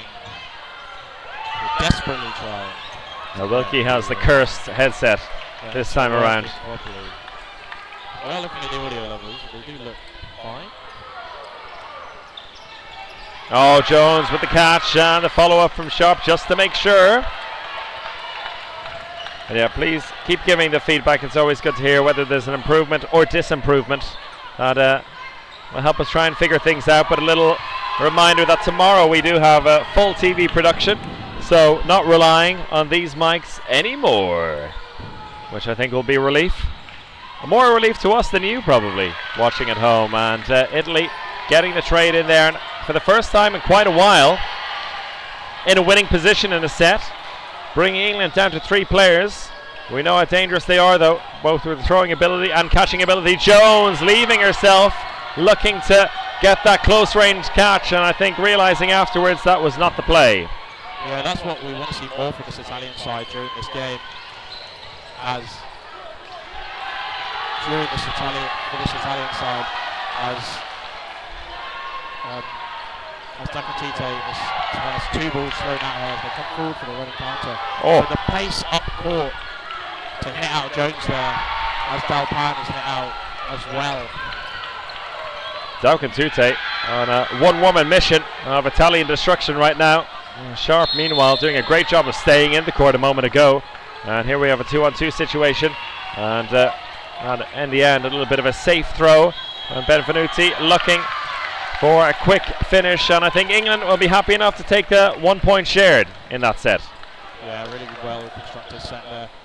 Italy had a couple of very opportunistic moments, almost managing to make the 2-ball attack and cleaning up the rest of the set, and they don't manage to make the hit, which then puts them into a position where the clock was really against them.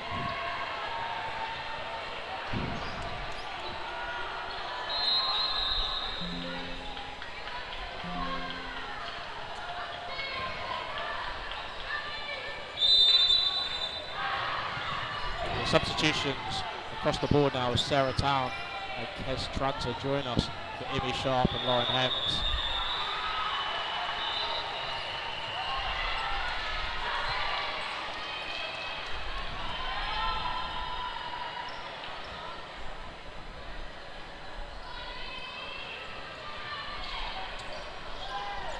Italian women come forward now with 2 balls.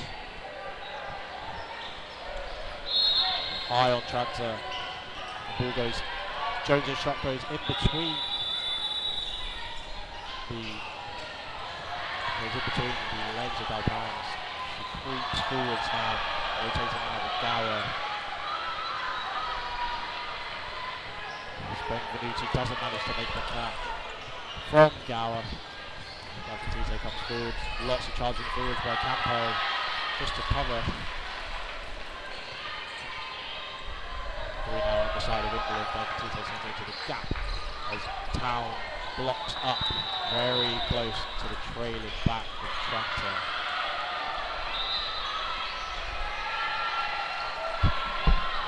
Meanwhile, I've been trying to work with Wilkie's headset, and if it's improved, let us know. If it has not improved, let us know. Every little helps at this point as this second half continues.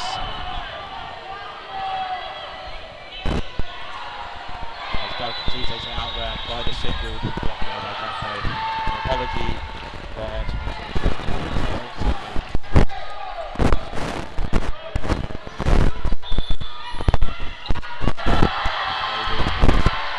the fourth ball is given away by Tara Jones.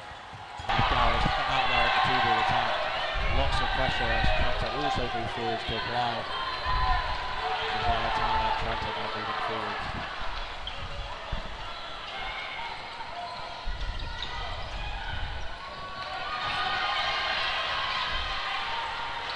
45 seconds left, and Jones going for the catch, and that's taken by Town. There to help out a little bit, worth it in the end, and all of a sudden, another couple of hits coming in as well. There's a chance for England to finish this set off and get 2 more points on the board, and somehow well avoided all around. Cross court, Josiah skipping out of the way of that one, and England looking on course at the moment to pick up another set victory. It turns out my mic has gotten worse. I'll keep working on it, don't worry. And we'll see if we can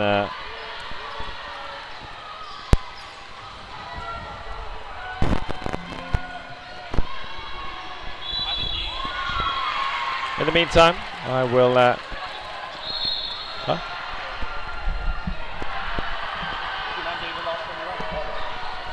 in the meantime, I can keep cracking on here. And as we said, tomorrow we will have full audio setup, hopefully. Full commentary without any tech problems. Fingers crossed. We'll have a full TV broadcast, and we'll have plenty more Wilkie on the way for you. But in the meantime, England picking up another set victory. Looking well on their way at the moment, just over 10 minutes left, and a good time to remind you that we will have the MVP vote coming up later in the half, and 4 players, 2 from each team, will be nominated. We'll put it up on the YouTube chat, and then you make the final call for who the MVP is, and hopefully we'll have a word with them afterwards. But England looking very, very strong as things stand. Just over 10 minutes left to play. The referees in a little bit of chat as we get ready to continue.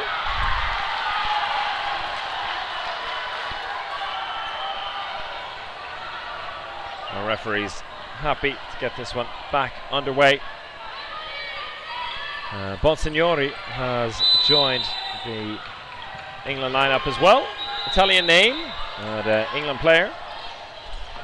And a brilliant England player as well. And that was a hit and a catch afterwards. So Jones, I think Tara Jones will feel like things are not quite going her way. A lot of breaks not going her way. And another catch in there. 2 catches in quick succession for Italy. This is what we know they can do, but they haven't been able to make that happen. Bonsignori with the block and the catch for Italy, and they'll be feeling buoyed all of a sudden. This game, in terms of winning and booking a spot in the final, likely to be out of reach with the scoreline as it is, but looking to finish strong and give themselves something to shout about as they reconvene for the bronze medal match tomorrow. And that bronze medal match likely to be against Wales. I'll have a look and see what the scoreline is over in that game, which is happening over in Court 2, Austria against Wales. And the last I checked, it was a comfortable enough lead for Austria, and it's actually getting a little bit tighter there, 12-8. So a good one to have double screened. Wales very impressive in this tournament so far. A nice shot down low by Daukan Tuta, and cutting the deficit to just one player. So Italy still with the 1-woman advantage with 1:30, but a long way halfway through this set to go. Looking for the quick counter attack, the running counter from Italy, deciding against it in the end. Town putting enough pressure on. Tranter and Daukan Tuta now on the wings. And again, happy to roam around that neutral area, Italy, and push the English back, and what England very much did to them in the first half. Italy gaining in confidence in that neutral zone. Nice block down low, looking for the running counter again, but deciding against taking it. Again, happy to go for the 3-ball approach, and it would be interesting to see Italy maybe go for some more 2-ball attacks. The 1-ball attacks not really working out for them. England very, very confident in reading those Italian shots, and on the back line, excellent movement, excellent ability to dodge or when needed catch. Italy have been left in trouble with those situations. Good counter there as Italy down to 4 players. Town untroubled by that one. A good block down, a chance here. Town going for the throw. Doing well to keep Daukan Tuta in the game, because she was in a little bit of trouble there without any protection on the left wing for England.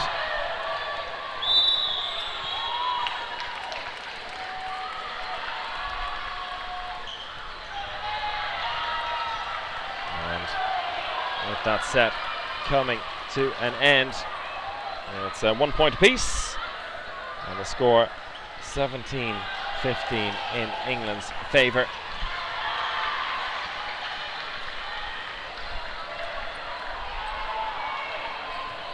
Some quick words of advice from both sets of coaches for England, all about riding the clock down now. A 12-point advantage, 7 minutes left on the clock. You can't imagine that they'll let this one slip in any way, and I think it's actually completely impossible that will happen now.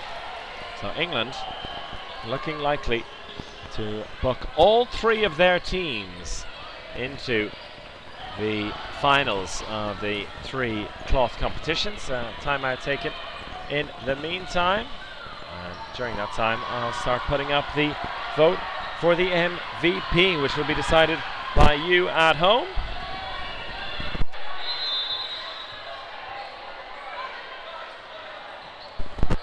Four players for you to choose from, and I have to say, the England performers, there's been a lot of strong contenders in there so far today. And you could really go across pretty much the entire squad to choose potential match winners.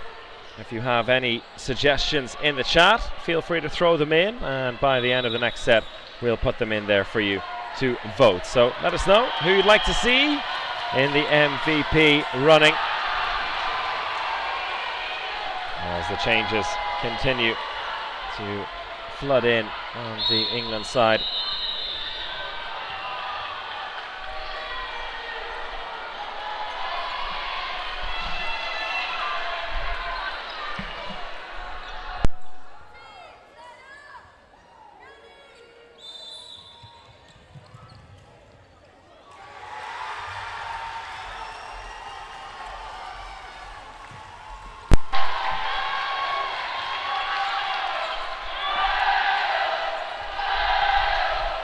Jones stepping out of that activation zone. Very good pressure from both England wingers.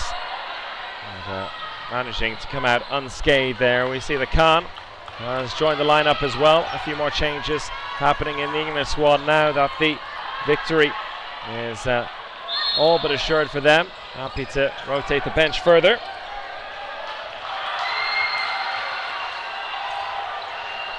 And Soden as well on the left wing for the English as they get a run out for everyone ahead of tomorrow's final. The final opponents, though, far from confirmed, as the Austria-Wales game going down to the wire. One to definitely tune into after you've watched this one. I'm sure a lot of England and Italy fans not too bothered at the moment about who the opponents in tomorrow's final or bronze medal game will be.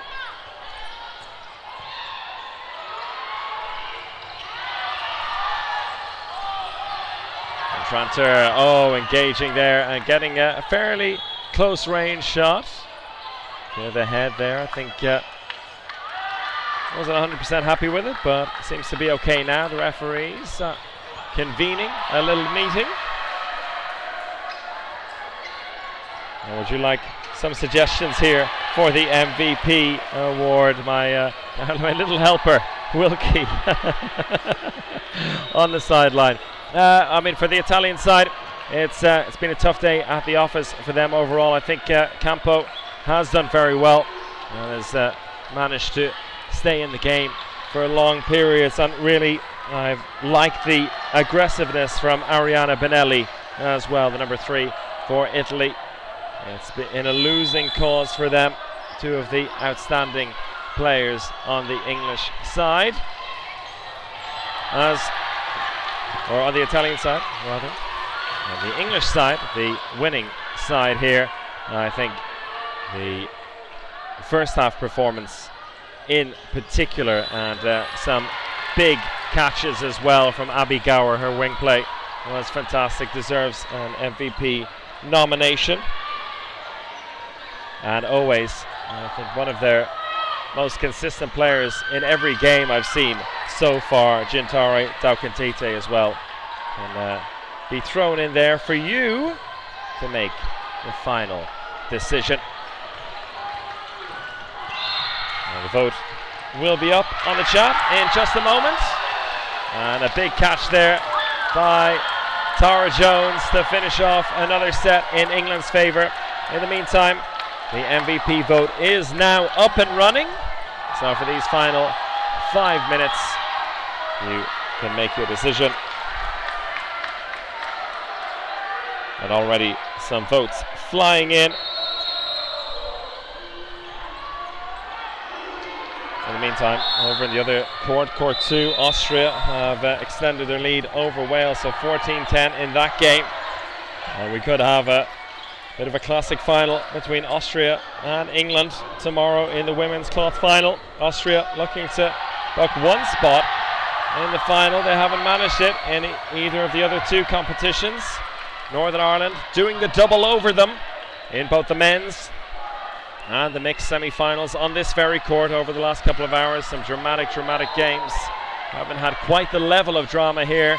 We have to say the single team performance from England has been exceptional.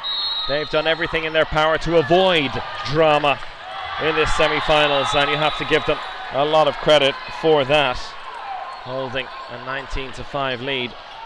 Just 3.5 minutes left in the set, or in the match rather.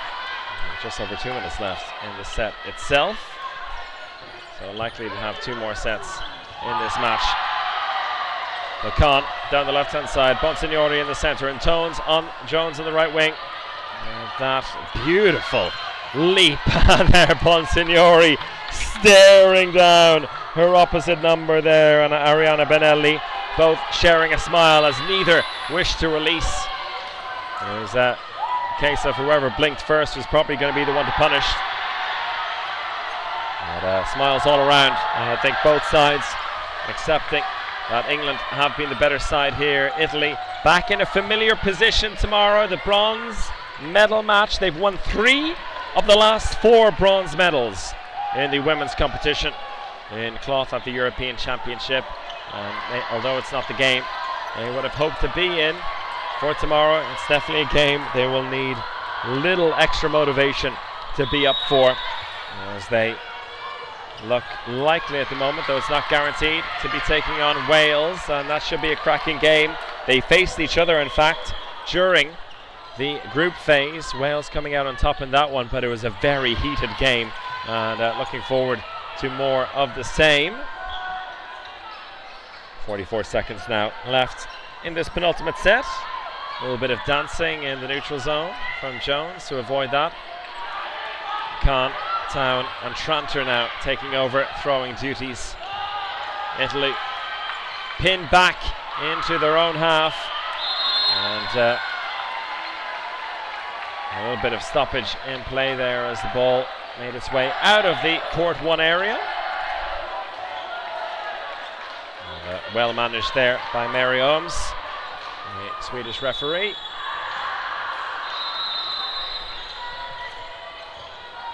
And the shot just over the head of Soden, dropping down low. And reminder, you can still vote for the MVP at the moment. It's Abby Gower, top of your table. And a good dodge there, down low, looking for the quick counter attack. And for Italy, you feel like they're going to have to release some shots. And as soon as I say that, Tranter coming up with the big catch, and another set in the bag for Italy, for England rather, celebrating everyone as if it was their first.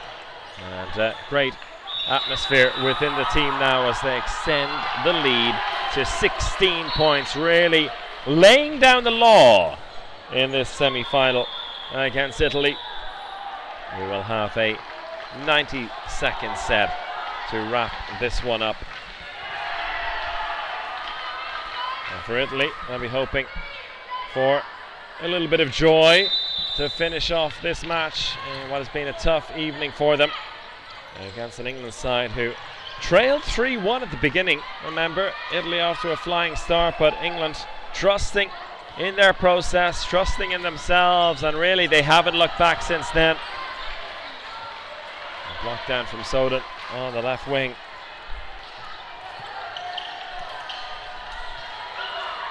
Italy pushing a bit harder, and it's that kind of play that I feel like they needed to risk a little bit more of. They've, I think, constantly been in a tricky situation where they've been caught in between two minds over and over again. And throughout this match, maybe needing to take some more decisive action, taking a few more risks if they were going to make a game of this against a side that on paper, and in terms of pure quality, hard to argue that England are anything but the better side here of the two. Last exchanges here, 20 seconds left on the clock. Things getting just a little bit hectic, but England still retaining all 6 players quite impressively. Italy fighting until the very end, however, and still somehow everyone missing each other.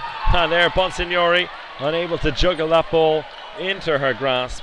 It's the final seconds, and England will pick up another set, and with that, pick up the victory and a spot in the final of the women's cloth competition.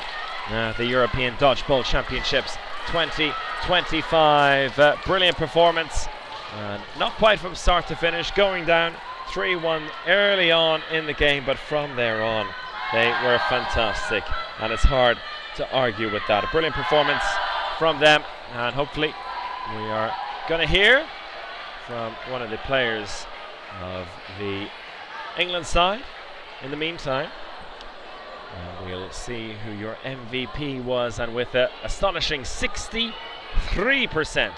of the vote, it is the one and only Abby Gower from England, the vice captain, a brilliant winger. She really set the tone, doing on to Italy, as Italy often do on to others, with some big catches early doors, and setting the tone for this team. And from there, England never really looked back. And the two teams giving each other some high fives at the end. Good battle all around. England can now look forward to Sunday's final in the women's competition against Austria. Italy will face Wales in the bronze medal match. We're going to take a very short break and hopefully be back with you in just a moment with some post-match reflections.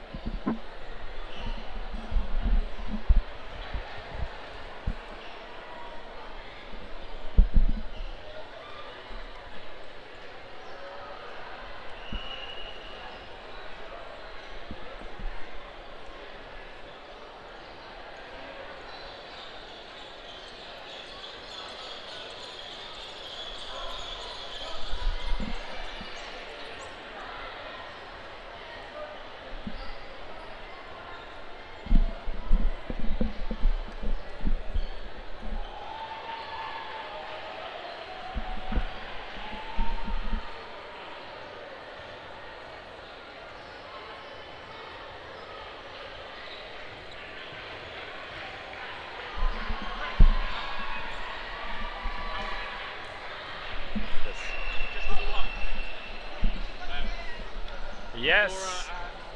Hello. Welcome. Welcome to both of you. Hi. You're both going to join us. Well, Pregame. Hi, Chris. Hi. And you're live with us, so I don't know if you want to stand here or you can sit on the lap as well. That's fine as well. We have some mic difficulties, so we'll use this, and this is easier for both of you as well. Tough game in the semi-final against England. It's always difficult right after a game like this to share how you're feeling about it, but what's going through your mind now after that loss? I think that we could have been play better, but I'm happy about the second half. We are happy because we how do I say it? We kept the same game only on the second half, unfortunately. But next time, I think we can go a little bit higher on the positioning. How do you feel? She's not really good in English, but You can it's say my you can say captain. it. It's my captain, so I want to hear. Of course. So you can also share in Italian if you wish, and then maybe you can do some translating for us. Puoi dirlo in italiano se vuoi. Cosa devo dire? Quello, La difficoltà? come ti sei sentita per questa partita, come l'hai vista, cosa ne pensi?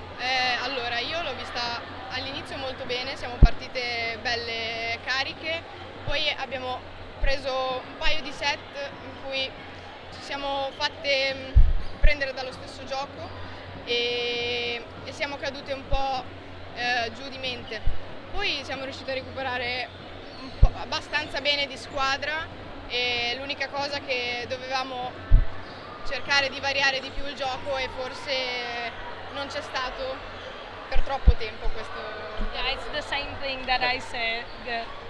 We have the same mentality. That's what the Italian friends. That is a great mentality. And we have a chair for you. Oh no, we don't need it, it seems. Okay, and so heading into the bronze medal game tomorrow, it's a game that you as Italy know very well. You've won 3 times out of the last 4 European Championships, and you're facing up against Wales, a team that you know very well, a team that came out on top of you in the group phase. What do you think needs to change, or what do you think needs to go your way to win the bronze medal tomorrow? I think that on the first game against Wales, we were not on the good mindset. But right now, we're better as a team. The past 2 nights, we spent the most time together, talking and facing each other. So I think we are ready emotionally and mentally on the game. Stessa cosa. You're great. Your captain fully agrees with you. Would you like to maybe share a little bit of message for everyone who's watching back home in Italy in Italian? Dire qualcosa a chi ci sta guardando in italiano. Continuate a guardarci domani che cercheremo di spaccare, di vincere, di guadagnare il terzo posto e di finire la partita in qualsiasi modo felici di aver giocato come e squadra. di squadra. Grazie mille, thank you so much. Thank you. And Thank you good very luck much. tomorrow. Bye bye. Bye.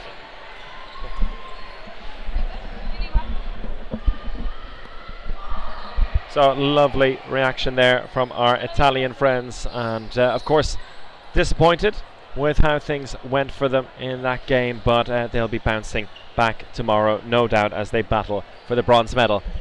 Have you lost something? Yeah, the backpack. Oh, your backpack. Oh, I think they took it over there. Oh, thank you. There was a momentary losing of a backpack as well, but hopefully, yeah, they have it.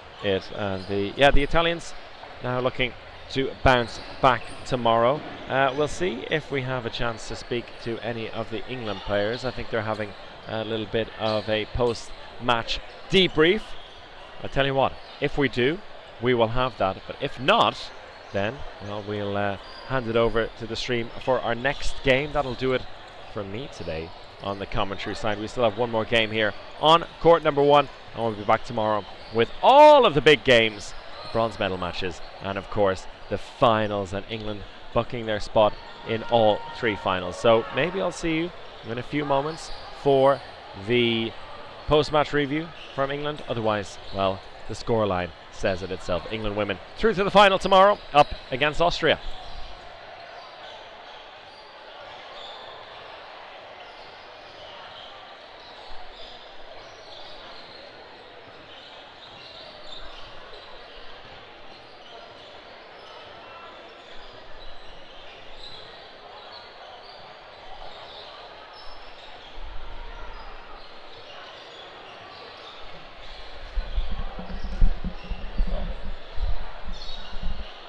And it looks like we will have a little post-match interview with one of the England players.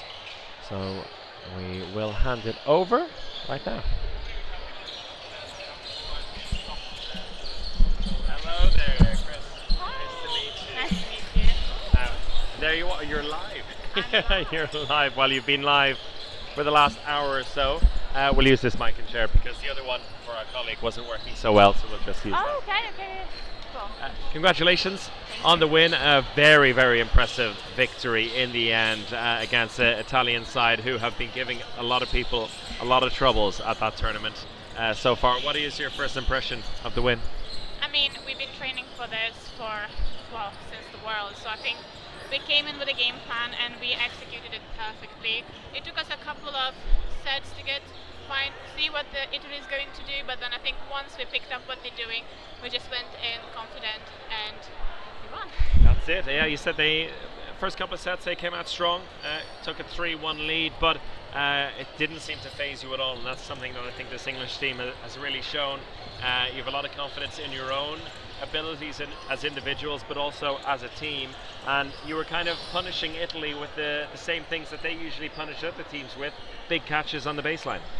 Yeah, absolutely, and I think we just wanted to make sure our accuracy was on point, and we just trusted the team, so no matter what happened, we just had complete faith in all 6 of us, so no matter what they were going to bring, we knew that we could come back and them. And tomorrow in the final, up against Austria, who came through a really tough task against Wales to battle through. I'm sure they haven't been on your mind just yet, but I'm sure there's been some talk over the course of the week thinking ahead to a potential final against Austria. What do you make of that final game? We're looking forward to it. I think it's going to be a rematch from last year's, and I think we are eager for it. I think after the Worlds, we just want it. Now we want to keep that title, and we're ready. We're ready for Austria. What do you think has to go your way against Austria? What are your strengths that you need to maybe impose on them in order to come away with the gold? I'm not going to give away too much, Fair. but I think we just need to play as a team, and we know what we need to do. I don't want to talk too much about what we're going to do tomorrow, but we have something in mind. I like it. Thank you very much. Rest up well, Thank you. and good luck tomorrow in the finals. Bye.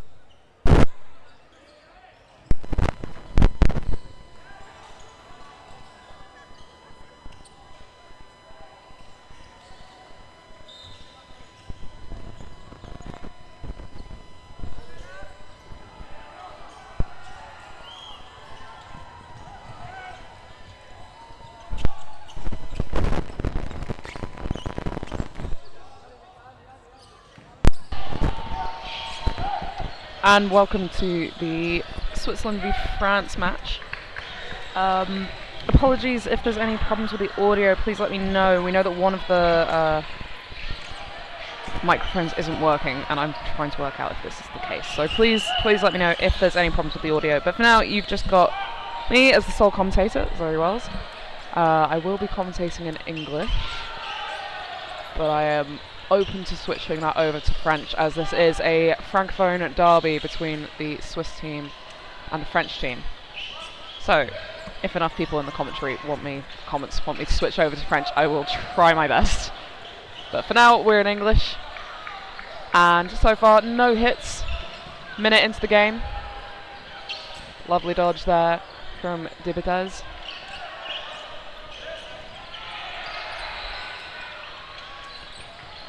And 3 balls to France.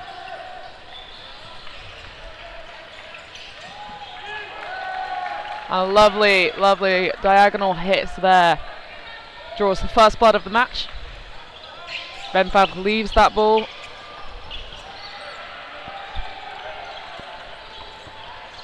And Moev Rafla gets the hit on Cizin. 3 balls on the French side. 2 hits so far on the French side brings them down to 4 players. And not quite making their hits when they've got the ball advantage.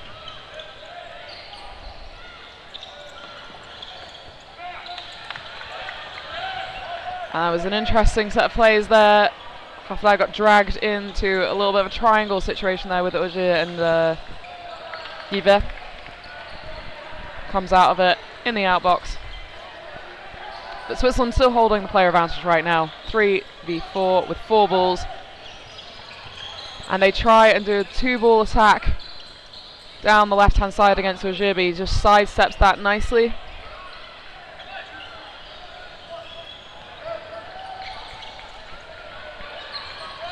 France returning possession a lot at the moment. Feels as if they're aiming to try and get something on a counter, or maybe just go for a catch at this stage with 25 seconds left.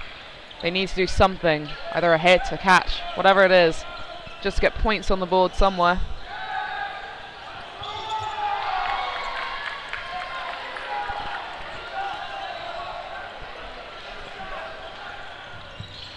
Fantastic work there from France.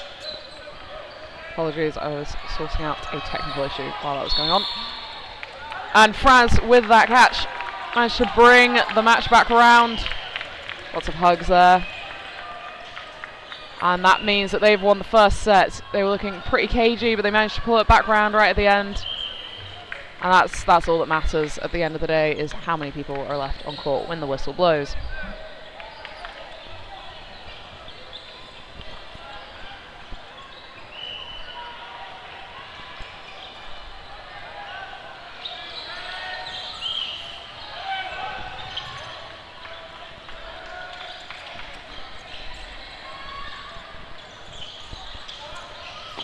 And it's almost a catch there. He had it in his hands, but he let it drop. And that was just spinning a little bit too far out of the number 93, Belabas's hands. And a great shot there from Max Corep. Takes out Cizin. Bring France down to 4 players. They throw, they miss. They read Dibitez well there. He threw high because he knew Dibitez was going to go for the jump, but he didn't quite throw central enough. And a good dodge there from Marshall, and a great hit by Dibitez on the counter, on the revenge attack there. And Switzerland with a great advantage. 3 players up. With 2 minutes still on the clock, there's so much time for France to do something here. They don't need to press too hard. They don't need to risk too much yet. They can just wait and see when the opportunity arises and grab it with both hands. And a block from Auger gives them ball possession. 3 balls on the French side.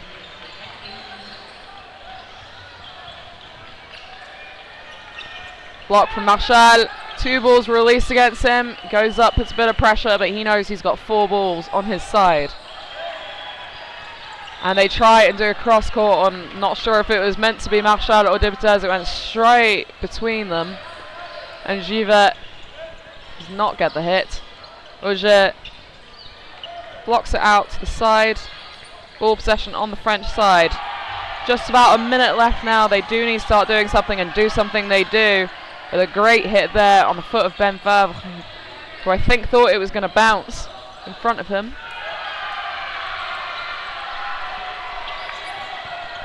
And Mexicureb goes for the catch, but he does not make it. But a revenge hit from Moeb Rafla. And another revenge from Dibitez. And Ben Favre is calling a catch, but I don't believe one was made. It's not been called as such. But it's not needed for Switzerland. They've got 30 seconds. They're 3 against 1. They just need to wait it out now. Going nice and slowly. And giving a safe throw at Auger. Marshall blocks it out the way. 10 seconds. He's going to have to do something special now. Switzerland are not going to release. They do not. Or if they do, it's going to be safe. And it was safe enough that they were not caught. All they needed to do was avoid the catch there.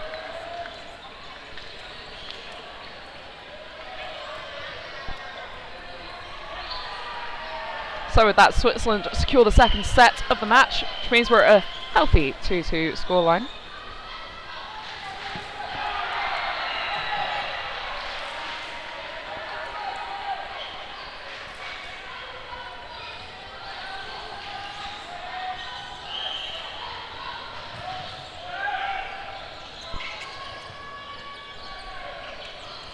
And France with a quick start, but they don't make contact.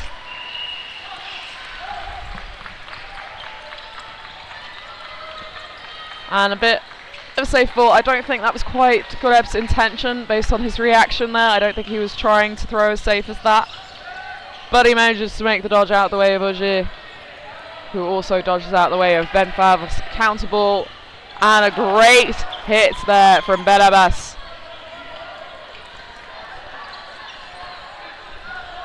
He takes out Cajon, I think it was, who had just been subbed on.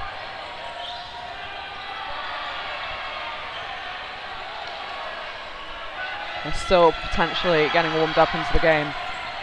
And Moeb Rafla kind of dodges slightly into his teammate there, but the ball goes neatly between them.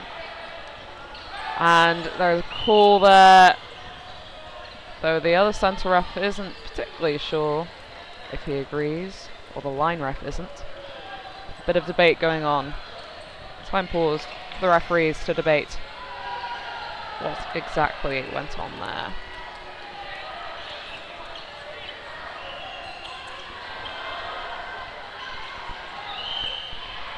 Whistle's been blown, time resumes. And some really, really good pressure there. Made it all but impossible for Mujno to get to the ball. And a really good hit there against Mexicureb. Hasn't had the greatest of starts into this set. And is still just finding his feet at the minute. Dodge from Marshall. Gets his chest out the way.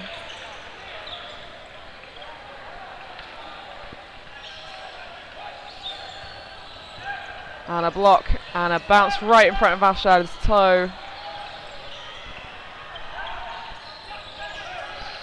Three balls on the French side. They're up at the minute, 4v3. And they get the hit on Dibitez. Givet read that perfectly. He saw him start to jump. He saw the direction of play. But the French number 8 is also called out, so it's still only +1 on the French side at the moment. And make that +2. And it's all on Moeb Rafla, but he gets hit as the number 93 on the French side manages to wrap up that set nice and tidy. So that puts France ahead at 4-2 going into the fourth set of the game.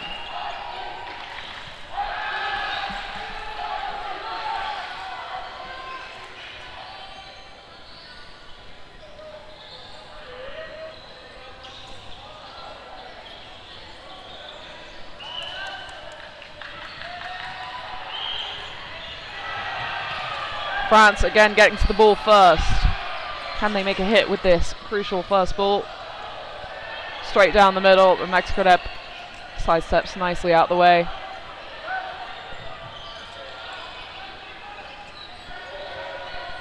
Three balls back on the French side.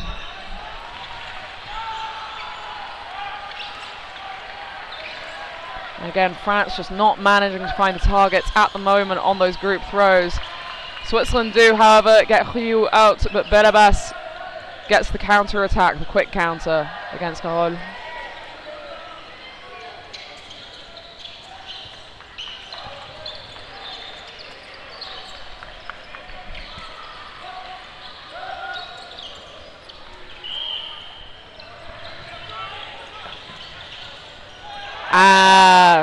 And Givet gave Marchal all the time in the world to know that he was coming for him. He still managed to make the hit, but the rebound off of Marchal's chest straight into Godep's hands means that Switzerland are still up 5-3 at the moment.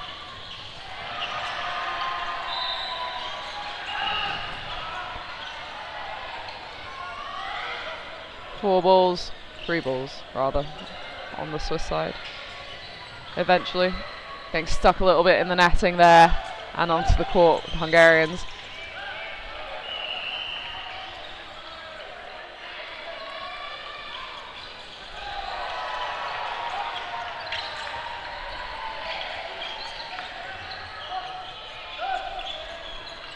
And Carole aims at Cesar, but he just neatly tucks in, makes himself nice and small in the corner, makes the call, and Max Godep gets hit. I think that hit him a bit on the side of the head. And a 2-ball attack against Ben Favre, but there was a bit of delay between those two throws. Not sure if it was intentional. It felt as if potentially they were trying to read where he was going to dodge there, but they didn't manage to get the second hit, so they've given 4 balls away. But Switzerland do not capitalise on the 4 balls. They release 2 out of time with each other, and Mougenot says, "Thank you very much, I'll have that," and takes the single ball release from Rafla. Everyone's releasing against Carole, but he just jumps up, springy as anything. And a catch and a line fault, but he did secure the catch before he fell backwards. Berabas welcomed into the outbox, lots of high fives there. 10 seconds left on the clock, that was the crucial catch. Theo gets hit. Switzerland going for counter to get Mougenot. Carole says, get back, get back. And they secure the win of that set. That'll give them another 2 points on the board. You can see France none too happy about how the end of that set went down. Givet not quite sure what he was meant to do.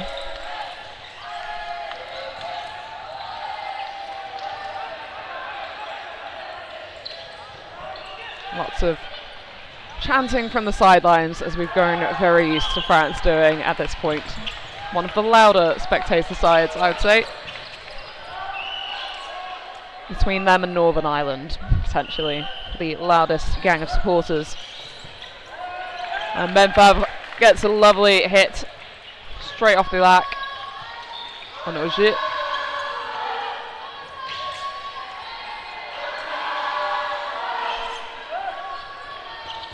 And Cleo blocks, he almost blocks it into Givet, but he doesn't quite. And Mougenot straight down the middle again at Max Godep, who is not really being allowed to enter the game at the minute. France aiming a lot down the middle. Bash gets hit out, but the counter attack. The counter attack gets Givet out. And then everyone's just flying around everywhere on the court, and of course that leads to, as we all know, time being paused due to the very, very sweaty knee pads that everyone's wearing at this point in the day. It is the end of a very long day. Matches started at 8 AM today, so obviously we're 12 hours later, and this is not the first match of the day for anyone playing at the moment, so they're all a little bit on the sweaty side. You see Greg Zoney really getting in there. cleaning up Ben Favre's trail.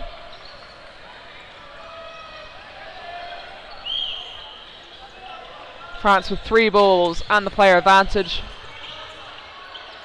Hugh throws at Marshall, he blocked it out the way.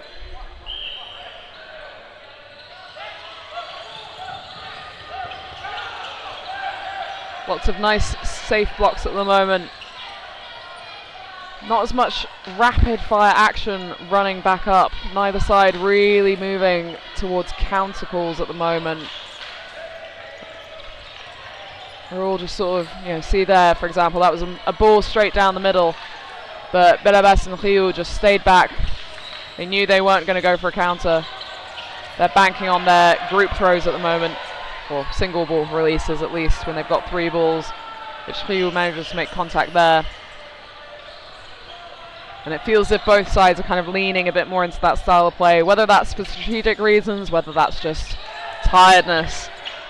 Fantastic catch from Marshall against Rio, brings Switzerland straight back into the game. It's 3v3. Godep taken right back out again. He was only on court for 5 seconds. France truly got his number at the minute.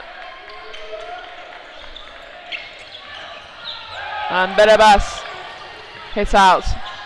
Oh, and that's unfortunate. Carole caught unawares by Suzanne. He saw that he was looking over at Marshall and he went for it. But Marshall neatly ties up the end of that. Hits him out. Takes the points for Switzerland.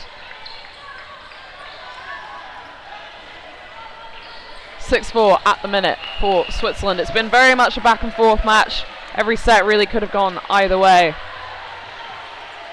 It'll be interesting to see if either team managed to start to pull ahead here. Obviously Switzerland have a single set advantage. There's not much time left in the half. It's not going to be a massive difference at the half-time point. This won't be the last set of the half. Now France obviously have the potential to win 2 sets in a row, which would bring them ahead going into the half, which is what they want. If they want to start getting anywhere in this match. And that's a fantastic catch on Ben Favre.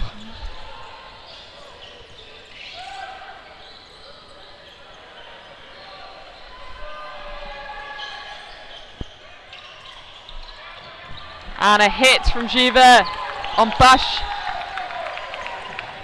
France really controlling this set at the moment. Oh, that's unfortunate. Sean Auger, and he fumbles it up and towards his teammate Belabas, and that takes out both players. And that's exactly what Switzerland needed right then. It brings them right back even at 4v4. Theo rushes forwards, but Givet's telling him to slow down, calm down. There's 4 balls, they don't need to be going at that second. They go with the 4. They're going to release 2, they're going to release 3! Delayed throw there on Ravla. They threw against Marchand, they waited to see what the reactions would be from either player. And I think they saw Ravla had really committed for a very, very strong dodge, a very pronounced dodge. And decided to just nab him. Obviously it was going to be difficult for him to get anywhere after that dodge. So now a 3v1, and Carole is taken out again by a delayed shot. It seems to be working very well at the moment for France. These little delayed hits. They had the ball advantage, they could afford to chuck a few and then release another one a little bit later. And just catching Switzerland out in their dodges. Switzerland, a team of very committed dodgers. They'll all make quite big movements at certain times, especially when there's a few less players on court and there's space to do so. And France have used that to their advantage there. They've thrown either a fake in or a full-blown throw, released the ball, waited to see what the movement is in reaction to that release, and then released a second ball or a third ball even to follow it up and take out whoever it is that's committed too heavily to the dodge and won't be able to do a second dodge, as it were. Timeout has been called. 20 seconds left on that clock.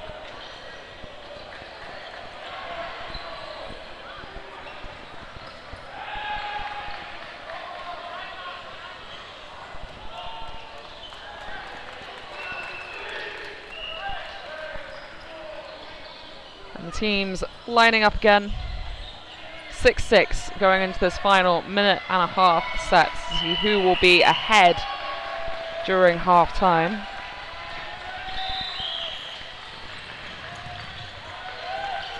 France again winning the third ball off the quick start, but again not immediately doing anything with it.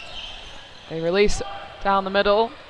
Switzerland have made a substitution here. They've taken Max Gorup out, which I think was potentially the right choice, as he had started to, they'd kind of worked out where he was dodging there. So they've replaced him with Frank.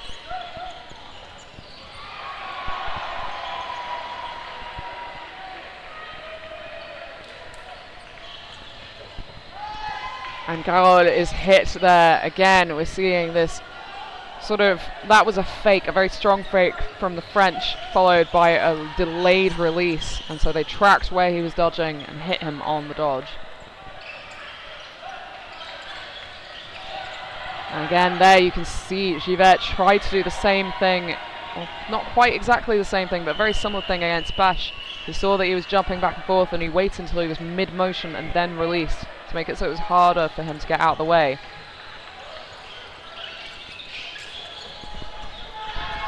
And that's a catch, another catch from Mujnu.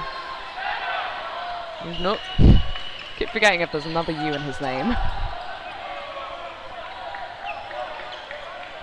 And that's exactly what France needed right then. The set's going to clear up with France ahead going into the half. And a fantastic play there at the end from Mujnu. Steals that for them. So there'll be 5 minutes between the two sets. In the meantime, on the other court at the moment, you could be watching Denmark versus Sweden, who are currently all drawn up going into their final set, Scandinavian derby. On court 3, there's Hungary versus Spain. Hungary leading 10-6. Again, cloth men's match. On court 4, you've got Portugal versus Luxembourg, with Portugal leading 12-4. And on court 5 and 6, in the same hall as I'm currently stood, you have England versus Austria, foam mixed, with England leading 4-2, and Italy versus Spain in foam mixed, leading 4-0 to Italy. Over in the other hall, in court 7, Sweden and Wales are all tied up on 2-2 in foam mixed, and on court 8, Italy leads Austria by a very healthy 7-1. We'll be right back after this halftime break.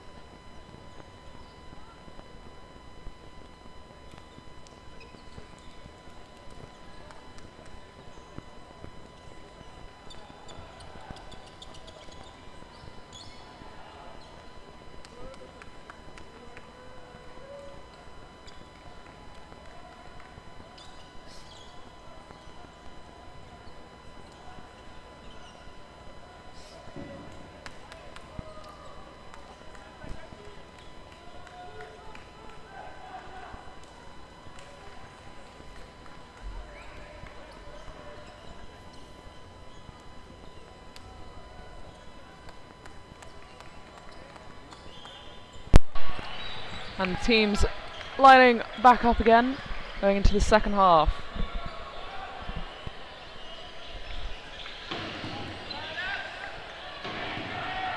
Now, what will be interesting to see going into this half is if Switzerland have worked out exactly what was going on in those last 2 sets. And a lot more rapid pace straight out the gates in this frame. Gregzoni hit out on the Swiss side. Quite a lot of substitutions. Maybe bring in some fresh arms. See if that'll pick up the pace a little bit. We were seeing some very slow matches, but again, now we're seeing running counters, which we weren't seeing so much in the first half. You often see in matches like this at the first half, if it's closely matched, then they don't necessarily feel like they have to push aggressive, and they just play controlled instead. And then the second half kicks in. You start to realise, I think I should probably try and win this match. I should try something different. It's a great hit from Bash.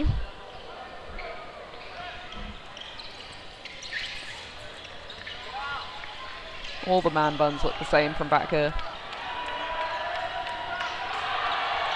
Single ball release down the middle. Not really threatening the opposition that much. And a great hit there from Rafla.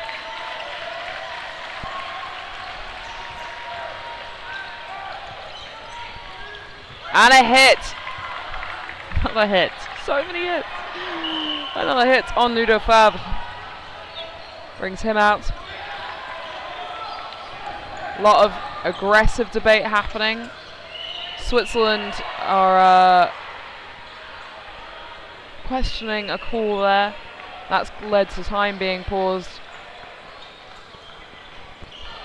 I'm not quite sure what the question is. I assume it's on a ball release.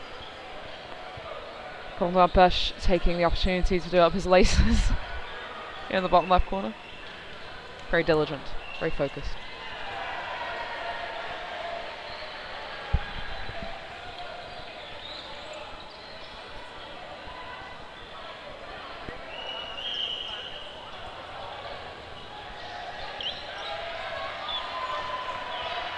And the number 23 on the French side, their captain Suzanne, seems to be quite passionately arguing that it was a catch or a block. Lots of very animated hand motions there, but everyone seems happy with the outcome there. Applause from the French side.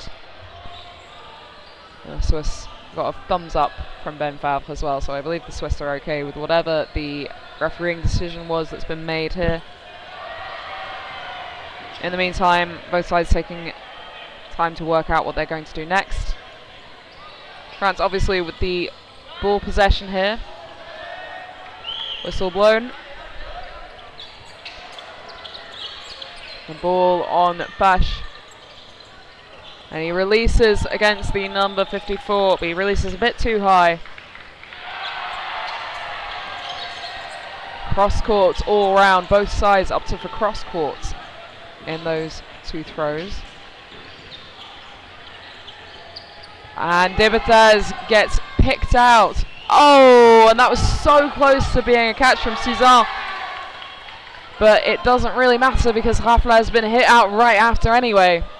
Lots of great backing each other up there. Lots of plays where they were, chasing after each other. Bash arguing that was a little bit far. I think it was within the meter distance.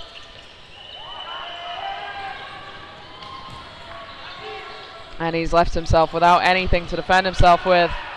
And Ogier takes his time and gets the hit.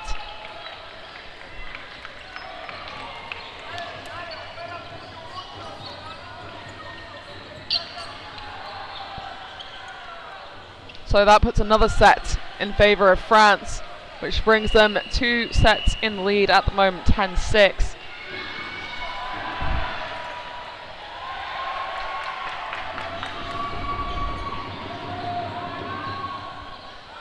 France managed to inject a little bit more energy into this game, or maybe Switzerland have. Either way, both moving a lot more quickly up court at the moment, and Bash there, I don't think he managed to get a good handle on that ball. It was a bit of a low release.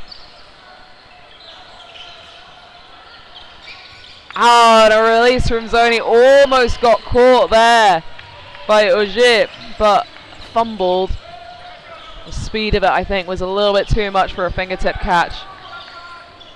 And Zoni putting the pressure to retrieve that fourth ball for Switzerland. They have 4 balls. Pre-throw comes in from the left-hand side from Damas to try and get Al Hafla. And for that, he is punished by the group throw. Hafla with the only ball on the Swiss side now. And a 2-ball release at 2 different targets, and both hit out. Dibitaz and Hafla both hit out in that play. And a 2-ball release from Favronzoni takes out the French captain. And a great dodge from Fav. Ducks down nice and neat underneath that ball.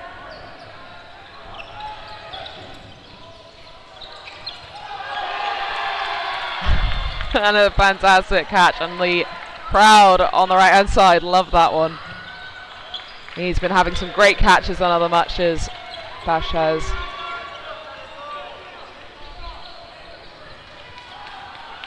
And it's just the French number 50, Mougenot, left now, with a mountain to climb in front of him. Switzerland won't want to give him a catch because he's caught so many. He almost caught that one as well. It was in between his knees.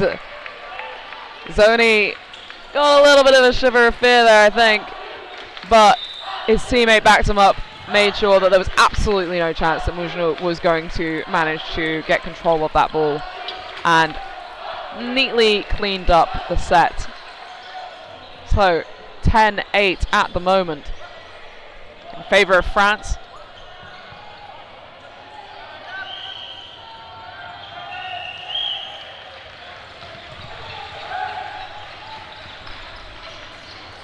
Again, France winning the opening rush.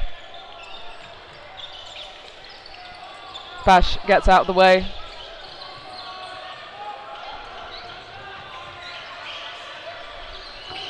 And a fantastic hit from Zoni takes out Cizon. Zoni again trying the same trick twice. Doesn't quite work that time.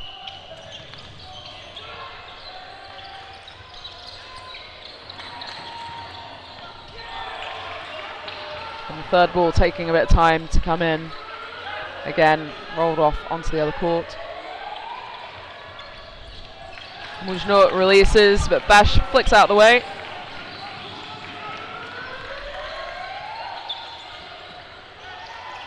And Hafla releasing into the floor in front of Thiou.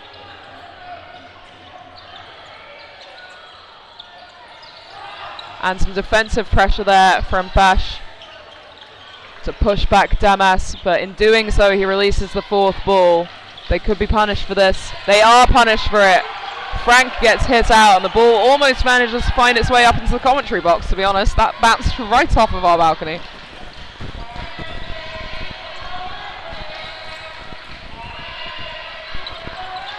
And Switzerland now with 5 to France's 5 again.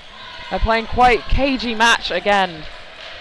It had been quite rapid, it's gone back to being a bit more cagey, and exactly as I say that, it goes back into chaos. And after all that chaos, it's only France that's down. Switzerland kept all 5 of their players there, and France got 2 different players hit out. They tried to revenge them. They ran up with the ball, but they didn't manage to land the hit on Hafla. Time paused momentarily for a little bit of sweat wiping. As a treat, you know.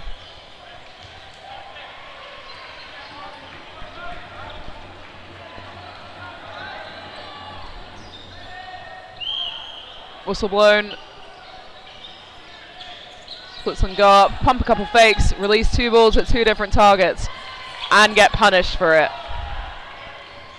An interesting tactic. Not sure it worked out in their favour there. Zoni manages to block Miz dodge. Fantastic work from him to stay alive and get 3 balls for Switzerland. He goes for a single ball release at 54, but he does not manage to make the hit.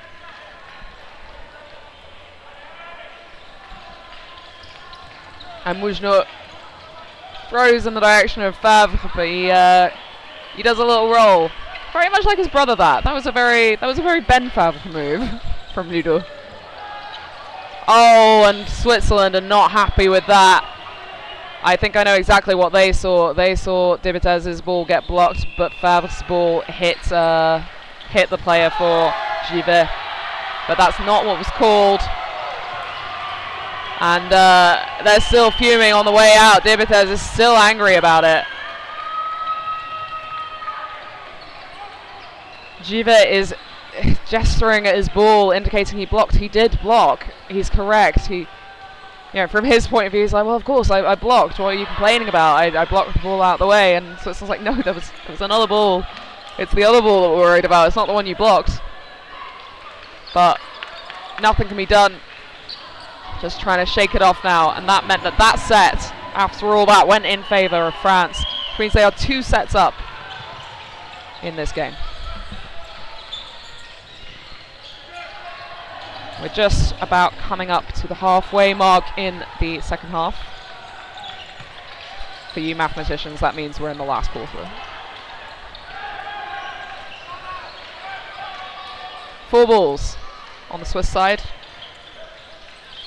And a single ball release there from Givet. It was so good. Zoni could do nothing except give him a thumbs up as he walks off. That was a fantastic cross-court on the toe from Givet to take Zoni out. What a crucial play to get Zoni out nice and early. And only 1 ball on the Swiss side. And Favre opts for a pre-throw and gets hit in the head. In revenge, Frank with some fantastic little dance moves there. Very ballerina-like. Gets himself nicely out of the way.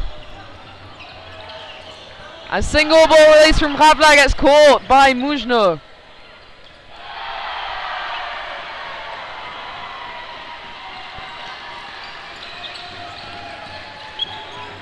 And Dibitez tries to get, I think he was trying to get the revenge hit, but he was trying to get it on Auger, who was already out. Auger's hands weren't in the air, so that is unfortunate.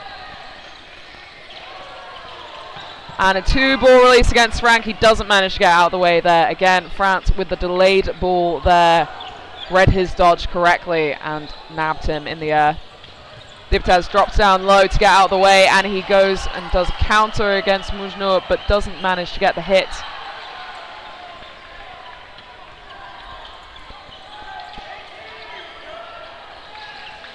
And 2 balls released by Switzerland there. Take out Ryu.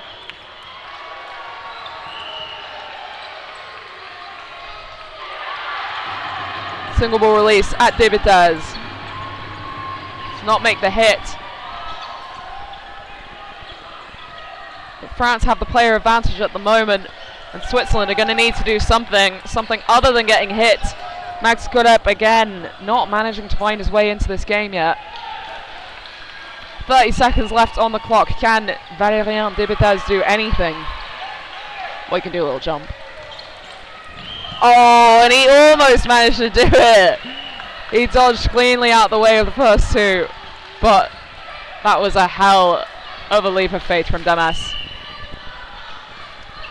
And Switzerland have predictably called a timeout there. They're aware of the amount of time left in the game, and they want to make sure that they regroup. They know they've got to start winning. They have to win the next few sets.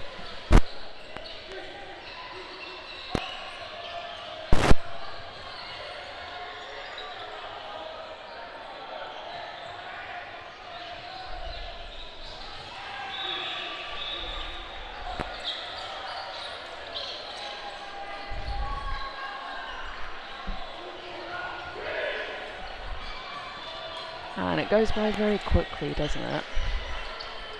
Right, I am just adding the poll in the chat for the MVP. France still deliberating.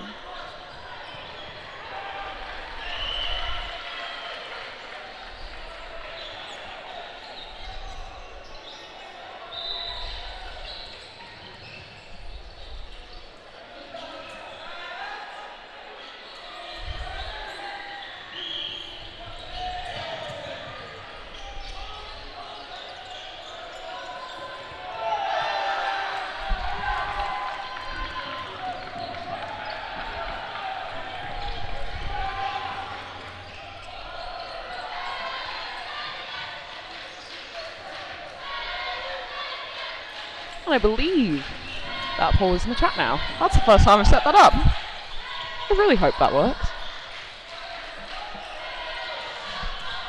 So you have until the end of the match to vote on who your MVP is.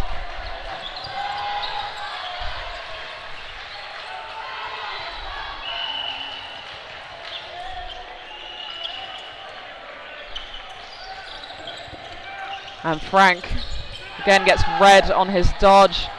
Mujno goes for the 1v1. Gets hit out but takes out Zoni with him, and he's happy with that. They've got the player advantage. He'll take that any day. Fantastic match so far from him.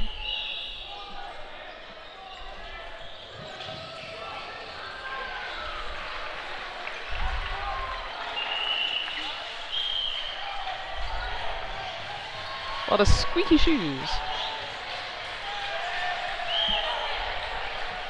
Don't imagine you can hear that from the mics on the stream, but they are remarkably squeaky shoes. I don't know whose they are. 4 balls on the French side, giving away the 4th there. But Dibitez is perfectly happy to dodge out the way of that attack. And he almost manages to get the hit. That was a fantastic run from him. But he misses it right at the end. He got the dodge, he got the run, he did not get the hit. But he does this time. Are we very happy with that?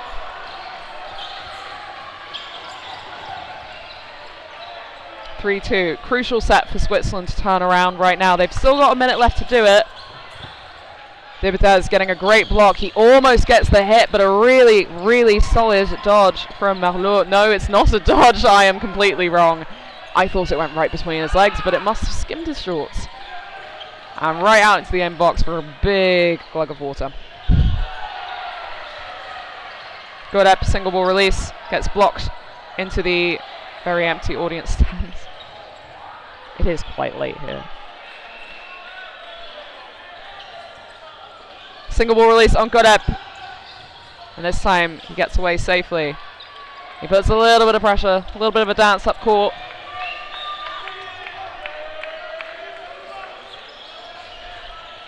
Oh, what a track that was from Dibitez.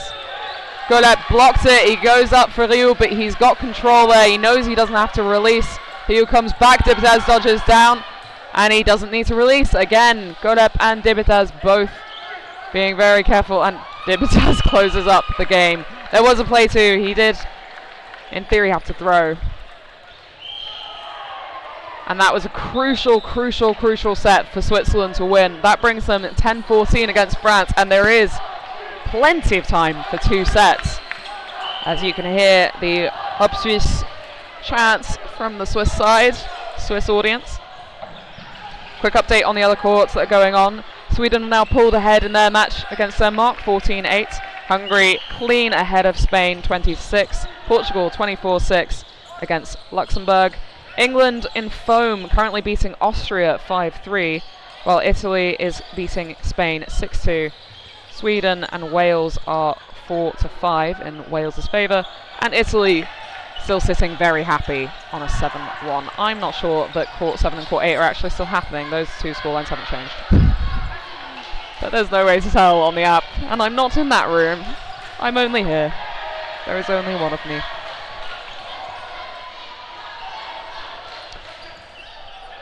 In the meantime, 2 out on either side. make that 3 out on the Swiss side. Zoni puts out his hand, but then immediately tells the French side to calm down with his hand, I think was what he was gesturing there. I think he wasn't too happy about their cheering. But I would say it was within the boundaries of sportsmanlike behaviour.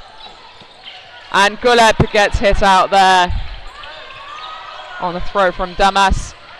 And this is a really, really important set to win. I mean, they're all important sets to win. Ben Favre knows it. He gets the hit. Merlot walks out to the outbox.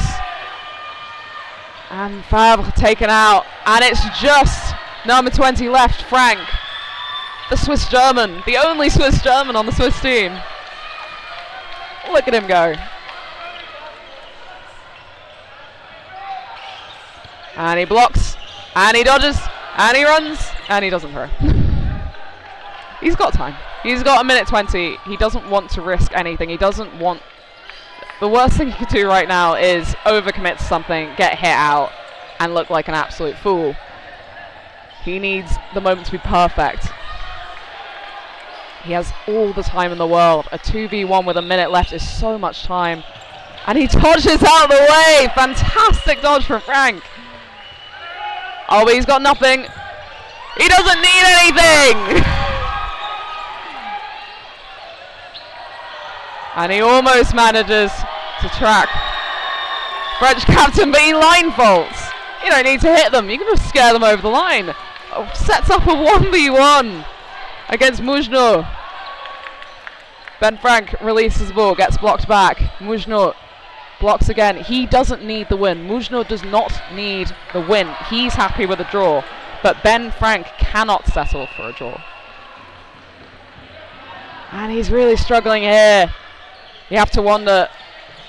And he gives away possession just in time to force a throw from Mougenot. But that throw is nowhere near catchable. He's going to have to suicide surely at this rate. Leap of faith is the only way he's going to get him out. There's 3 seconds. He's got to go. He has to go. He's going to leap of faith. He releases. He gets the hit, but it's too late. It's right after the whistle. Oh, and he's gutted. As am I. But it's commentating, obviously. That is heartbreaking for Ben Frank. He did everything right except for just a second somewhere in there that he needed to save. He needed to shave off. Not even a full second. Half a second, quarter of a second sooner, and he would have got the hit. But that was the correct call from the refs. It was the whistle. He started running when there was 3 seconds left on the clock. That's a long distance, and just under. It was about to tick over. It's a very long distance to cover in that amount of time, and that settles the game. There's not enough time for another 2 sets. It will be going into a final minute half. There's a lot of deliberation happening though. Yeah. I don't really think there needs to be deliberation. I think we all saw what happened.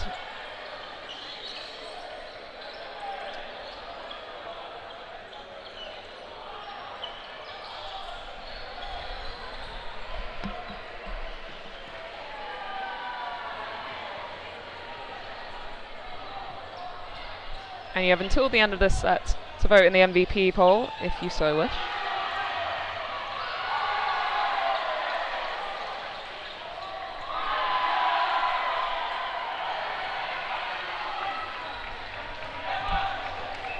An incredibly close match, and to think that it might have all come down to a split second.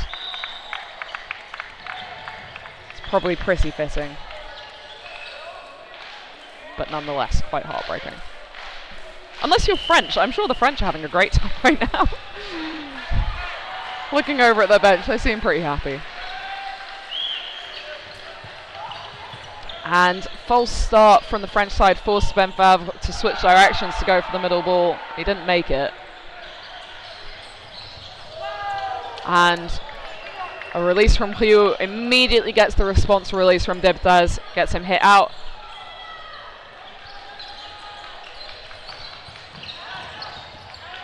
And 2 hits on the French side against 1 on the Swiss side.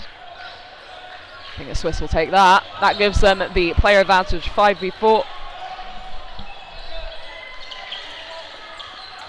And a fantastic jumping dodge from Carol. Followed again by a great hit from Dibitez. He's really... Or is it catch? Oh my god, I didn't see that. I was focused on Carol jumping. When a player jumps, it's so hard not to look. Frank nearly commits a line fault there. Not quite. He did look to check. And who goes for the attack on Dibitez. Skims him out. Green Switzerland now down. Marshall blocks down into the ground. He baits out a throw. Oh! That was so close to being a catch. Got away lucky, I would say, there. I think that's just tiredness on the French side. Givet just let it flick out of his hands. And the final whistle has blown. And Venfave does a little frog hop over the line. And that will bring our final score to 17-11 in favour of France, who win this match. This is a positional playoff match. Both these teams were knocked out in the group stages. So that's potentially why you won't necessarily see France massively cheering. This is a team that's in previous years managed to break out of the groups, have been into the knockouts, have made it all the way to the semi-final, I believe, last time round. And this time round didn't even manage to climb out the groups and had to settle for positional playoffs in this 9th, 12th playoff. So that will conclude that match. The votes are in, and Mougenot has won the MVP vote. French player. I would agree with that. I would agree with the public opinion. Democracy wins for once. No, that I think he played absolutely fantastically. I think he was one of the only players who was really having star moments. He was making catches at the exact right moments. He was dodging at the right moments. He, that set of plays at the end there where he managed to essentially clinch the win for France against Ben Frank was crucial. Staying alive in that situation, that won the game. And it might not be beautiful dodgeball to sit in the corner and stay alive, but it's vital dodgeball, and it proved the deciding factor. So I would agree with that. But consolation to Greg Zoni, who got the MVP on the Swiss side, which he has been consistently doing, I believe, for the Swiss side. He's had a fantastic tournament, and I think he can be very happy with his performance across the whole 3 days, but also across this match. That will be the final match of the day. We'll be starting nice and early tomorrow with yet more positional matches, which we'll get out of the way, sorted, before we head into the finals, which should be very, very exciting indeed. I believe it's an England, Austria women's final, and an England NI mixed and men's. That's all for now. Thank you for joining in, especially the people who have been texting me on my phone that I cannot read during a live stream. I vaguely saw half your messages, but I hope they weren't too important. I don't think they were, based on the half I read. But thank you for joining us for this match, and head on over to Court 2, because that's still going on, and it looks pretty exciting from here. Thanks very much.